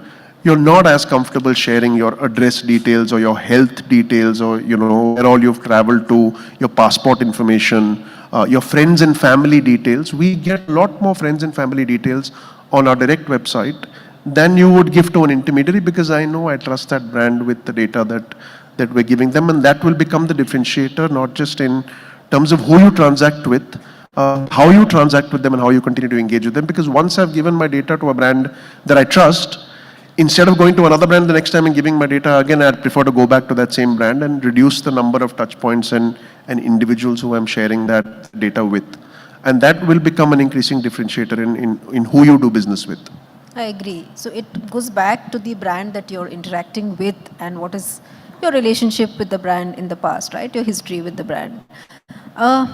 Another thing that I wanted to touch upon is there's been a lot of debate about AI versus creativity, right? The human versus AI. What are your thoughts on that? Can I just add to something you said? Excellent point. Right before this this question, it also, like, if by what you're saying, how much a consumer is willing to share data with you becomes proxy for how much they trust you, essentially, right? So that's a lovely takeaway for brands to ask yourself, how high are my trust scores before I ask someone for their FBD data? Or, I mean, my year 1 or year 2 of this brand itself, am I going for consumer data as the big thing without establishing all of the trust codes that I need? And yeah, that's a wonderful point. Sorry, your other question was on? My question was on AI versus creativity, right? So, does anyone else want to say? Anyone? So for me, I think the simple answer is Vasikaran versus Robo, right? You mean to say the whole Rajnikant philosophy, and it clearly said that Robo doesn't work, right? As doesn't have feelings. I think we can use AI to build efficiencies, but not be completely dependent on the AI. कि वो AI ने 6 creative बना के दिए चढ़ा दो. I'm sorry. There has to be a human angle to it. There has to be feelings in it. And I think that's my view. I don't think there's a day going to come, one brand will say, just tell AI to make 60 creatives and upload it on my campaign. It's, the great part, this AI thing has been there in Google AdWords, I think since, I would say, 15, 16 years. Even in the US, SMBs don't use it. Forget about India. India mein to labor hai na, matlab affordable hai, right? But even in the US, they don't. They do pick up a part of it, then use an illustrator, try to edit it in their own format, in their own way, and then upload it. So I think, yeah, AI will help. It will help us build efficiencies. It will help us give that first idea. Sometimes you just type on AI if you want to write a blog, and then you edit it in your tonality. Because what also happens is brand guidelines, थोड़ा तो respect करना पड़ता है ना, मतलब, because every brand has their own tone. They want to speak to people. AI doesn't have that feelings. AI can just write a quirky email if you want, but how quirky you want to be, you'll have to rewrite it, right? So I always feel that it's Vasikaran, it's not Robo. So going back to your point, because you brought up brand guidelines a couple of times. Because I love it. I can see that. So on the previous point around personalization, right? And when you were saying that sometimes we tend to overdo the entire personalization bit, what happens when you have different cohorts? I'm sorry, I'm going back to the question because a thought just struck me. What happens when you have different distinct cohorts, right? And you bring in personalization, and how do you then have a consistent brand voice? Does it impact the brand voice? Does it impact the brand personality? I think I'll combine both, right? So this AI versus people and the personalization thing. So there's this particular business cohort that we find it doesn't transact from Friday to Sunday. So we decide that We have to figure out a way to get them to start transacting. Then we realize they're from a particular industry. Then we send a message and there's no change. So then we get AI to write 5 versions of it and it still doesn't work. And then we finally call the business up and the merchant says, it's a long weekend. So I think there's this tendency to, I think what AI shouldn't do is stop us from talking to our customers. When you start, that's what I'm talking about. It was amazingly personalized, amazingly cohorted, very beautiful segmentation. We know who's transacting, who's not. Someone would have had a great feel saying that now I know from Friday to Sunday how to increase GV and how to increase revenue. But, the beautiful thing about businesses like ours is that people tend to be very rational. And I don't know which AI would have told me, probably the person is on leave, not working, they're not running the business. I had a similar case when someone said I went off to study. So that's why I was not transacting. So, there are these truly human fields, right? Now, what we tend to expect marketers, agencies, everyone to do is sometimes that great communication moves mountains, right? But I think it's so much more important to know the insight that creates the great communication. If we expect AI, if we expect anyone to be able to create great communication without knowing what that insight is, what that mover is, because of which this change will happen. And those insights are very human. Those insights don't come from data. Data tells you the what, the human tells you the why. And I've often found if we are great at doing the why, AI personalization, it helps us at doing the what much better. So the targeting can be much better, the creative can be much better, the number of examples of A/B tests we have can be much better. Our landing page can be more personalized to say, hey, you're a small business in e-commerce versus you're a small business in education. But if you don't know insight of why an education business is coming to me at this point in time, because the season is about to start, people are about to give their fees. So at this point in time, it is very important for us to ensure that we give them the best service. Once I had an example of, I education season and suddenly our fees, our fees collection was going up and we found out that people are just collecting, those freshers party fees and all of those. So if you don't have that insight, what can you do with a great line, a great message? So I think a real strong focus on the insight before you go to personalization really helps. Absolutely. Agree with you on that. So this feels like the same fast horses anecdote, right? Like the only thing is Mr. Ford said if you ask the consumers what they want, they'll say faster horses. You ask AI what you want, they'll say faster horses. So it's exactly that. So if we're inventing cars, like he said, it's not the same. So one of my colleagues, her name is Pooja Manik, she has this terrific talk called Why AI Can't Get Angry, and how anger is an emotion that fuels most passion that exists in our line of work, right? So +1 on all the feelings part and everything, that's pretty much at the core of all we do. On the other hand, though, it kind of feels like this can be misused as a good excuse to not upskill, right? We are not some essential industry.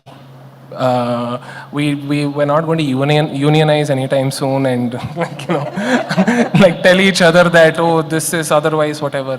We're not. So let's not get ahead of ourselves that we have wonderful jobs and extremely good careers unless we upskill. Mediocre people for generations have always been blaming something or the other for stealing their jobs.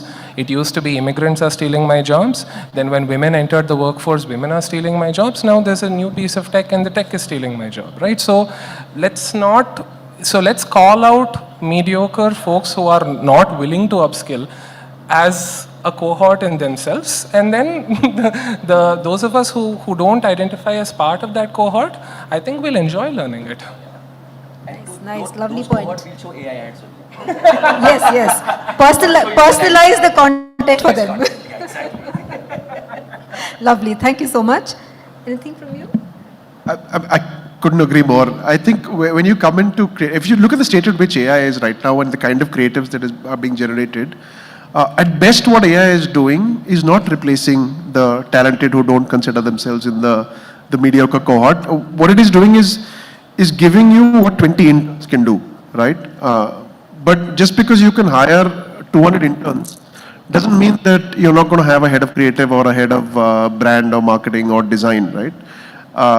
And it also plays to the nature of how even interns have changed over a couple of decades. I was just remembered a story on this analysis paralysis in data, that how we begin to analyze data. It's very important to what you were saying of going back and speaking to the consumer and understanding what the insight is. The IKEA ad that we saw in the morning, the lamp ad, which is so regarded, the ad production could have been done today by AI.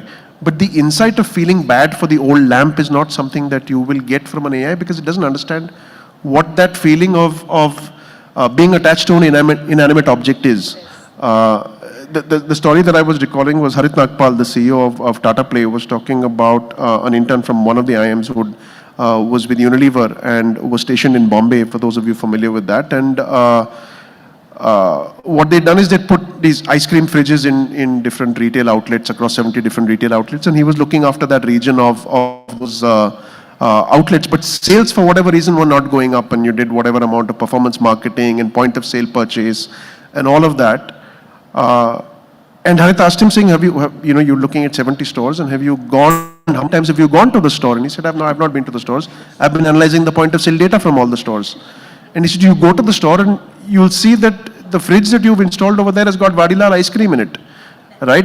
What you have put in all the efforts is not going in because the distributors put in another brand on the store. Till you go to the store or you speak to the consumer and you understand where your rubber hits the road, you can do any amount of personalization and PPC and whatever else, but some of it is remembering that in this binary world that we are creating, the relationship between the brand and the consumer also has to be an empathetic individual relationship. And human insight is going to come from just observation of how people behave.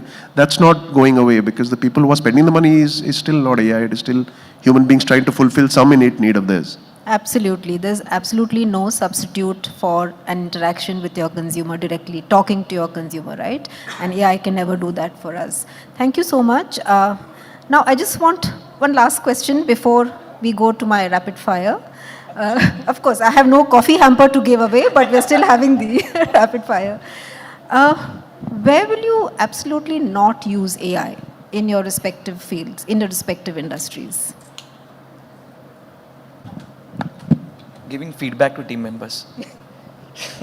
Comes from heart, not from AI. No, you should.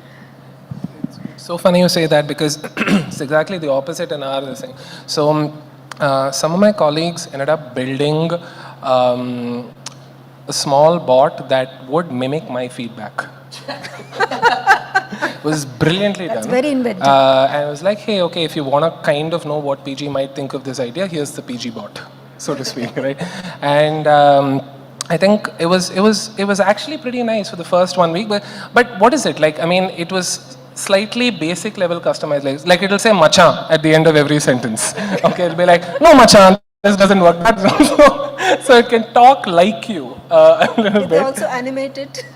Probably a little more, more exclamation marks at the end or whatever. So I think those kind of slightly fun experiments will kind of keep happening. But honestly, no surprises in this part. I think creativity will absolutely continue to have the same dopamine moments it used to, pretty much. You will still feel like it is something that you came up with in your head every time you come up with something interesting and so on. But I think the way that we're able to execute is where most of the work is happening. I honestly don't think our creative process overall nothing has gone the opposite, or nothing has been like completely removed in that way. No. Okay. Anyone else? I think you can use, at the stage at which AI is right now, and I recognize that this is going to get transformed in the next couple of years, maybe 5. You can use it for the what, the when, the where. The how and the why is a little more ambiguous. There's a number of entrepreneurs, and we're in Bangalore, right, in the room. The nature of disruption that they're trying to bring to their different industries is not something that is easily cooked up by AI. So if you want to create a vision, to have a dream, and the genesis of Cyberpunk, for example, the movie Blade Runner, the book actually, which was written, it's called Do Androids Dream of Electric Sheep? And it comes back to the same thing, right? An Android doesn't have dreams. And so if you want to have a dream and pursue it, something that you might be able to get inspiration from AI and to say, come up with 10 concepts of dreams, but to generate the dream and to have a passion to pursue that is not something that you'd use AI for. And that goes in for motivating your employees or your consumers to work towards something also. It's not something that is easily replicable with artificial intelligence. It's an enabler, but yes, it can't replace. I think for us, the most exciting, I don't think the creative process has changed. I think the why and how still remains the same. I think what's interesting actually is not what we can't do, is what can we do tomorrow. I remember the early 6 months of AI where every day there was a new tool coming and yesterday's tool closing down. It was super fun to see what can be done today. So for example, I'm really excited about what AI calling can do. Can AI hold a conversation for 2 minutes? And the conversation intelligent enough to create just basic data? Can it interpret it to one more level to say this person probably needs this? For example, that's a great space, right? Because if you are able to do AI calling, then I don't know, I'm really irritated by those spam calls you get these days. Maybe those can become better. I think for me, it's a lot more about in the next 1 year, what can you see AI doing? That is what we could not do before. Like today, can I have a very, very intelligent conversation with my customer for 2 minutes and get a first level of data, not IVR calling, but just something that understands, interprets, and gives you the next line. For example, something that is very relevant in my industry would be, we have long onboarding processes because there are so many things to be taken from the customer. And we deal with we deal with the biggest enterprise in India and someone who's starting up today. Now these onboarding forms, can AI act like a guide to them? Saying that, at this moment in time, you need to do this. If you're in this category, then let me help you out. Can it tell them what to use first? And these were done. Now, either we had tech or we had the creativity. We never had the power of AI merging the two to say that I can automate and I can create on the runtime. Nice. If we are able to merge the fact that data is coming in runtime and you are creating in runtime, for very basic stuff also you can create magical experiences. That would and be I think that would be amazing. Yes, lovely. Okay. I think strategies. That's one thing that it's same in the creative lines where you cannot do something that has to be important where we will not use AI at all. Okay, great. On to my rapid fire now. This is the front bencher, okay, right? So it starts with you.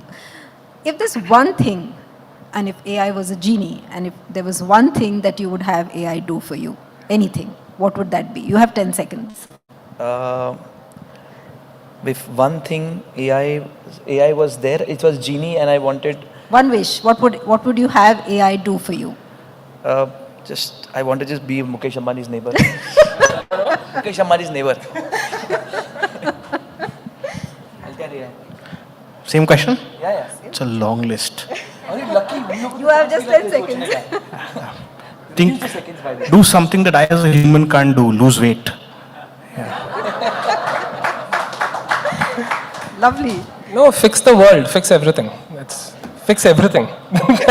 If it's one wish, that's only, because if I pick something, for that one wish, it has to be a full-blown, fix everything, fix the environment, fix people, fix education, fix roads, fix everything. He's not happy. As Mukesh Ambani's neighbor, maybe you can put in a word. Maybe you can collaborate. Fix everything. I agree, restart, reset. Okay, I'm just going to give you that. No hamper for you, but I'm just going to give it. With that, I'm going to wrap up this session. Thank you so much. It's been lovely chatting with you. Sharda, we have a question for you. Guys, Sharda has been doing a bunch of things in her own shop with regards to AI, which she's told us about it before we got here, but Sharda, at least for a minute. Time's up. Okay. Okay, very quickly, so it's not my own shop. I work with Pink Lemonade Communications and I have a couple of my colleagues here. So we've been doing a bunch of stuff in the AI space when we first started. We created a bot for Homely. We created a virtual model for Pink Lemonade. In fact, we pitched the idea of a virtual modeling agency to a jewelry brand that we were working with. We are currently working with a hospital brand where we are again talking to them and developing a bot for them. So these are just some of the things that we have done. It's been a very, very exciting journey for us. Lots of experimentations when we first started on this. So yes, so that's really what we've done in this space. Thank you. I'm going to open the floor up to the audience. Any questions for the panelists? No questions?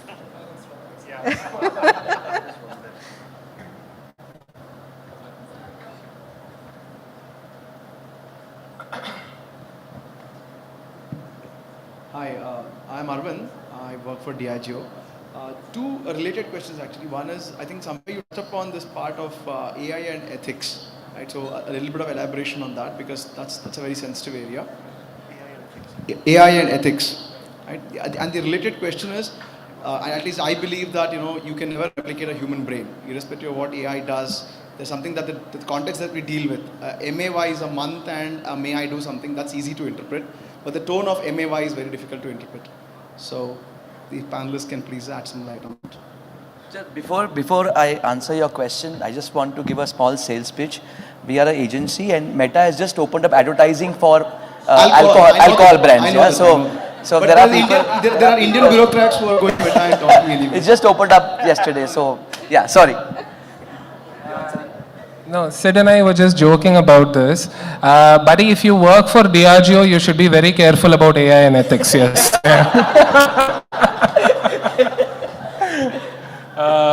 I just have the joke. I don't have a piece of advice.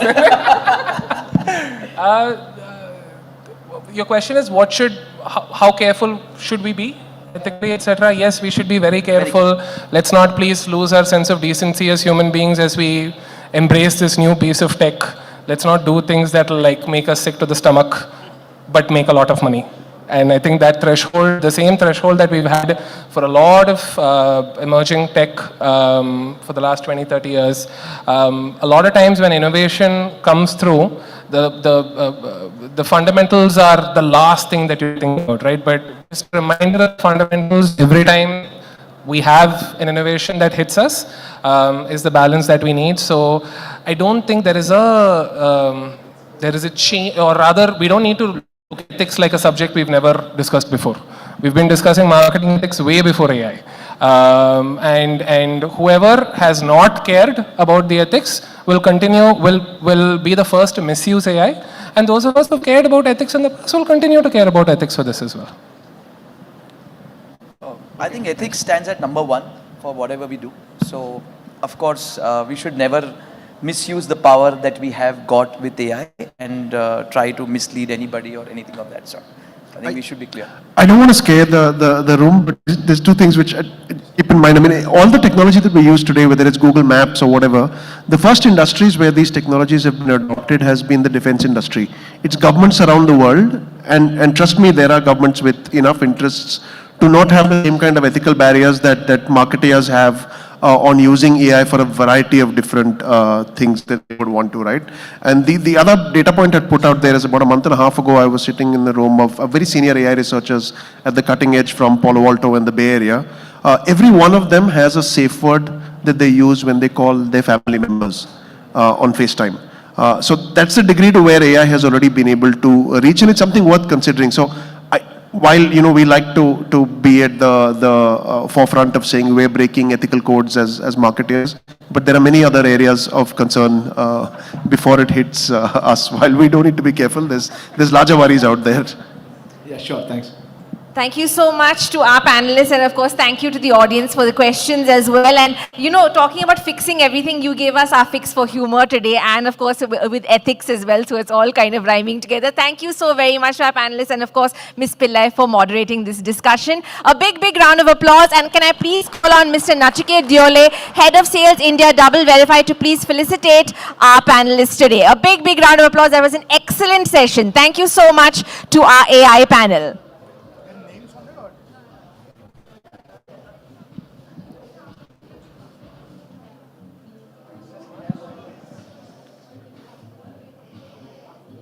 And ladies and gentlemen, do not forget our featured hashtag for today is hashtag PitchCMO, and you can see displayed. So keep the tweets and gram posts going using hashtag PitchCMO. Also, don't forget about the quiz that's coming up in just a minute or two.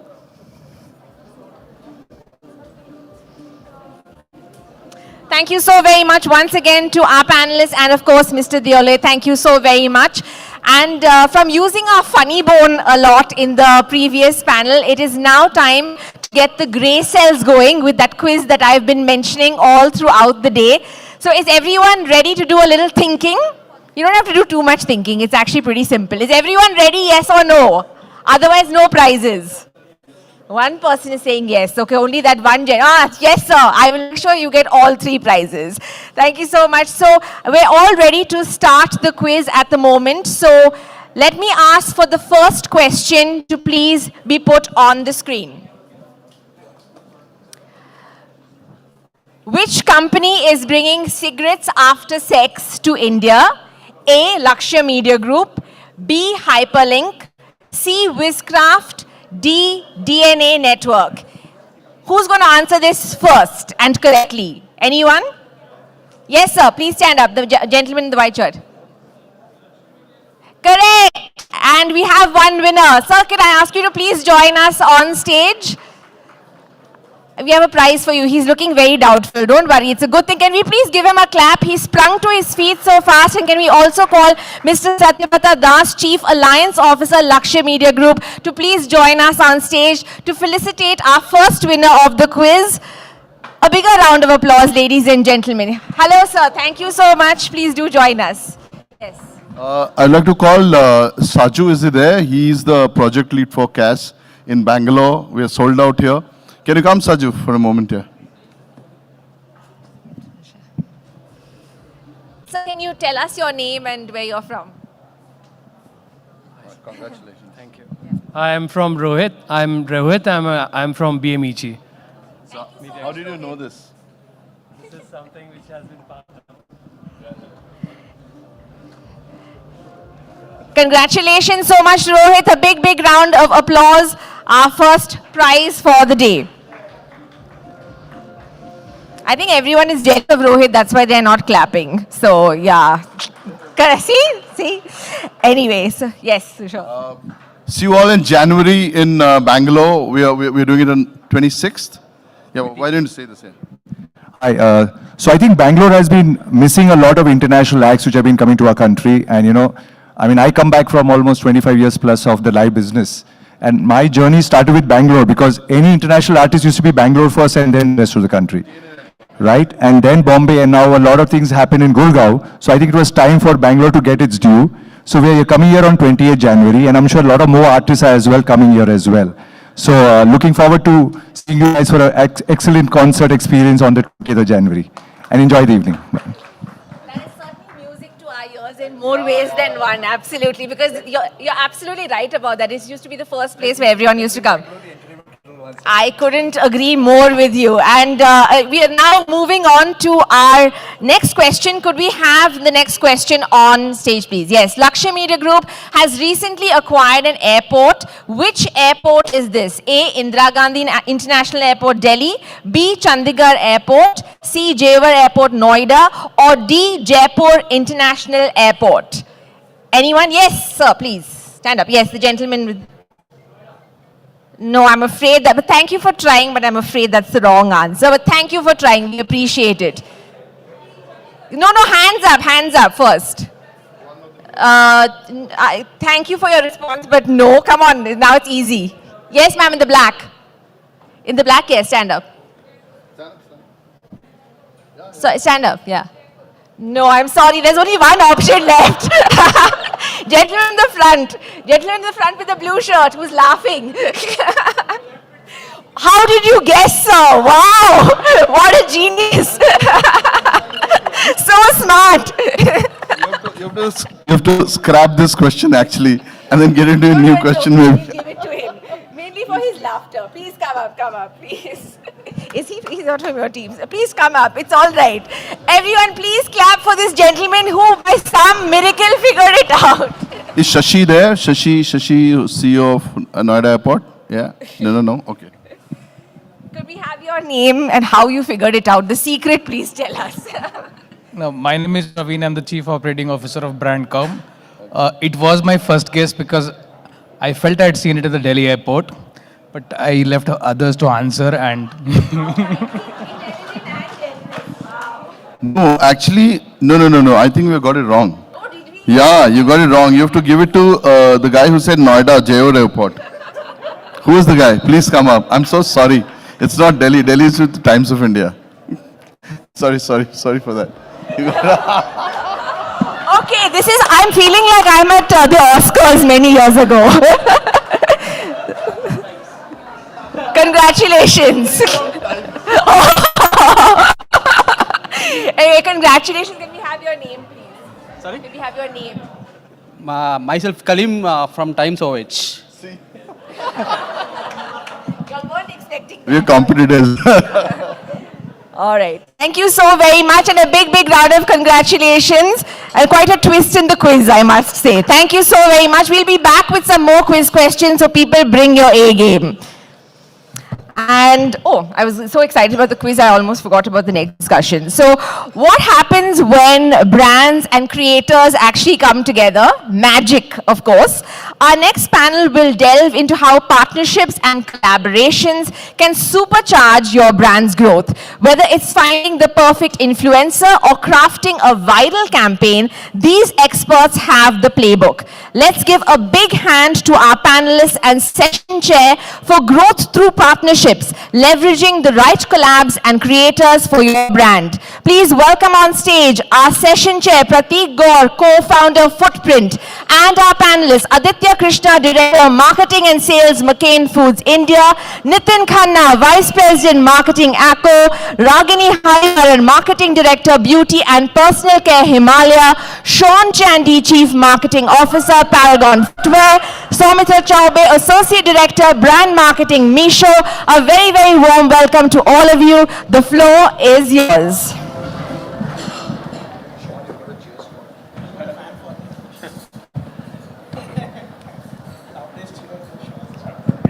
Yeah, hello. Hi. Good afternoon, everybody. I had actually written a line about this not going to be a snooze fest, second session after lunch, but I think it all falls flat in the last 20 minutes. Interesting questions on the AI panel, and then some really interesting match fixing going on during the quiz. I saw that happen. Okay, I'm sure a lot of you have seen, we have been asked to, use the hashtag CMO Summit in social media posts we are using today if we are here. I'm sure a lot of you have already seen a lot of content on it, maybe from the official channel, maybe from some creators who are here, maybe some people who aspire to be creators and are talking about some people being here. If we expand the circle beyond Taj MG Road, let's take a 1 kilometer radius and you start looking for what kind of content is being created. You'll probably see a vlogger talking about places to visit in Bangalore, why you should go to MG Road, why you should go to Brigade Road because of their history.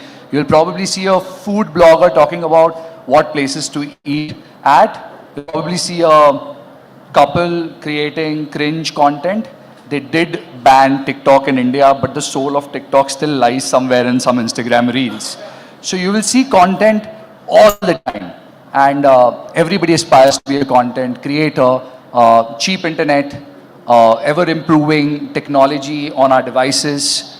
And, we are always creating content. In fact, as marketing professionals, we have to somewhere keep ourselves close to this ecosystem. Probably also, I'm just going to ask some questions, but we have to keep ourselves close to this ecosystem, how to brand, how to talk about our products, how to look at, sales using social media, using content creators. So what we'll start with a regular format in terms of, I'll ask a specific questions and two of you can answer the question. We'll start with the first one. What does a collab mean to you and what are your expectations when it comes to a collab? Can we start with Ragini? Sure, ladies first. Okay, thank you for giving the opportunity to the lady first. I'm from Himalaya, and at Himalaya, collaboration is a cornerstone for us to really connect with our consumers in an authentic way. And collaboration is on one end starting from the Instagram influencers, beauty creators, but at the other end also collaborations with sports celebrities, with our retail partners, with even NGOs, right? And for us, it's all about how to develop meaningful collaborations, because for us, these collab partners are a way of extending our brand identity in a way in which consumers trust a lot more. These influencers have helped us and collaborators have helped us send across our message track, reach a wider audience, but most importantly also hold our values and systems across to the consumer. Whenever we do any collab, we measure it by 3 key metrics at Himalaya, right? First and foremost is it in line with our values and in line with the key message track that we want to send across? Second, we are also seeing a lot of scale being built with this. Is it scalable?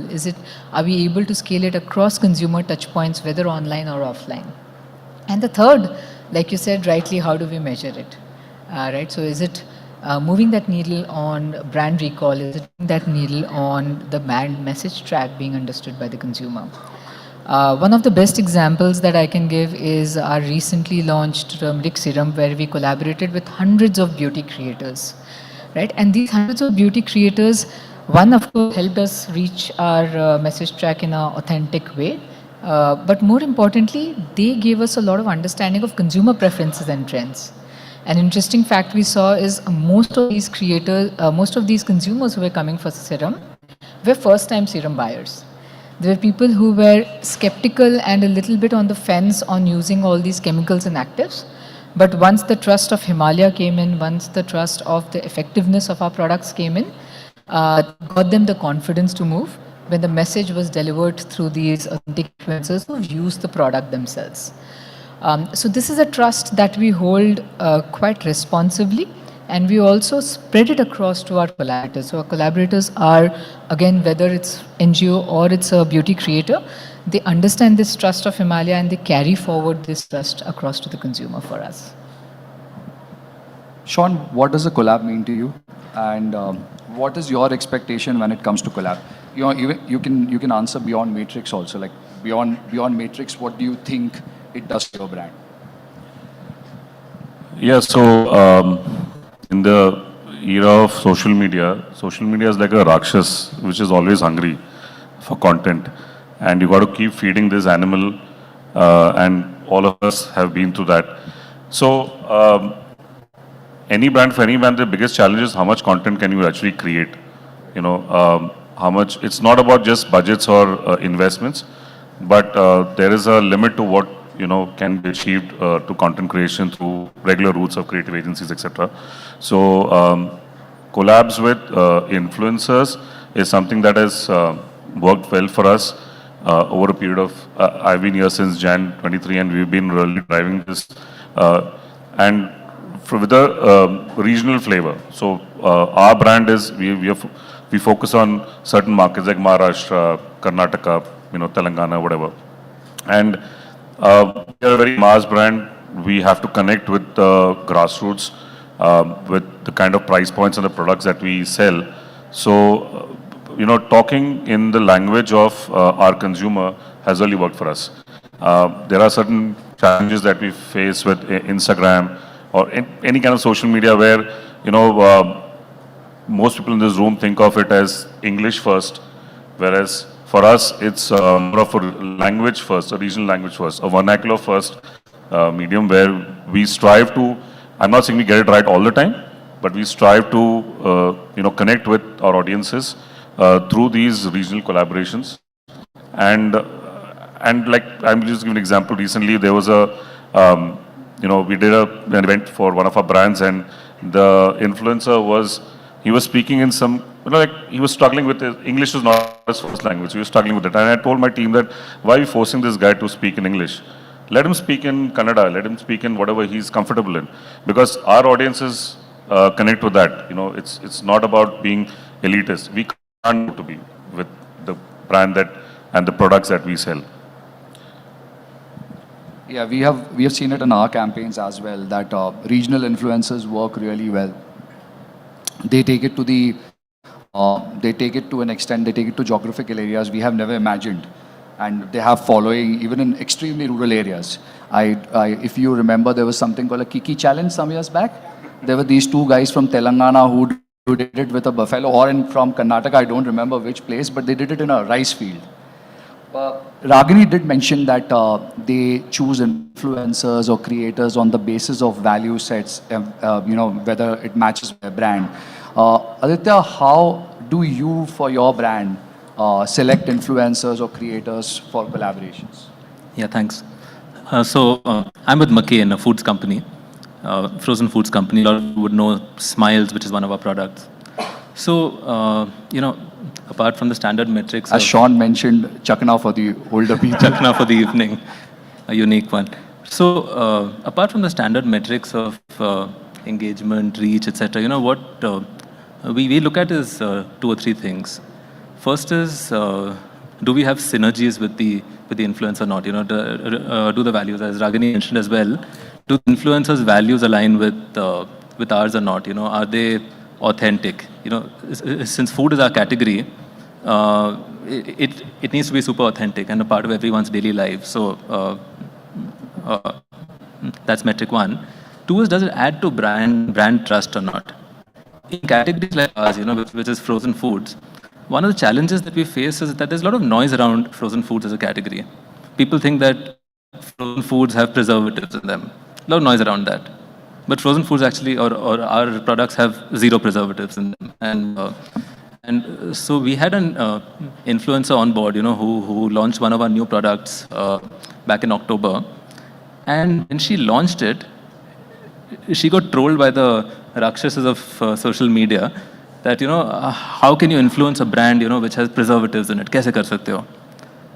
And we had no preservatives. So when we launched the next campaign, which was 5 months later, where we were talking about the fact that we had no preservatives, we started with that, with her looking at her social media feed of being trolled, and then linking back to the fact that McCain had no preservatives at all, and that performed exceedingly well. Yeah. So 2 is about trust and building brand trust. Then there's the aspect of ensuring that it adds to our business. That the partnerships are longer term. So we've made the transition last year from using influencers as tactical partners to making them brand advocates. So having a panel of influencers, who are essentially brand advocates who can build our brand over a period of time. So we've made the shift from it as a tactical sales driving tool to more of a long-term strategic partnership. I think all of us have been trolled at some stage on social media, despite of the fact that none of us are influencers over here. Imagine if an influencer with 1 million followers comes up with an opinion, definitely there's going to be a counter opinion somewhere, which may not be true most of the times. Most of the times it is also ill-informed. People do not put facts over there. People just end up trolling you for the sake of it, because trolling also gets you followers. So a hack, if you troll people, you might actually become content creator. We did mention, Ragini again did mention that, and even other, in terms of how a success of a collaboration is measured. just can we look at just numbers? Do you look at just numbers? Do you look at anything beyond that? And if you look at numbers, what are those specific numbers you're looking at when you define a collaboration as successful? Yeah, so do I look beyond numbers? Yes. I think first thing that I look at is my CEO and my boss happy with the collaboration. I think that's a good yardstick. The WhatsApp group thumbs up? WhatsApp group thumbs up, number of WhatsApp group thumbs up. I boss GRPs, yeah. So, jokes apart, I think for us, given the category that we play in, and Aqua's a insurtech brand, right? We don't look at influencers or collaborations with creators from a short-term sales goal at all, right? Because ours is not an impulsive purchase that you will be able to get, right? So, like if this session is about influence, right? I think what we really look for in terms of any partnerships that we do with content creators, collaborations that we do with them is influence that they can bring, right? Now, obviously, influence is very difficult to quantify, right? So, but a couple of metrics that we do look at is, so like we use influence at various stages, right? One is at a brand level, the other one is at a product level, right? The product level ones are a little easier to gauge. Like for example, if you were to go into the Acco app, you'll see a bunch of bite-sized videos that we've done with our chief content collaborator that we have, that's with Madhavan, the actor, right? And then we use him in different ways. So small bite-sized videos that are in our app during the product journey. That is easier to quantify in terms of how that piece of content, that collaboration is influencing people to move from one step of the journey to the other, right? What we are planning at more like a brand level, I think is difficult to quantify. I think brand tracks do throw some light, in terms of some of the mind measures that you wanted those collaborations to move. Have they moved in the right direction or not? But like you do take brand tracks with a pinch of salt also. So I really like that answer as an agency which gives influencers. When I come to you with a campaign, you say it's easy. It's not easy to quantify, is what I'm expecting from you. Soumitra, what about Meesho? How do you guys look at a collaboration like successful in terms of whatever you do? Because Meesho is also an e-commerce platform. So there are various things happening at a given point of time in various product categories. Awesome. So for us, I think there are three different kinds of collaborations that we do with influencers, right? The first one is to look at them as a combination of content as well as distribution device, right? So for example, if you have an influencer who has a certain X million following, they are giving you their credibility and influence, and as well as they're giving you distribution, right? Which is partially the case for celebrities in ads. So when you have to make a content, they only lend their face, but then you have to go and distribute, right? And all of these tier of collaborations are largely reach-led. They are led on metrics of cost per reach, cost per impression, cost per view, and whether or not that collaboration actually landed in the territory and corner of internet that we wanted to land is an input metric, is a selection metric. Higher, we need to choose this influencer because they hang in that corner of the internet, right? And whether that collaboration was successful qualitatively, we look at comments. So you do a sentiment analysis of the comments of that collaboration and you get to know whether people are feeling what they want to feel or not. The second tier of collaboration is to use mid and mega influencers and collaborate with them on a decentralized sort of distribution plus content rights, which is where I think Paragon example was quite relevant. What Sean said, you go to the top people for their big distribution, you go to the mid people for their local relevance, for their local credibility. I was in Varanasi recently and I met this girl Vidhi. She's preparing for CA and she doesn't follow any of the influencers that maybe all of us follow for investment advice or or learning chartered accounting. She follows somebody from Lucknow who's also was preparing for CA and then became a topper and then started making content, right? So that gave me a good insight. She has much more trust on this guy versus, let's say, a Sharon or somebody out there who's really big right now. The third level, and this is where I think I would disagree with part of the panel, is that, and maybe fortunately it's possible for e-commerce, that creators are now monetizing their content, and something like an e-commerce industry is completely integrated in that process. In fact, within Meesho, we consider content commerce to be the next e-commerce, right? And that is the biggest opportunity as well as the biggest threat out there if we don't tap into it and if we don't move fast.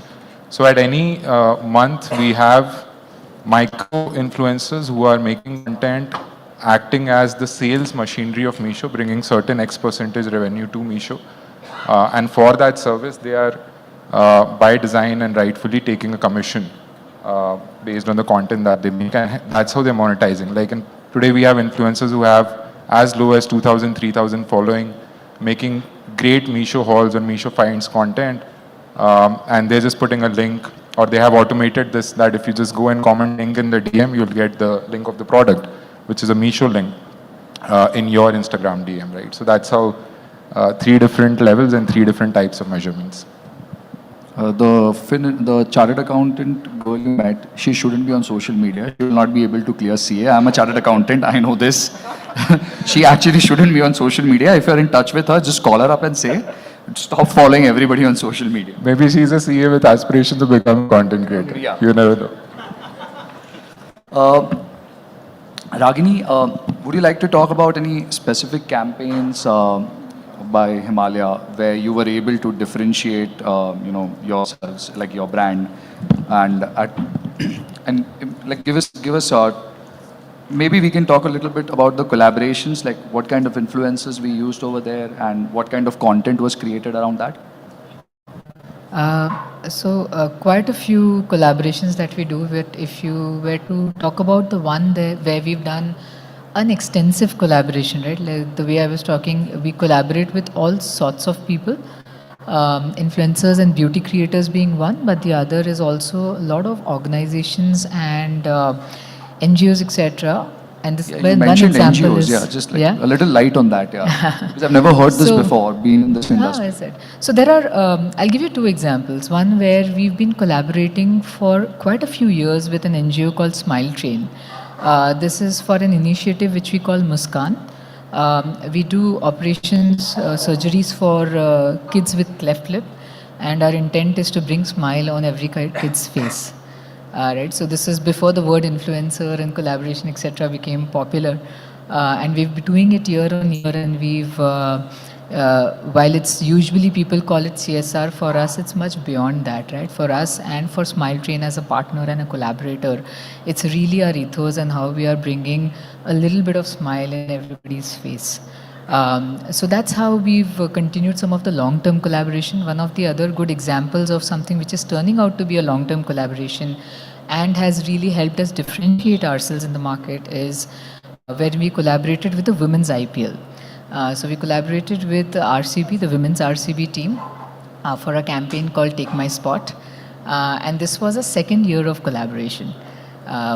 It works in a couple of ways. I talked about values, so it really is in line with Himalaya's values, where we are collaborating with a women's team in a primarily male-dominated sports, in line with Himalaya, in line with what our consumers and audiences are actually talking today, in line with my personal ethos as a sports person playing cricket, actually in a male-dominated world. So very close to my heart. We got quite a good success with the 1st year of collaboration also last year, where we were talking about a Not Fair campaign, where we were trying to bust the barrier of inclusivity about facial skin. But this year we did a lot of collaborations, right? One was, of course, with RCB, where we collaborate with the star players Smriti Mandhana, Richa Chadha, Richa and Risha Ghosh, as well as Shreyanka Patil.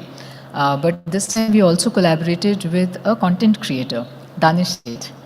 Right. And the reason we did that is it was very much in line with the way we wanted to bring across the messaging. We wanted to bring across the messaging in a very genuinely light-hearted humor way, and his way of taking a spun on the word sport itself brought in a lot of awareness, but at the same time helped us connect with a very another set of audience, right? One set of audience who's watching women IPL, there's one set of audience who's following content creators like Danish said. How do we tie in all of this together? And we got great amount of success. We extended it beyond, and then we said we'll take the same campaign across to even our channel partners. And that's the place where we collaborated with the likes of Flipkart, where we became a part of the Flipkart Glam Up event, again launching our turmeric range of serums as well as face washes and other beauty care products. And then when we went into offline, which is Reliance, we again collaborated with influencers who went into the stores, looked at the products, read the back panel, which is what is the behavior of today's consumer. They want to know everything that is in there. All of this put together in collaboration with the hundreds of content creators that we already have on Instagram and YouTube, etc., built this huge wave of differentiation and awareness for us, our products, and definitely carried on the credibility that Himalaya always brings to the table. So if I say the breadth of the collaboration as well as the quality of collaboration are two that really helped us differentiate ourselves in the market and are taking us closer to what the consumers want to see versus just what the brand wants to talk about. When did you sponsor the RC women's team? During the women's IPL. No, which year? Last year?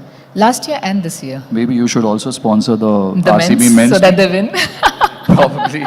Things might change over there. I don't know if I'll go live from here. But so this year we've sponsored two teams. One, a big team which all of you know, which is the women's IPL, and they won the award. And we sponsored a cricket league in my society, where there were 13 teams and one that we were sponsoring one. So this is a good year for us to sponsor. So I think men's RCB. Men's RCB next year. I think you will get a lot of support in Bangalore for that. See, they're clapping. They're already supporting you. Nitin, when it comes to insurance, it's life insurance, health insurance. It's a very complex, I trust, personal involvement product. It's never an impulsive buy. Like मैं उठ के सुबह सोचता नहीं हूँ कि मैं आज इसकी इंश्योरेंस खरीदूंगा. आप सोचते हो मेरा काम बहुत आसान हो जाता. So how do you look at collaborators for insurance specifically? How do you choose them? What has worked for you in the past and what do you think will work for you in the future? Something on those. Yeah, so like you rightly pointed out, I think the category is one which is not based on impulse. It's a well-researched buy, specifically when you come to categories like health and life insurance. Right? So for us, sort of the model that we've looked at is like I was saying earlier, like a two-step model, right? The first one is, which is more in terms of help us with the uber goal of creating a bit of trust, authenticity and credibility around the brand, right? Because let's look at two things, right? One is it's an industry which is dominated by the bigwigs of the financial world, right? Who are we? We are still a very young brand and we are competing against the GFCs, ICICI, right? So there's a lot of equity that they borrow. We need to build that equity, right? So one leg is, like I was saying, towards this large Uber goal of building more trust and building more credibility for us as a young brand. For this, I think like one example that's worked well for us is our collaboration with Madhavan that we've been doing for the last almost 8-9 months or a little bit more now. It started off as an experiment, right, where we did not know if this was actually going to give us any result. But what we were very sure of was that it's, again, a category where the voice of the customer is very suppressed. And because of that, they typically feel inundated with this whole complex world where like the insurance company always has more power than you as a customer, our rationale was let's flip the wing, right? Let's get him on board more as what we call internally as the voice of the customer. Now, what does the voice of the customer do?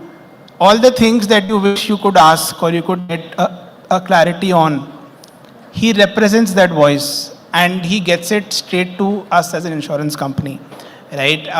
So whether it is, what do I need to do right so that at the time of claim, my claim is not rejected? What's the right way to look at the value of the car that you are insuring, right? So all of these things which help them navigate, demystify this complex jargonish world of insurance, he's played a very large role in terms of giving people, like indirectly giving people the confidence that as a company, we are actually on the consumer's side because we care to answer and we care to give voice to the questions that the consumers otherwise would struggle to answer. The second one is, like a little bit down the funnel. If I were to look at the classical marketing funnel, where we do look at a lot of influencer partnerships in the consideration phase. For example, where our ads actually stop, right? And they've done a fairly good job in terms of creating intrigue or interest in our products. But because the kind of category that it is, people look at a lot of validation before they actually take the step. It's a relationship that they're entering where the payoff will happen maybe 20, 30, 40 years down the line. In most cases when you are not there in this world, right? So how do you trust a brand to, or rather how do you get validation in that sense, right? To take the next step, get us to be a part of their consideration set and then probably move up further, which is where I think a lot of collaborations at scale that we've done, and to borrow from what Sean and what Samitra were saying, I think we've done a large bit which is at a language level, at a regional level, because for us, while we don't go too much into tier 2 or tier 3, but even if I look at the top 20 cities in India where we focus on to build our customer base, there is a lot of inbound queries that we see. For example, YouTube, right? Like number 2 or number 3 search term for us on YouTube is Acco Health Insurance in Canada, right? So how do you make sure that you are actually present at that zero moment of truth as well when somebody is actually looking for more validation? And that's the second model that's worked wonderfully well for us. We can say Danish Seth is the biggest influencer in Karnataka. Can we say that, guys? If you're excluding politicians, then maybe yes. Sorry? I'm saying if you're excluding politicians and maybe a certain Mr. Kohli, then maybe yes.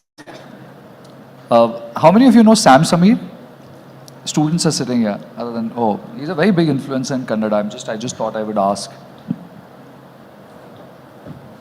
Soumitra, if you've done any campaigns which are for your brand completely in collaboration space with influencers for the complete brand, and if you've done it for any category, and if you would like to share some examples, whether those campaigns worked for you or they did not work for you, please share with us.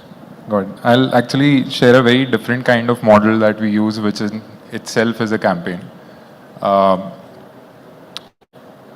What happens with Meesho is, if we go out and collaborate with a certain set of, like I was saying, the mid-tier and mega influencers, and we tend to create an IP with them, that IP then gets adopted by other micro-influencers because they are looking up to these people as for guidance, right? So we have done this 3 times, once very successfully, another 2 times with moderate success, and a lot of iterations and failures in between.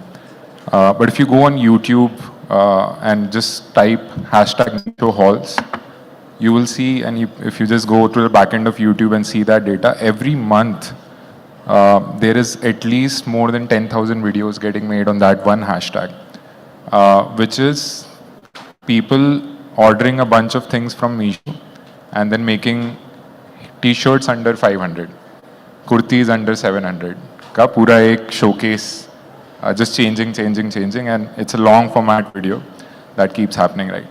Now, what does this do for the brand is that when we want to create an IP to stand for something, Meesho Hall stands for great variety at right prices.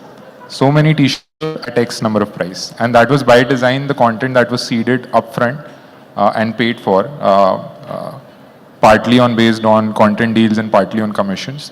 And then was adopted by other micro-influencers because they realized that if they use this hashtag, their discovery of that particular video is much higher than the normal video, right?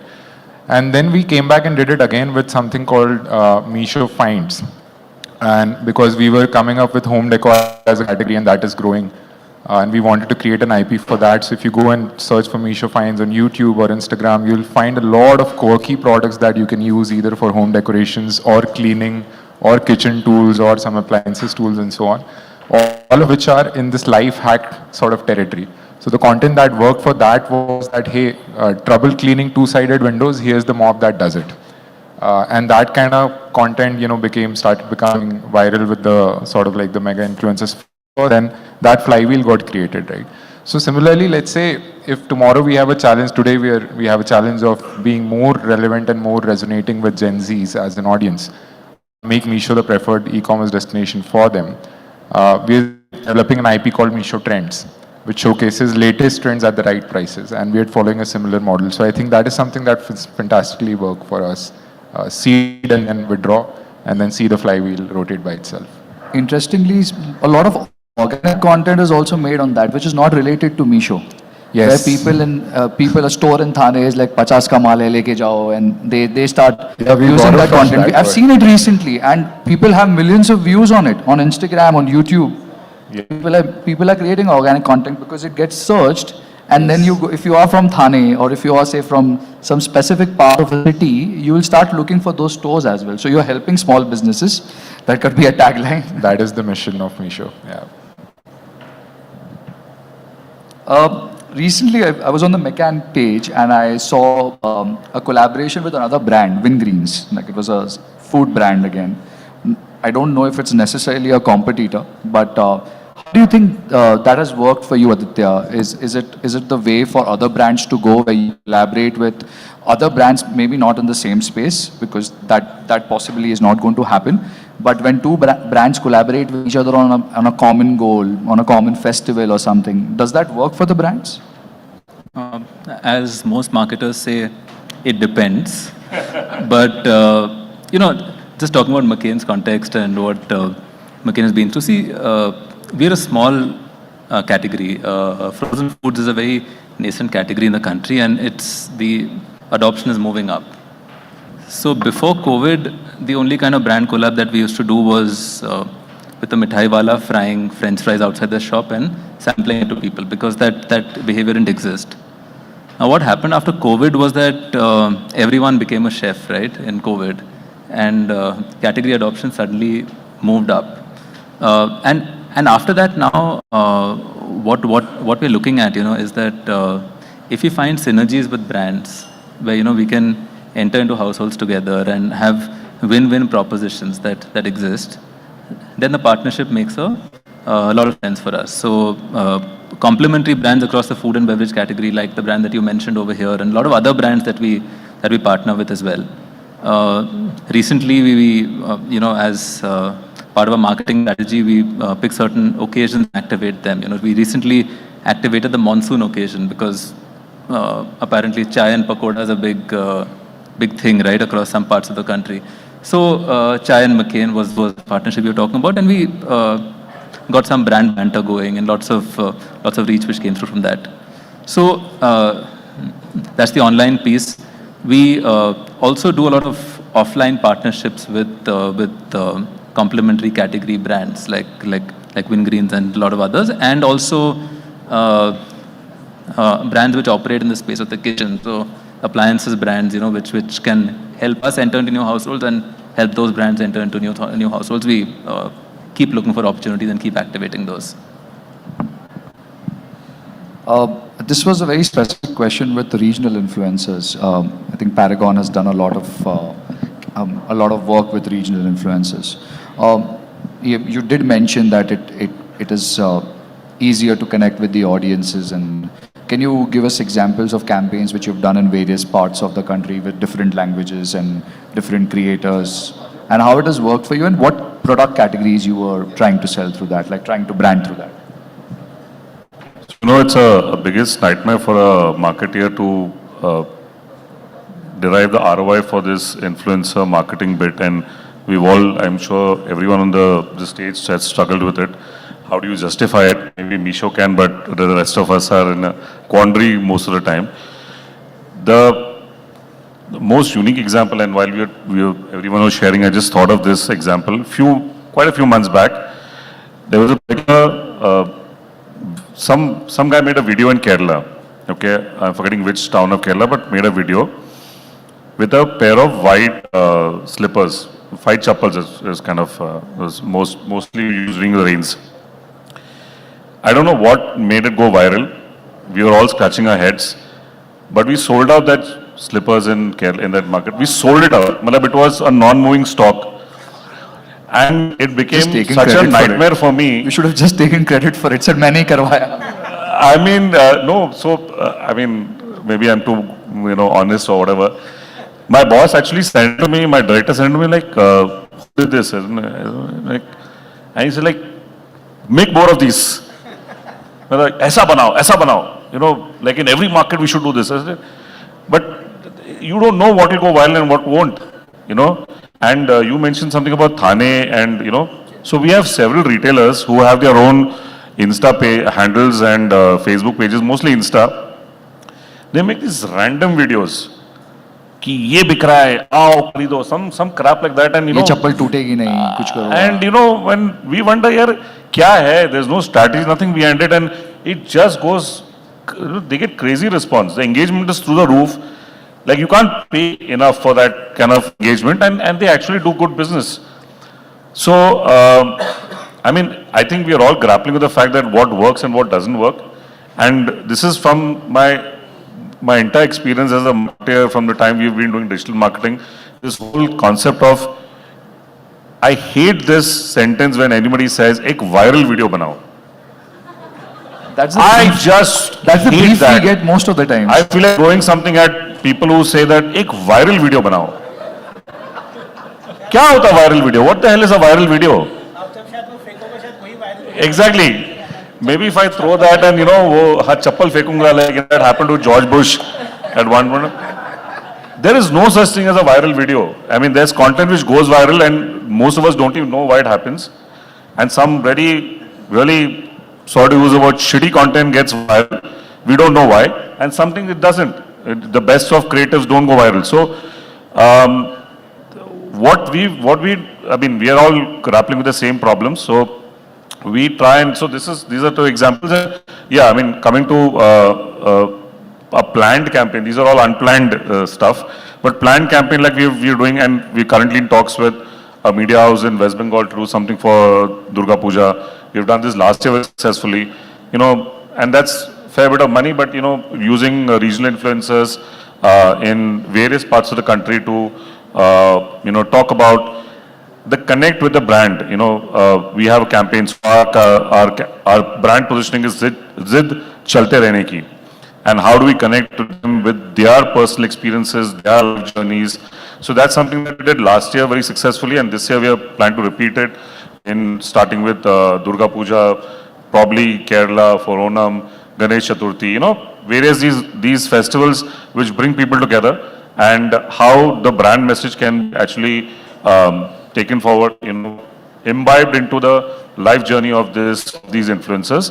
They could be celebrities, they could be minor celebrities, or even mega or micro influencers. But that's the whole plan that we have in mind for this coming festive season, and that's something that's kind of worked for us. Like I said, we really don't know what works, what doesn't. My agency's creative head, he starts every slide by, with a quote from, I'm forgetting which director, "Nobody knows anything." So I think, that really clicks with me. Whenever my director asks me, ki, "Kya karna chahiye?" Nobody knows anything. So we'll do this. It doesn't work, well. So I think, and super authentic, right? I think a lot of times this core struggle of making viral content is a conversation across all social media teams. And I think what you said in the beginning, cringe. I realize over time it's quite subjective. Like, what is cringe for us may not be cringe for a person who's sitting somewhere in, Asansol in West Bengal, for example, right? And hence, like, a very cautionary tale that we have learned over time again and again. And we remind ourselves again and again कि you give them subtle guideline. You give them कि यार 1-1.5 second के लिए अच्छे तरीके से आप feature करना, हमें ये बोलना है. This is what we want to say, right? उसके बाद आपके लिए जो काम करता है आप वो करो. And when you have that freedom given to, that person, and then you have a deal which is very transparent on performance, then see the magic sort of happen. Yeah, I think most of the videos with creators do not go viral. Probably is also because we tend to control them a little too much instead of giving them the complete freedom to do what they want to do. Obviously, we are paying. That's a risky proposition because we are paying them.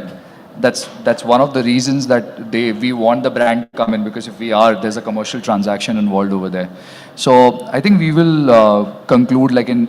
Sorry, there's one thing. I have another favorite line in when agency meetings is, my agency regularly comes up with ideas which will sack me. So I call it CMO sacking ideas. And what you mentioned, giving the freedom to influencers, is something that can cost us our jobs, because you don't know what will go viral, but it might definitely cost you a job in your career. Anything. I was just thinking that, Sean, you're being so authentic. I think you're on your path to being a content creator yourself. Such honesty also works sometimes. You'll see on social media. So I think we will conclude this session with like one of the biggest takeaways is that Himalaya should sponsor RCB men's team. And secondly, entrepreneurs sitting out there, if you're able to find a viral video, your agency is a super hit in every brand. And I think Ritika and Simran will be very happy that we are concluding this session. Thanks a lot to all of you. Thank you for giving us insights. I would have liked the conversations to go a little more, but we were told to keep it crisp. And we did mention to, like we did McCann's Chakna. Thank you guys. Thank you. One round of applause for Prateek as well. Thanks for hosting, man. It's amazing. Thank you so very much to all of you. And nobody may know anything, but after that session, I think we know a little something. So thank you so very much for that. A big, big round of applause. And can I please have Mr. Gandharv Sachdeva, Country Head India Hybrid.ai on stage, please, to felicitate our panelists and, of course, the chair of the session as well. Yes. Mr. Sachdeva, could you please join us on stage? Where is Mr. Sachdeva? Yes, there he is. A big round of applause, everyone, for an amazing session. Lots of laughs, lots of authenticity, and of course, lots of sports talk as well. So all in all, a very, very fun session. Thank you so much to each and every one of you.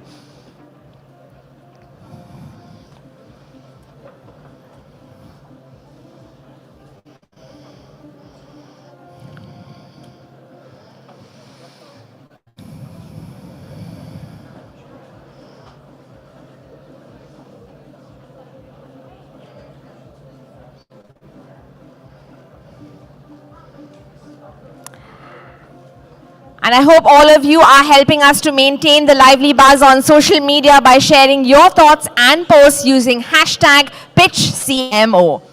Lots of exciting fireside chats also coming up, so stay tuned for that.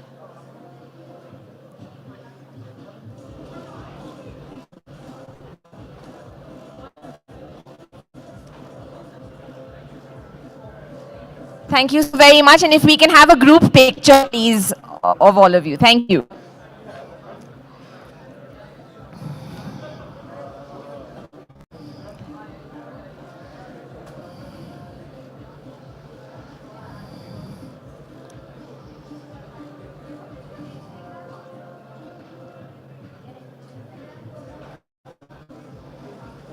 Thank you so very much to all of you. A big, big round of applause, everyone. Thank you. Thank you so very much.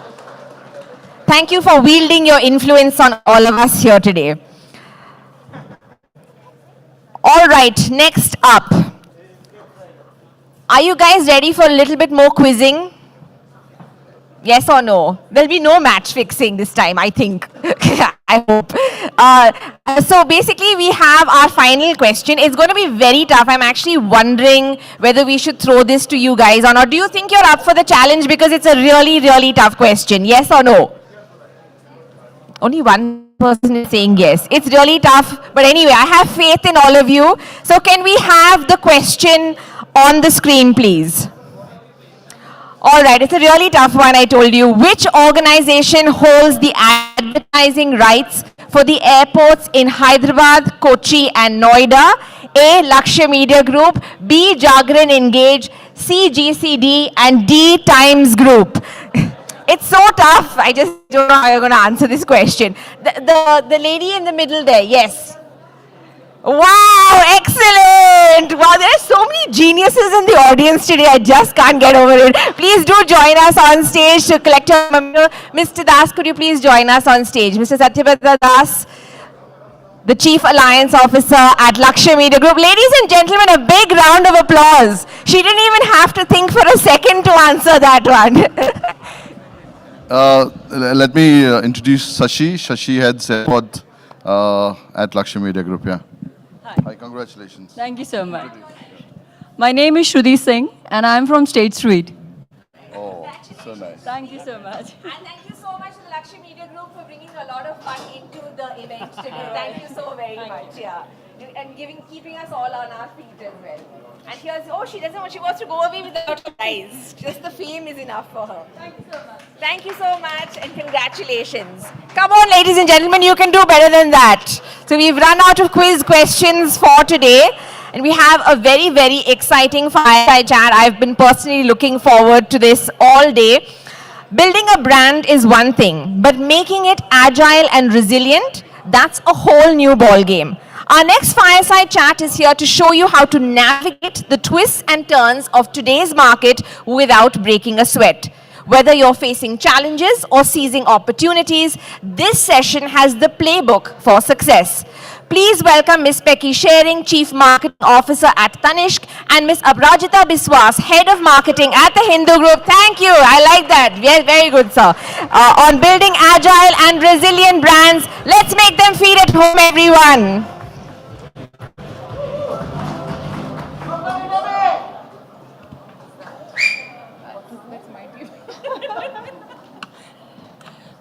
Yeah, that's... are we on? Hello? Yeah.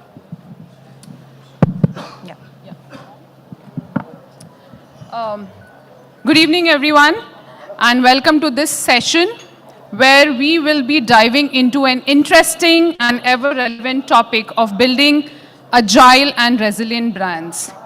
In a world where change is the only constant, the ability of brand to adapt to market dynamics, changing consumer preferences, while being resilient has become more important than ever.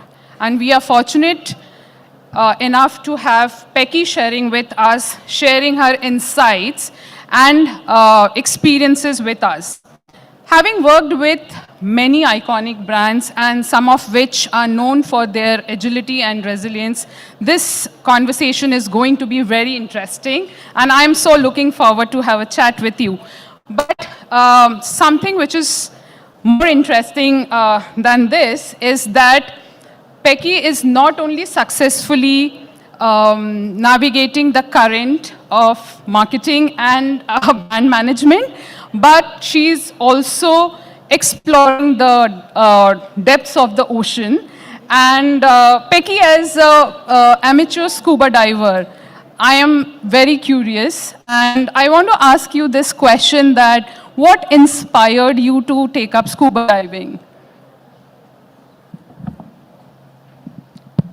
I think the adventure of being a teenage son's mother is what I think took me there, because it's a roller coaster ride for me, because I'm trying to really balance my need to stay connected with my son, while in some sense really appreciate and acknowledge his need to appear indifferent, empowered and independent. So when he took to scuba, I thought, and he thought it was an adventure sport, I thought I should follow him. The interesting thing, however, I think is, while it's called an adventure sport, for me it's become so therapeutic because at the end of the day, I don't know how many people in this room has indulged in that sport. It's actually yoga because all you really do is go deep under and keep breathing, focusing on your breathing, listening to yourself breathe while you marvel nature. So I think long answer to a short question, which is something you'll face. I will avoid. But yeah, it's my son, I think, who got me there. That's wonderful, and I would agree with you because it's very therapeutic, and I find a lot of peace deep inside the water. From Coke in 2003 to your roles at the Tata Consumer Products and IHCL, and now as the CMO of Tanishq, how do you view your career through the lens of agility and resilience? I think throughout, I've had the luxury of, having worked with organization, been on certain brands in those organizations who have seen to be resilient and who have proven, I think, with track records, not only, I think, like they announced, not only kind of survived through difficult times, but really thrive and, tap into potential. I want to talk more, I think, about the resilience bit because I'm of the view that as far as agility goes, it's what resilient brands do. It's how they act. So it's not that a brand is resilient and agile. I think it's because of their agility they also become resilient. And if I had to kind of connect the dots through my learnings, through my experience, if there is one thing, I think, from a standpoint of resilience, which I see common, is actually something very simple. It goes back to basic fundamentals of marketing. It's the first principle of marketing, which is understand your customer and stay true to the purpose or the core of the brand. Because when you truly understand what your brand is or what it is not, it has the potential not only to impact communication or impact the way we engage with customers, but I feel it truly kind of also helps shape business strategy, portfolio strategies, and at times culture and identity of organizations. Very early on, I think, in my career at Coke, this was a big learning when I think Limca at that time was, going through almost 16 quarters of degrowth. And the only time we actually managed to pivot is when we went back to the fundamentals. And this was around a time when Limca, for instance, was facing the degrowth not only because of competition outside, but even also within the organization, because there were a lot of international brands which were coming in, whether it's Coke, Sprite, Pepsi with Thunder. And through it all, I think what at Limca we were trying to do was to see how can we make the brand cooler, just so that we kind of fit within the category codes of carbonated beverage. I think the only time we actually managed to fix that was when we stopped doing aesthetic changes, went back to basics to say who really drinks me and why do they drink me. And that's when we realized that at the end of the day, Limca was a cool Indian soft drink brand. It had a very strong equity because at the end of the day, it was Nimbu Pani with carbonation and hence the ideal beverage to beat the Indian summer. And if we were trying to do anything different with that brand, we would not be able to kind of match up to the glitz and glamour that international brands were coming in with. What it helped us do, like I mentioned, is not just hence fix the communication, but also understand as a brand what is the role that it plays within the Coca-Cola portfolio to really say that maybe then, with an older target audience, it is a brand that extends the the drinking lifespan of an individual or the cohort. And more importantly, as an outcome of that, what started happening is investments came back on Limca. planning around Limca became simpler. So I truly believe that going back to basics, understanding customer and really getting the sense of what the brand's purpose is all it takes to be a resilient brand. If you don't know it already, it's that relentless pursuit, I think, which needs to continue. Other examples, I think, was, say, for instance, that when I was at the Taj Hotel, once I joined the Tata Group, I think the Taj Hotel has this basic commitment and promise of Tajness, since we are in one today. I hope all of you are experiencing it. And Tajness is basically a promise of sincere care, which is based on true Indian hospitality. It's about that sincere care that you talk about. And I was with the Taj Group for about a year and a half during the most difficult times where, when the top lines were zero during COVID. So imagine running a business when the top lines are zero. And I think it is this core proposition of Tajness, which was not just for the consumer, but what each individual within the company felt. In some sense, it gave all of us an identity. It gave all of us a culture of thinking about how do you still continue to care with sincerity. And which is why, I guess, when the Taj Group of hotels opened the doors for healthcare workers, or for that matter, for people who wanted to quarantine, or went on to say that if you cannot come to the Taj, let me build an app in 2-3 months called Cumin and bring Taj home to you.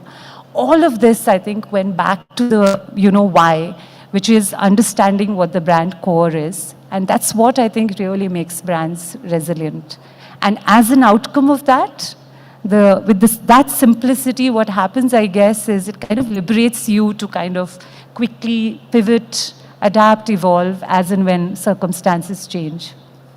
Wow, that's wonderful. I think that's a wonderful insight, that going back to the basics and staying true to the brand's core value. But what a wonderful journey, Becky. And you have ensured that each of the brands has remained relevant and resilient. So my next question to you is, it's a long question.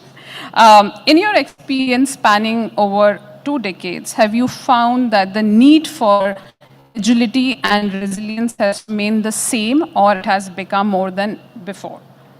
And if it has increased, what do you see as the primary driving force? Is it consumer behavior, competition, technological advancement, or organizational dynamics? I think the second half of the question is the easy one, because I answered it with my first question, because I'm a true believer that everything starts with consumer. Everything that happens, which we sometimes worry about, get excited about, whether it's media landscapes changing or digitization coming in, it's all impacting the consumer at the end of the day. So at the heart of it, it's always that. But to answer the first half of your question, definitely, I think, building resilient brands is the order of the day, and one needs to do it with a lot of agility. The pace has changed, I guess, because like you said, right, when you were talking about change being the only constant, the pace of change has accelerated on one side. And on the other side, I guess the whole definition of change also has changed, if I may. Oh my God, too many changes in this answer. So if we were to kind of, go back to jargons that we talk about, when we talk about change, there's the DVUCAD world and all of that, right? If you just look at it, like something as simple as, what does volatility mean 10 years back and what it means today, just the scope and definition were changed. Or for that matter, when we talked about ambiguity 10, 15 years back, it meant maybe I didn't have access to information about my customer. I didn't have access to information in the market. But today, the whole scope of, just that piece has also changed, because today what is happening is you have excess information, and a lot of the confusion comes because you don't know whether it's truly an insight or is it, noise. Or it could be that with the pace of change that we are doing, a lot of our understanding, we also base it on, I guess, trends, etc. Now, we don't know if historical trends are still relevant today. And just this morning, I think I was talking with my team and, today I work with Tanishq in case, I haven't brought Tanishq up. And the way the jewelry business works is that we have a calendar year which is very heavily pegged on festivals. And because, it's a very culturally, tradition, rituals really impact how the consumer's jewelry buying behavior is. And 5-10 years back, if we said that there were certain times in the year when the sales are really low because it's inauspicious to buy, it's the Shad phase. Today, what we are increasingly noticing is that that's no longer relevant because there are certain sets of consumers who are buying jewelry for daily wear, where, there are other factors that come into play, there are other motivators and other triggers. Say, for instance, then I'm just looking for what can I wear for a change? Do I have something which is more versatile? Do I have a repertoire of pieces to choose from? And hence, if I have to buy it during a Shad, so be it. So I think it's just interesting, both the pace and the design of change has gone about, which is why I think within our organization, one of the things we talk about is, yes, agility is important, but it's mindful agility which becomes critical, because whenever we are looking at everything that's guiding our action, we need to be mindful about what is it that we're picking up. Great. And I'm going to pick Tanishq up now. Building an agile and resilient brand starts with an organization culture. So as the CMO of Tanishq, how do you ensure that the brand remains resilient and agile, and how do you communicate the need to change or adapt to the changes to your last mile and your channel partners?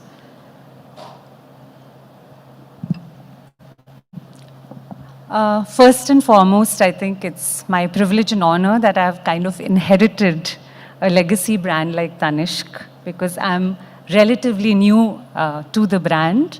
And I think for the last 20 odd years, or rather last 3 decades, what has really happened is, as far as Tanishq goes, we've just gone back to basics again.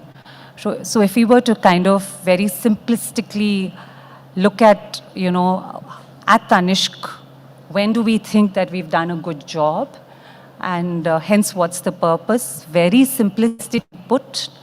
If a modern Indian woman feels that Tanishq is the brand that's on her side, it's a job well done. And that's all we need to do, right? So over the years, I think one of the most visible aspects of Tanishq is our communication. And because of a very simple purpose like this, even the way we look at communication has been kept very simple, where we really say that, we know that every modern Indian woman can really, carve out or has new perspectives and can carve out a narrative of her own. And as long as we stay true to kind of showing this, celebrating that about the modern Indian woman, at times maybe amplifying if a modern Indian woman wants her voice heard, or at times just being her voice from a communication standpoint, I think we end up doing it. So going to the question you asked, how do we make sure that, we kind of do this? It goes back again to having a very, I think, strong brand that has been defined over the years. However, with the changing, in some sense, I guess, what digitization has done is fueled our agility to understand what's happening with our customers, with what's happening with our potential customers also. And hence, our read of them, our understanding of them is what it has enhanced. So we've embraced digitization, technology of any sort that gives us better understanding of trends, better understanding of our customers, which has helped us. I have some team members here who are also constantly working on, hence, what's the next action that we can, tempt our customers with. So there's a lot of that which is going behind the scene. And with that, I think what we've managed to do over the years is also to kind of tap opportunities at a community level, purely because, with the way India is growing, even tier 1, tier 2 cities are growing. Each community has so much potential to give. So while understanding the core of the brand gives us the foundation, it liberates us to have fun. So one of the things that we do continuously, basis a lot of the consumer work that we end up doing, is, for instance, I think, how is Tanishq seen in Tamil Nadu, right?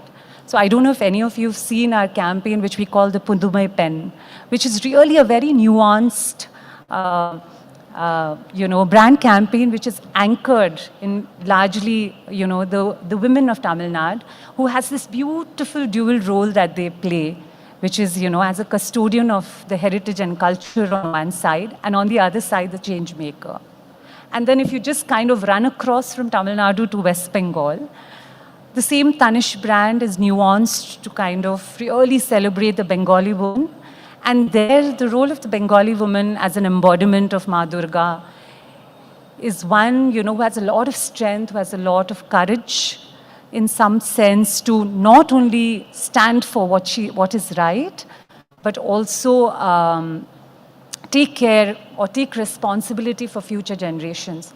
So the same brand, just on the basis of a core promise, just on the basis of deep understanding of regions, we're able to really nuance it. And that's something as a team, we always continuously do. We've obviously also kind of ensured that we are present where, our customers, guests, etc. want to see us. So as a team, we are constantly experimenting. It's a part of not just Tanishq, but a part of the Titan culture. It's one of the core values. And as a team, one of the things we always try and do is to say, have we experimented enough? And have we failed enough in some sense? Because unless and until you failed few, you've not really experimented. And we do that on a continuous basis. And we do that, and as organizations become larger, I think you were kind of talking about partners, etc. What also happens is that you need to build functional expertise in some sense. So there's in some sense a risk of people working in silos. So the other thing that at Tanishq we definitely kind of look at doing is that while we excel and perform in what we are meant to deliver, we kind of come together as cross-functional teams to look at and find some space during our day, during multiple job lists that we have to do, to also look at long-term agenda so that we have a common understanding of where the brand is headed from where we are now. So I think a lot of these things, which is very culture dependent, which is very organizational structure dependent, which is tapping into some of the things which are changing in the external landscape, like digitization, media. But all of that going back to what is core to the brand and our understanding of the customer is, I think, what takes us to work on a resilient brand which can deliver with agility. And Peggy, did you see a big smile on my face when you mentioned Pudumai Pen? Because I think for 2 years we partnered with Tanishq, the Hindu group partnered with Tanishq, and we executed the lovely property and so many memories. I mean, all of us sitting here, all of us have so many memories to share. Okay, so next question. I think with Hindu, we were really able to amplify the celebration because we were, I think, calling in also. Oh, that's Wow, the team. That's the first That's the clap. Hindu team, yeah. First applause. Now I know what I need to do to get applause. Yes. So yeah, I think because we did also, extend the campaign into inviting people to nominate, the customers to kind of nominate their Pudumai pens. And so it was a beautiful, I think, 360 campaign which finally got executed. Wonderful. So building an agile and resilient brand is important, but it comes with many challenges. And in a category as traditional as jewelry, and that too in a market like India, what are the unique challenges Tanishq faces in this journey? I don't think that challenges come on account of us operating in a category which is traditional, because at the end of the day, that's the beauty of it, that you're rooted in tradition, rooted in culture, and yet trying to build brands, create products, which have a modern aesthetic. I think the complexity comes from scale in some sense, especially for an organization like ours. Today we are like almost 500 stores strong in more than 270 cities across. So at times what happens is certain kind of execution, no matter how quick the decision making would have been or how quickly we picked up on a trend, it takes its time. For instance, today we know that when it comes to consumer, even the jewelry browsing behavior is changing. And I'm not talking digital because that's an easier fix, but I'm talking in the offline stores. You would have seen that some of our newer mall stores, etc., the way we've done the planogramming, the way all our displays are done is keeping in mind what the modern day consumer is, which is they like to walk around, they like to look, they like to pick up things, play with it a bit. But to get this executed across 400, 500 stores in the country takes its time. So I think that's one, which is more an easy, is a simple problem to have, but a difficult one to execute. Besides that, I think, like I spoke of a little while back, with scale, we look for efficiencies, we look for excellence in each function, so there's always a risk of people working in silos. The fact that we today have cross-functional teams where we intentionally go after the midterm, long-term agendas, and we have common KPIs, common goals that we are chasing. Those are, I think, one of the challenges. But I guess it's not all doomsday, because what also happens when you're in a large-scale organization, I spoke of mindful agility, is to that extent, I think you're covered, because when trying to move with agility, besides your brand core being defined, which kind of liberates you to have fun with the brand, what large organizations also do have some systems, processes, policies, etc., which act as guardrails to kind of, keep you on track in some sense. So yeah, I guess that's where it comes from. As a consumer, I love the brand Tanishq, and as a marketeer, I admire it even more. Tanishq has constantly been innovative and introducing campaigns that are ahead of times, that challenge societal norms. How do you balance this innovation while maintaining the brand's core value? For Tanishq, I think, because we've kept the brand core value simple, and it's also a core value that we constantly go back to. So it's not like this core value has not been revisited in the last 20, 25 years, 30 years that we've been speaking of. What we do is we keep visiting the core value to see, is it still relevant today?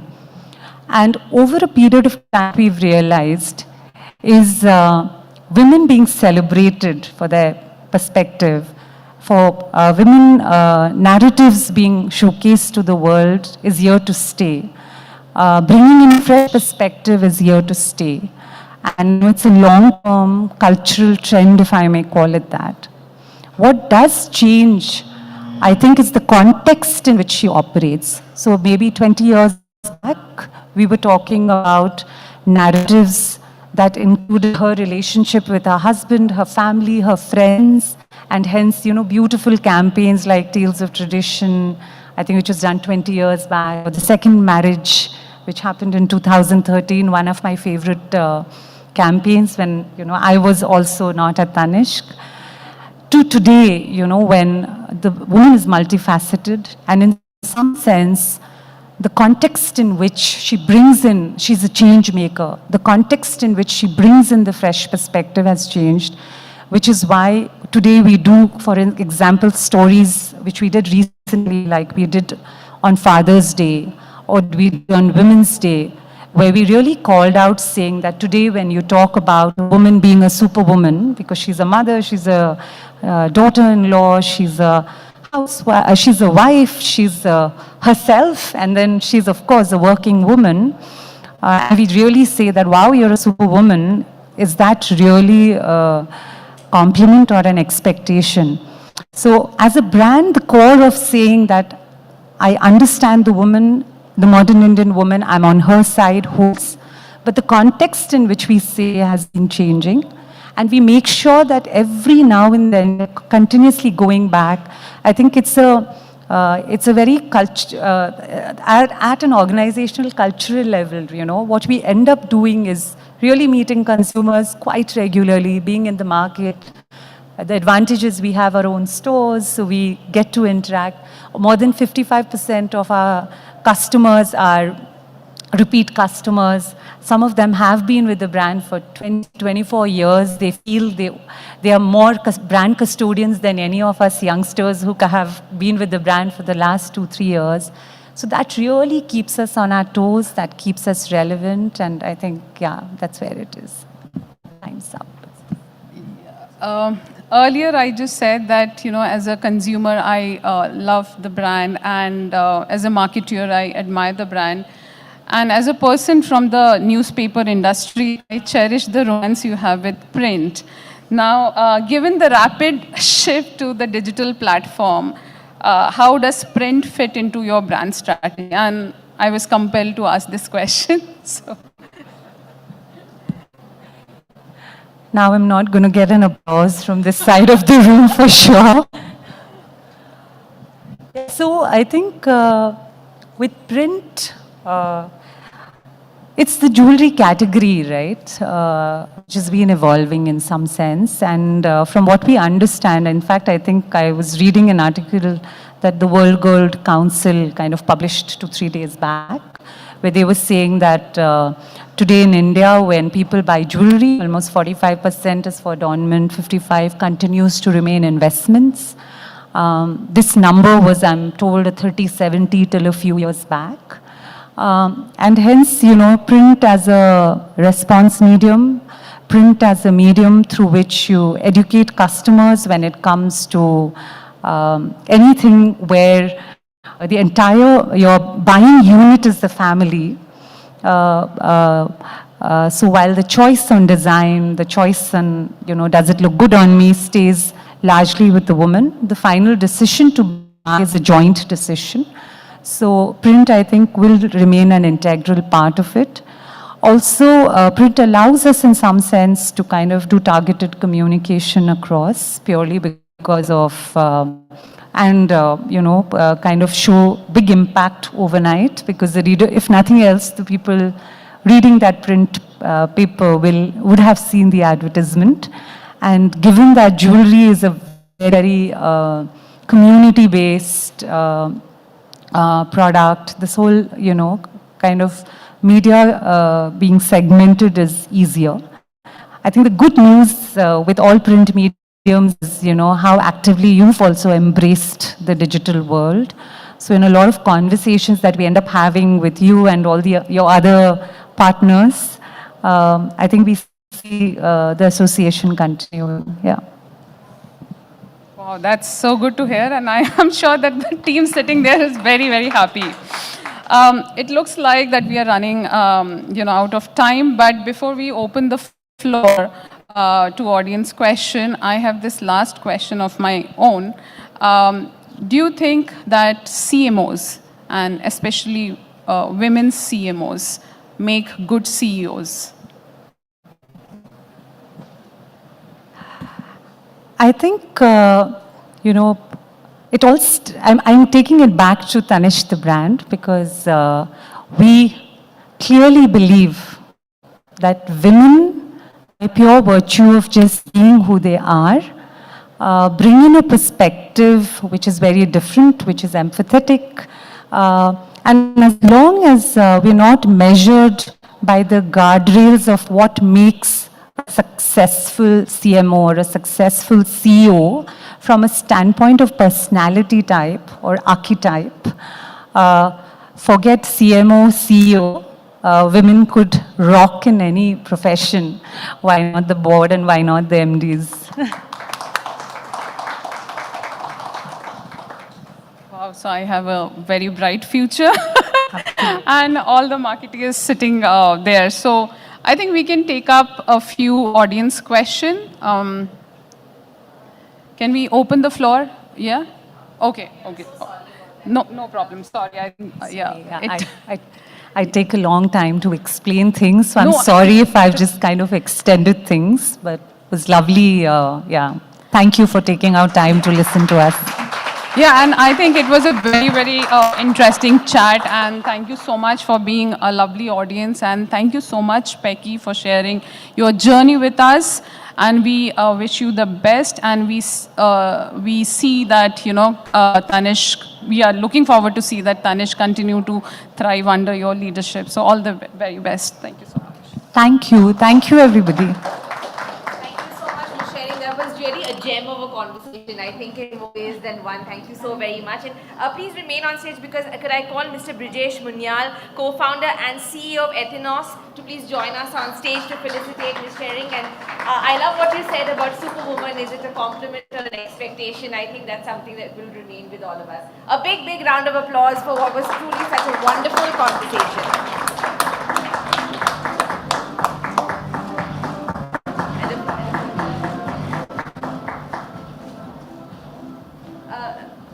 Yes, and of course, thank you so much to Ms. Biswas for conducting that session so wonderfully. And please, a photograph with all of you.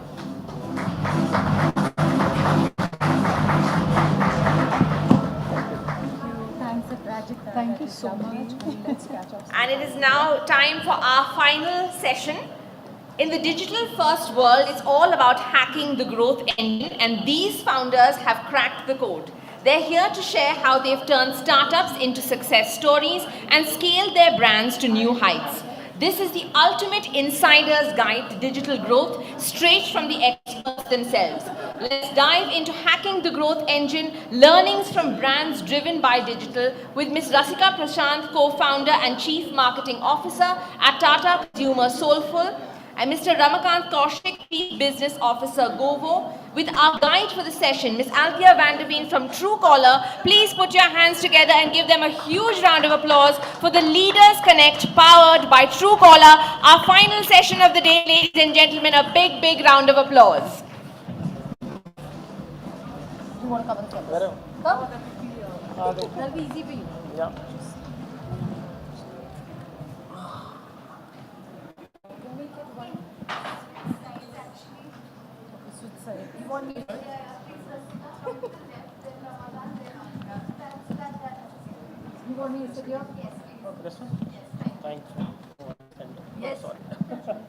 We've got to get the aesthetics right here.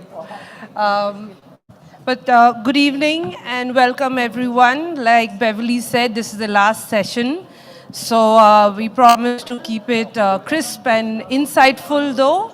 I have the pleasure of having two great leaders on stage with me.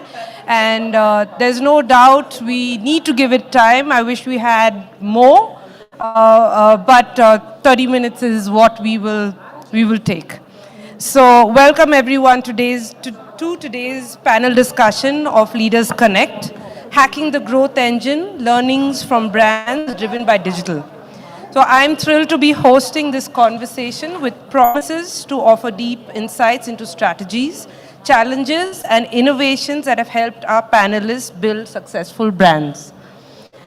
As someone who has had the privilege of being part of Truecaller, a brand that has grown from a small startup to a NASDAQ listed company with over 400 million active users worldwide, I've seen firsthand how crucial it is to get the fundamentals right. So our journey has been shaped by the relentless focus of understanding our users, leveraging digital tools at scale, and finding the right partners while staying agile in the face of rapid change. So over to our panelists, and let's kick this off. Let's start with your origins and North Star. We know of stories that have started in a small garage or a dormitory room where a small seed of an idea grows into a world-changing digital revolution. No guessing who I'm talking about.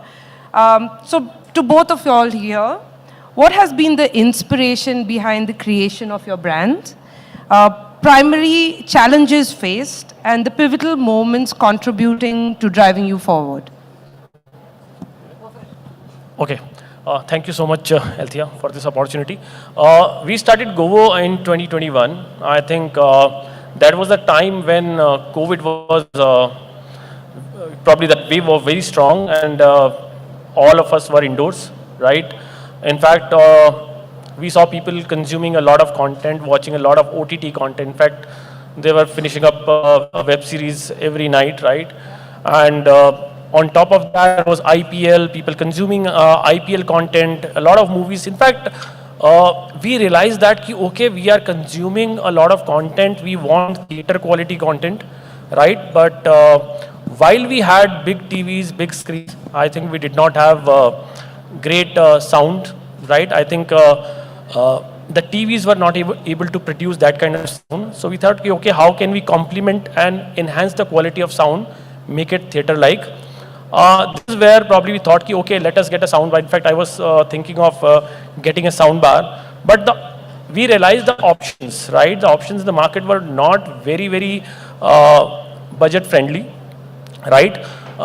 There were legacy options, 3 or 4 options. There were not much option for the people who were actually looking at affordable sound bars or home entertainment devices. So that there was a gap. In fact, I thought about buying some multimedia things, right?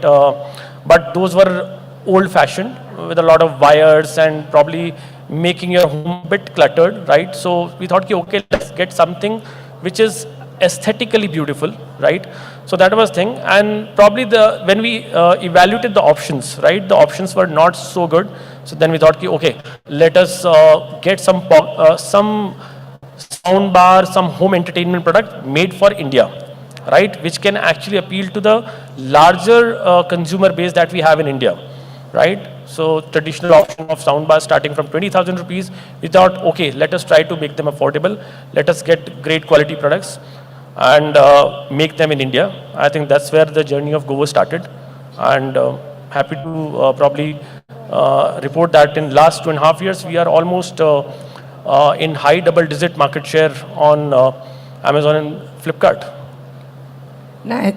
Sorry, nice. So that covers a lot from where the concept came from and the challenge you kind of overcame.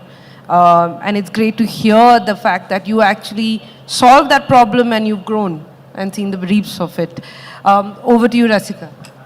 So I'm going to keep it pretty short. So for us, I mean, it's a long story, but just to give you a more relevant, insightful, start to why we did Soulful. So my co-founder's uncle is Dr. M.S. Swaminathan, who's the father of the Green Revolution. And I think both of us were working in the US, and we wanted to come back to India to give back to the India story. And at that point in time, he told us one thing, and he said, I did the Green Revolution because it was about hunger satisfaction.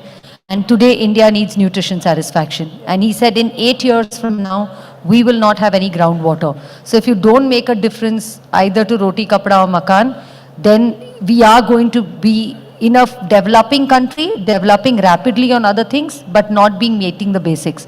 And that's where millets is something that struck us. We wanted to come back to India and do something differentiated because we said otherwise the Western hangover will take us back, having come from B schools that we studied there. So that's when we came to India, started the journey on millets. why, and then we realized very soon that if you want to solve for the Indian consumer, we could understand that you had to tap into a consumer insight and you had to create something that they wanted. So you take millets and create it into a format that would appeal to them, would appeal to the Indian progressive consumer in a format that they wanted, and that's what led to the journey of Soulful. In that process, we knew if we wanted to really make millets, not just another commodity like quinoa became, and one brand to own it, we had to sustainably create a differentiated brand, because that would help in increasing the barrier to entry. And that's when we started creating a whole range of products with millets and started improvising on the technology. As far as the North Star was concerned, for us it was, like I said, we came back to India to give back the India story. Our North Star was to be able to provide nutrition at grassroots in India at a price point which is affordable. So while we speak, last year we launched a ₹5 chocolate stick, which is choco sticks that you get in a confectionery store. It's available in across 5 lakh stores across the country, but it does not have maida in it and it has less sugar. So where you have a better for you proposition at a price point which is affordable in parity to competition and available at accessible price sales points. So that was a North Star for us. The other North Star was, while we did the white paper work, the International Year of Millet, 2023 was declared by UN as the International Year of Millets. And we always believed if you want to bring about a change, you need to bring about a change centrally from the government where the awareness starts building up. So that was something which was again interesting. And our third North Star was, because we came from the US, we wanted to take an Indian brand and put it on mainstream retail in US and UK. Last year we launched in Tesco, we are launching in US. So we actually stand against a US Post, Kashi, and then you have Joyful. The reason we call the brand Joyful in the international market is because there's already a brand called Soulful in Canada. So across international, other than UAE, we want to launch a brand, and that's Joyful for us. So yeah, this is a little bit about our story. Fantastic. I think that needs a round of applause. I agree. Nutrition and saving the environment, making it so cost effective so all chocolate lovers, y'all can still indulge and in the healthy way. Great. So I mean, there's so much we can talk about, but like, let's just dive into a few things so we can, pick up conversations later. So about strategies and innovations. So Ramakant, to you, I'd like to know how the role of digital tools and tech have played out in your brand's growth, and how do emerging brands scale quickly in a competitive market? See, for us, I think digital has been the main instrument. In fact, if you look at any D2C brand journey, right, if you are trying to create a brand with limited resources and trying to get the PMF right very fast, I think digital is the way to go, right? You can actually get immense reach, right, which you otherwise cannot get. In fact, you're trying to get a traditional distribution setup, I think it will take years, right? And in fact, the cost of distribution, that's probably everybody knows about it, right? So digital actually gives you a platform where you can actually talk to your consumers, get the feedback very quickly, get the reach very fast, right? In our case, in fact, when we launch first on Amazon in 2021, right, we actually launched probably to get pan-India scale. I think it is very helpful, right? So you use marketplace scale to get reach. In fact, take your brand awareness to a different level, right? You get feedback for your products really fast. You can analyze that, then you can probably tweak your products. You can tailor it, right? So that you can adapt to the trends. You can adapt to the requirements, right? To the needs of the consumers, right? So this is where it helps. Apart from that, the kind of reviews and ratings that you get, in fact, on a lot of marketplaces, that's like a gold mine of insights. So you go through that, you synthesize those insights, and you understand, okay, this is where we have gone wrong, and you can quickly make amends. This is where we have tried to use it. In fact, if you look at the entire buying experience, right, it is influence, right from what you do to probably build your funnel, what you do to probably at the bottom of the funnel, right, or middle of the funnel. I think everywhere we are using it, right? For a D2C brand with limited reach, I think you can quickly scale also, right? the performance marketing thing which we have used in our journey, I think has been very helpful for us, because it is like a very targeted and very sharp ROI. It is not something probably it's not about forward loading of your spends. It's about, okay, getting your ROI very fast, and probably that gives a lot of confidence to the brand. Okay, we know what to do, we know what not to do, right? Both ways. So I think this has been really helpful for us. In fact, the discovery of a product, if you are a brand, new brand, D2C, your discovery is influenced by your presence and the chatter that you have in the online space. So I think for a brand like us, it was really helpful. Excellent. So I'm picking up keywords for my environment in Truecaller: reach, scale, insights. Behind closed doors, I'll tell you more about that. Thank you for that. And I completely agree with you. The digital space is for discovery and for a lot more. And if you're actually using it in the right ways, you can really, really build on so much more for a brand, or as for yourself as an individual. Rasika, for you, just taking a little bit of a creative path here, what creative strategies have helped you drive Soulful, Soulful's brand and customer engagement? So, I mean, when it comes to creative strategies for us, let me start with product, right? One of the most important things is we've always believed that we are a product company, and the product speaks for itself because the scale that it gets. So from a product development point of view, the way we've driven our creative strategies, we work very hard on consumer insights and see what the consumer pain point is. We look at categories, and when I say why that's a creative strategy, because that is the proposition of the brand, that we're a better for you brand. So we look at categories which are 300 crore plus, which have a monopolistic player. Like a classic example would be Saffola Masala Oats. And then we see how do you look at the consumer pain point. The consumer pain point is that the product was sticky because you actually have Saffola Masala Oats because it's for convenience. But when it is convenient and it is hot, you're able to eat it, but people obviously are extremely busy. So when it becomes a little cold, it becomes sticky. So we use millets and solve the consumer pain point by making it non-sticky. Now further, how do we expand on this is when we launch a product like this, we strategically look at what is the market that this would work in, right from the stage of inception. So for example, North, Central, East, UP, these are markets where masala oats was very, very scaled. So when we look at a creative strategy, we look at it all the way up to the business objective. So first is the product, now is the promotion, is a proposition, which is a non-sticky proposition. And then when we come to the promotion, we look at who is the TG we are talking to, which is the market that we are talking to, hence which channel do we have to play it in. So then we create separate SKUs both for the GT as well as the MT market. Again, we go deeper into these geographies.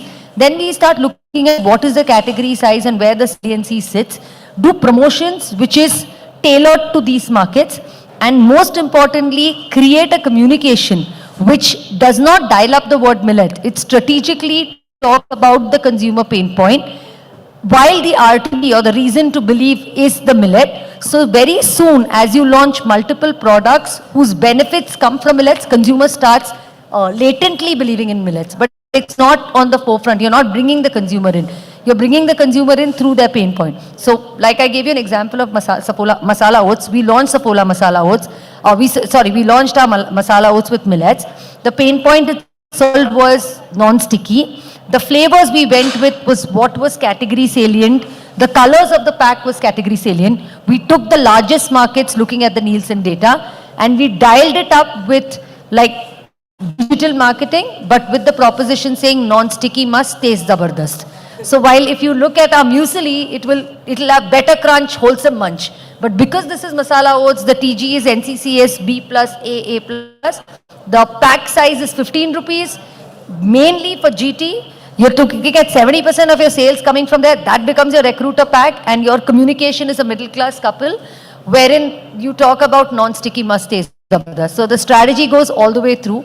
And just to tell you how this creative strategy plays up, we launched it last year in July. Today we are sitting at a 15% blended market share.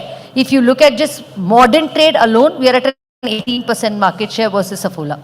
And how you slowly start building up this market share year on year, so that the ambition is in another 2 years, we should be at a 35% market share. So you're neck to neck with the competition. And then they, of course, so recently what we did was, in order to up the market share, again strategically we said, so we launched masala oats. Saffola came back in 3 months, hats off to them, with masala oats with millets, with their core product. So last month we launched masala oats with Dal Shakti. So we said, okay, you know how, and then the other part is to keep a product portfolio ready, where you're constantly exciting the consumer every 5 to 6 months with a new launch. So you start entering their pantry and you start becoming at least 3 or 4 times, you start owning 3 or 4 times a month the consumption moment. So suddenly you start becoming a household brand. So that's how we look at it in a 360 way. Yeah, that's a complete journey. I think it's important to realize that you have to start from scratch, understand why you're doing it, and then go through the entire journey, thinking about it every step of the way. It can make world of a difference, and clearly this example shows that. I have a very quick question, yes or no with a one-liner. Does AI play a role now given the current and shifting trends? Yes, of course. I think a lot of things are being done in terms of content that we create very frequently. Some of the tasks that we do have been probably managed by AI, right? Also probably in customer service, I think AI can play a very good role. Nice.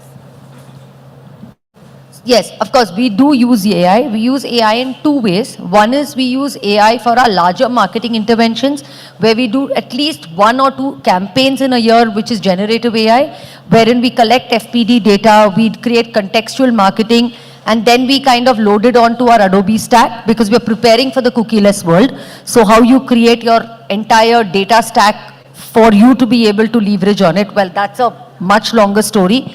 But in a day-to-day basis, how we've used AI is with a simple objective of maximizing the bandwidth of the current team and also utilizing it for customizing of data cohorts.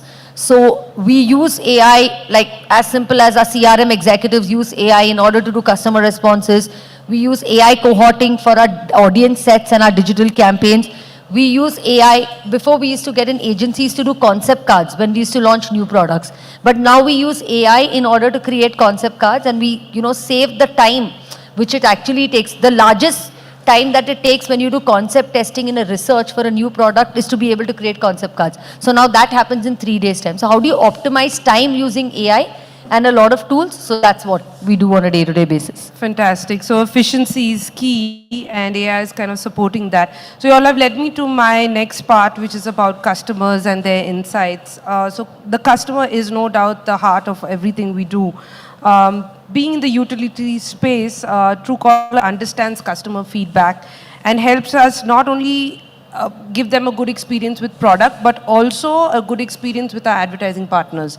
So their insights on behavior and on their lifestyle patterns allows us to build this engagement and the efficiency in the everyday utility. So end to end, the basic line about the customer-centric approach. So 3 parts to this question, really. The methods used, tailored offerings, and the creating loyalty part of it. Sorry, I'm going a little quicker because we are ticking. So on the methods used, this is to both of you all. What mediums have you worked with to gather customer insights, and what would be your key takeaway? On the tailored offerings, what innovative ways have you used as brands to connect with customers and to meet their needs? The loyalty part of it is the final thing that all of this really builds up to. So how is customization in strategy key for creating this loyal base? And if there's an example you could cite against that. So the first part on mediums that you work with, on the methods in terms. The mediums that we work with, please you say that again?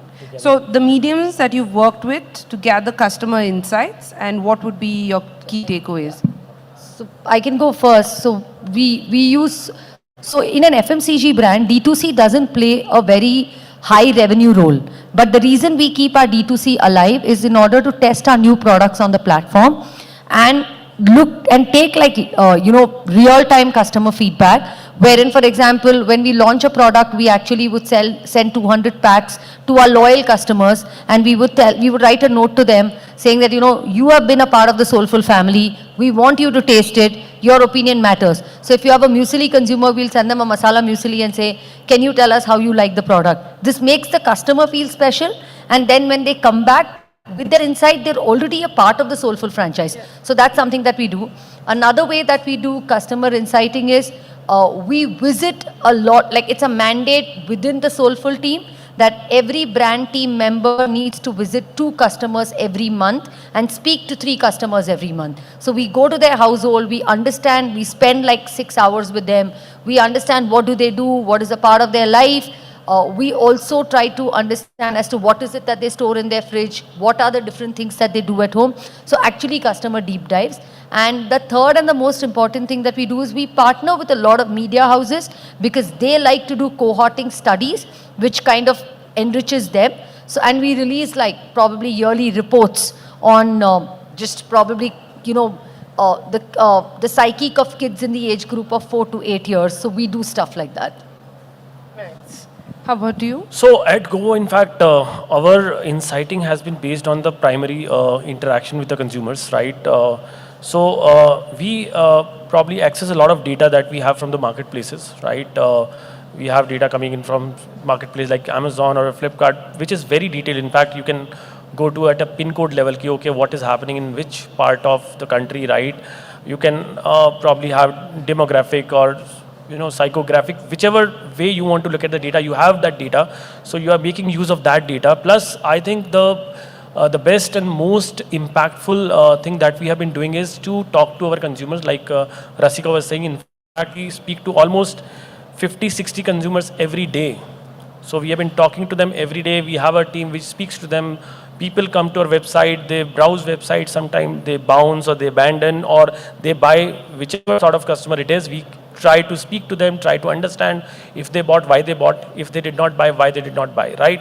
So both ways, whether it is positive or negative, we try to understand what is the reason to buy, right? And how we can improve. Probably this interaction is something which is like a gold mine, right? We understand exactly where we can improve, or if we are doing good, where we can double down. So this is about direct interactions, right? And this access to data, right? Which we get from the marketplaces.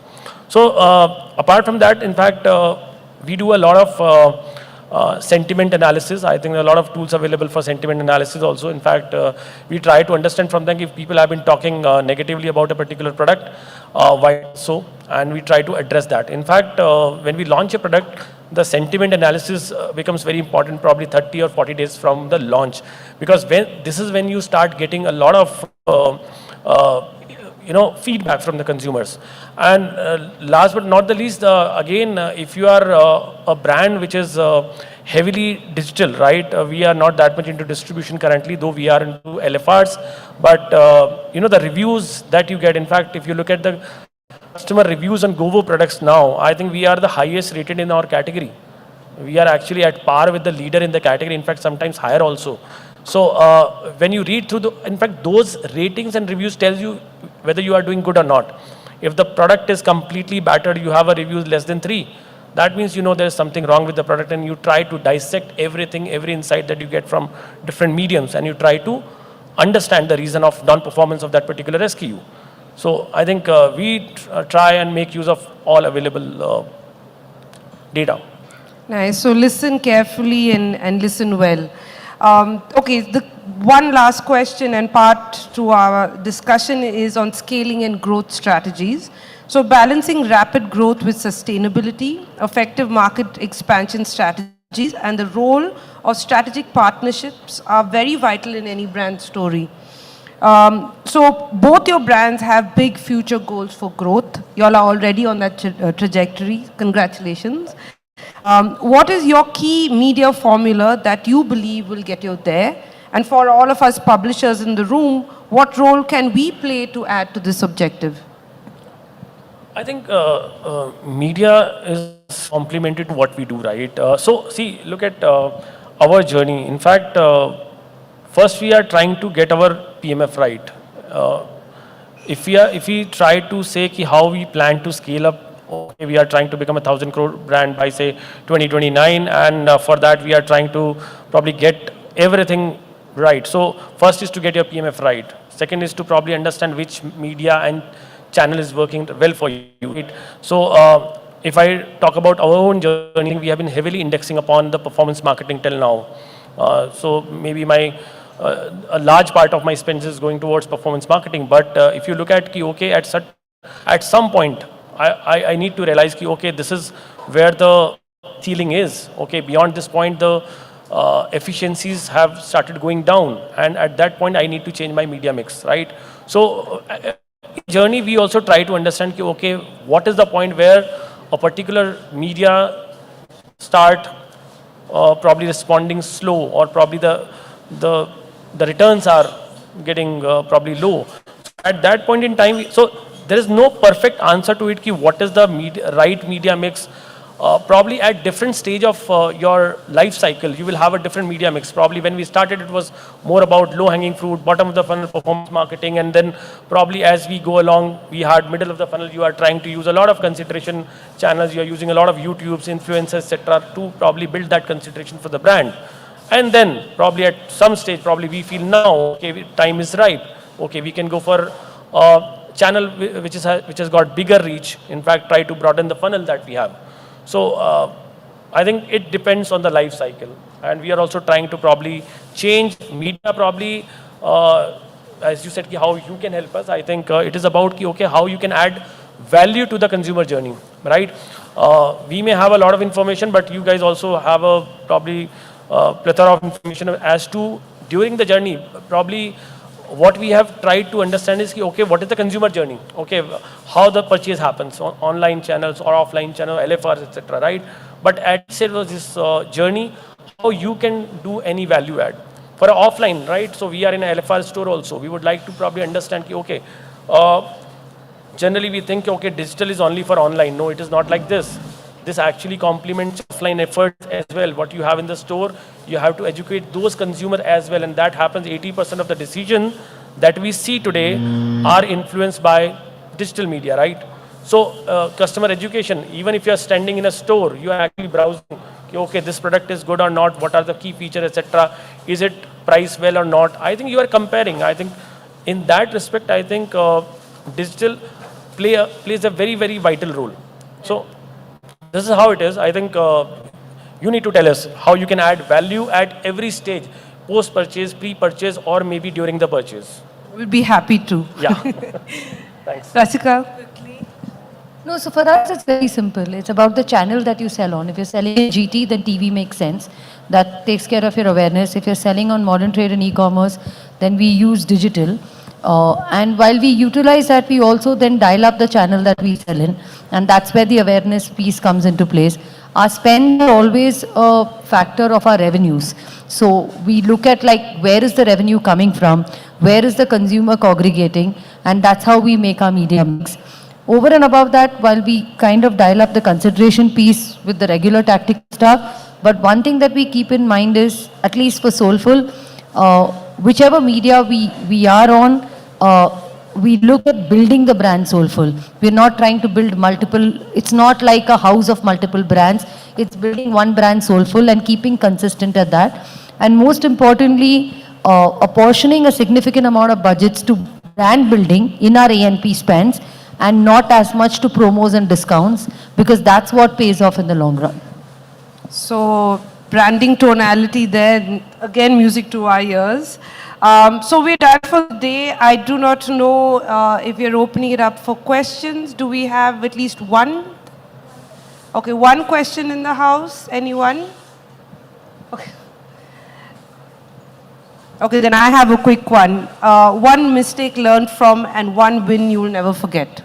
I think selection of the media. In fact, when we started, we thought, okay, maybe something like a TV is a panacea to everything. In fact, in the very first year, we had a TVC used, right? And that kind of bombed, right? Because we did not know how to use media properly, right? We thought, okay, let's have the top of the funnel first, and probably, but I think we learned from that, and we realized, okay, let us get some scale, let us get the PMF right, let us get the placement of the product right. Before getting the placement right, before getting the PMF right, you cannot go and use a channel like a TVC. In fact, the other thing that we learned, that without understanding your consumer, selection of the media you should not do. In fact, we understood that the TG that we were catering to was largely millennials who were digitally savvy. In fact, they liked digital only, and we were actually using a medium which was probably not used by them. So we actually got that wrong. And your win? My win was actually when we got this right. In fact, some of the product that we launched were rated highest in the category. We were the ranked bestseller on Amazon for 2 years, beating the category leader. And probably the last one was, it was so popular, the product that we launched was so popular that the leader in the category was forced to copy that product. Fantastic, congratulations. And you? So I think one mistake that we learned from is when you launch a product and you get a consumer feedback, rather than trying to figure it hard with the sales and penetrate the distribution, pull the product back quickly, because finally the moment of truth is with the consumer. So that's something that we learned earlier on in the game. One win that we will never forget is to fulfill our dream to launch a ₹5 product in the market, which was better for you, had no maida, no sugar, less sugar, and to be able to take it around 5 lakh stores across the country. It was truly a moment of truth to take nutrition to grassroots. Fantastic. Thank you so much for a very insightful session. I mean, I've had the privilege of having more of a chat behind the scenes, and both brands and both personalities here are fantastic. If you all get a chance, do connect with them, and good luck with your growth story. Thank you very much for joining me today. And thank you, E4M, for having us on. Thank you so very much. That was certainly a very winning note, I think, to end this whole session on, and of course, bringing us to the end of the summit as well. But before that, can I please call on Mr. Manoj Kumar, co-founder Footprint, to please come and felicitate our panelists and of course our chair, Ms. Van der Veen, as well. Please do join us on stage.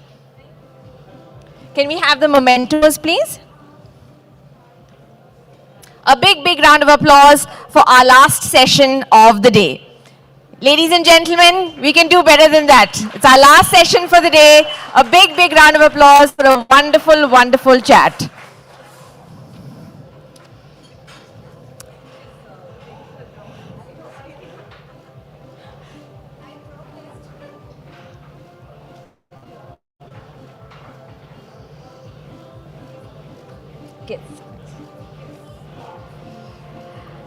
And for the final time, our hashtag today is hashtag PitchCMO. Let's keep the buzz going on social media.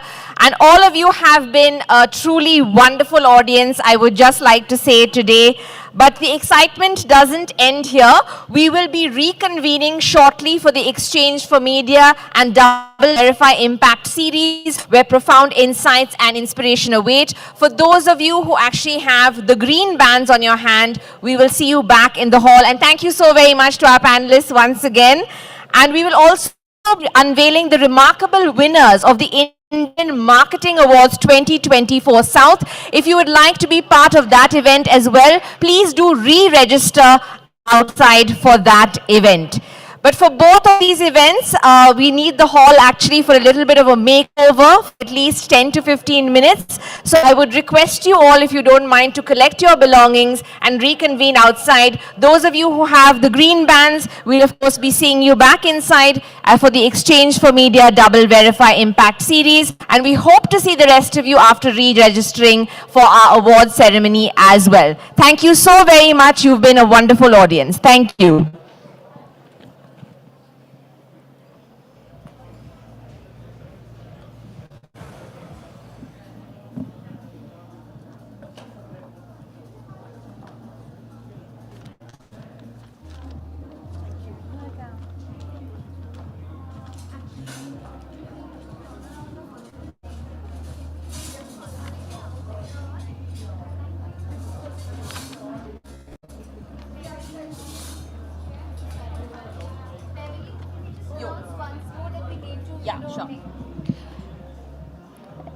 Ladies and gentlemen, if I could request you all, once again, we do require the room for a bit of a makeover for about half an hour. If I could request you all to please collect your belongings.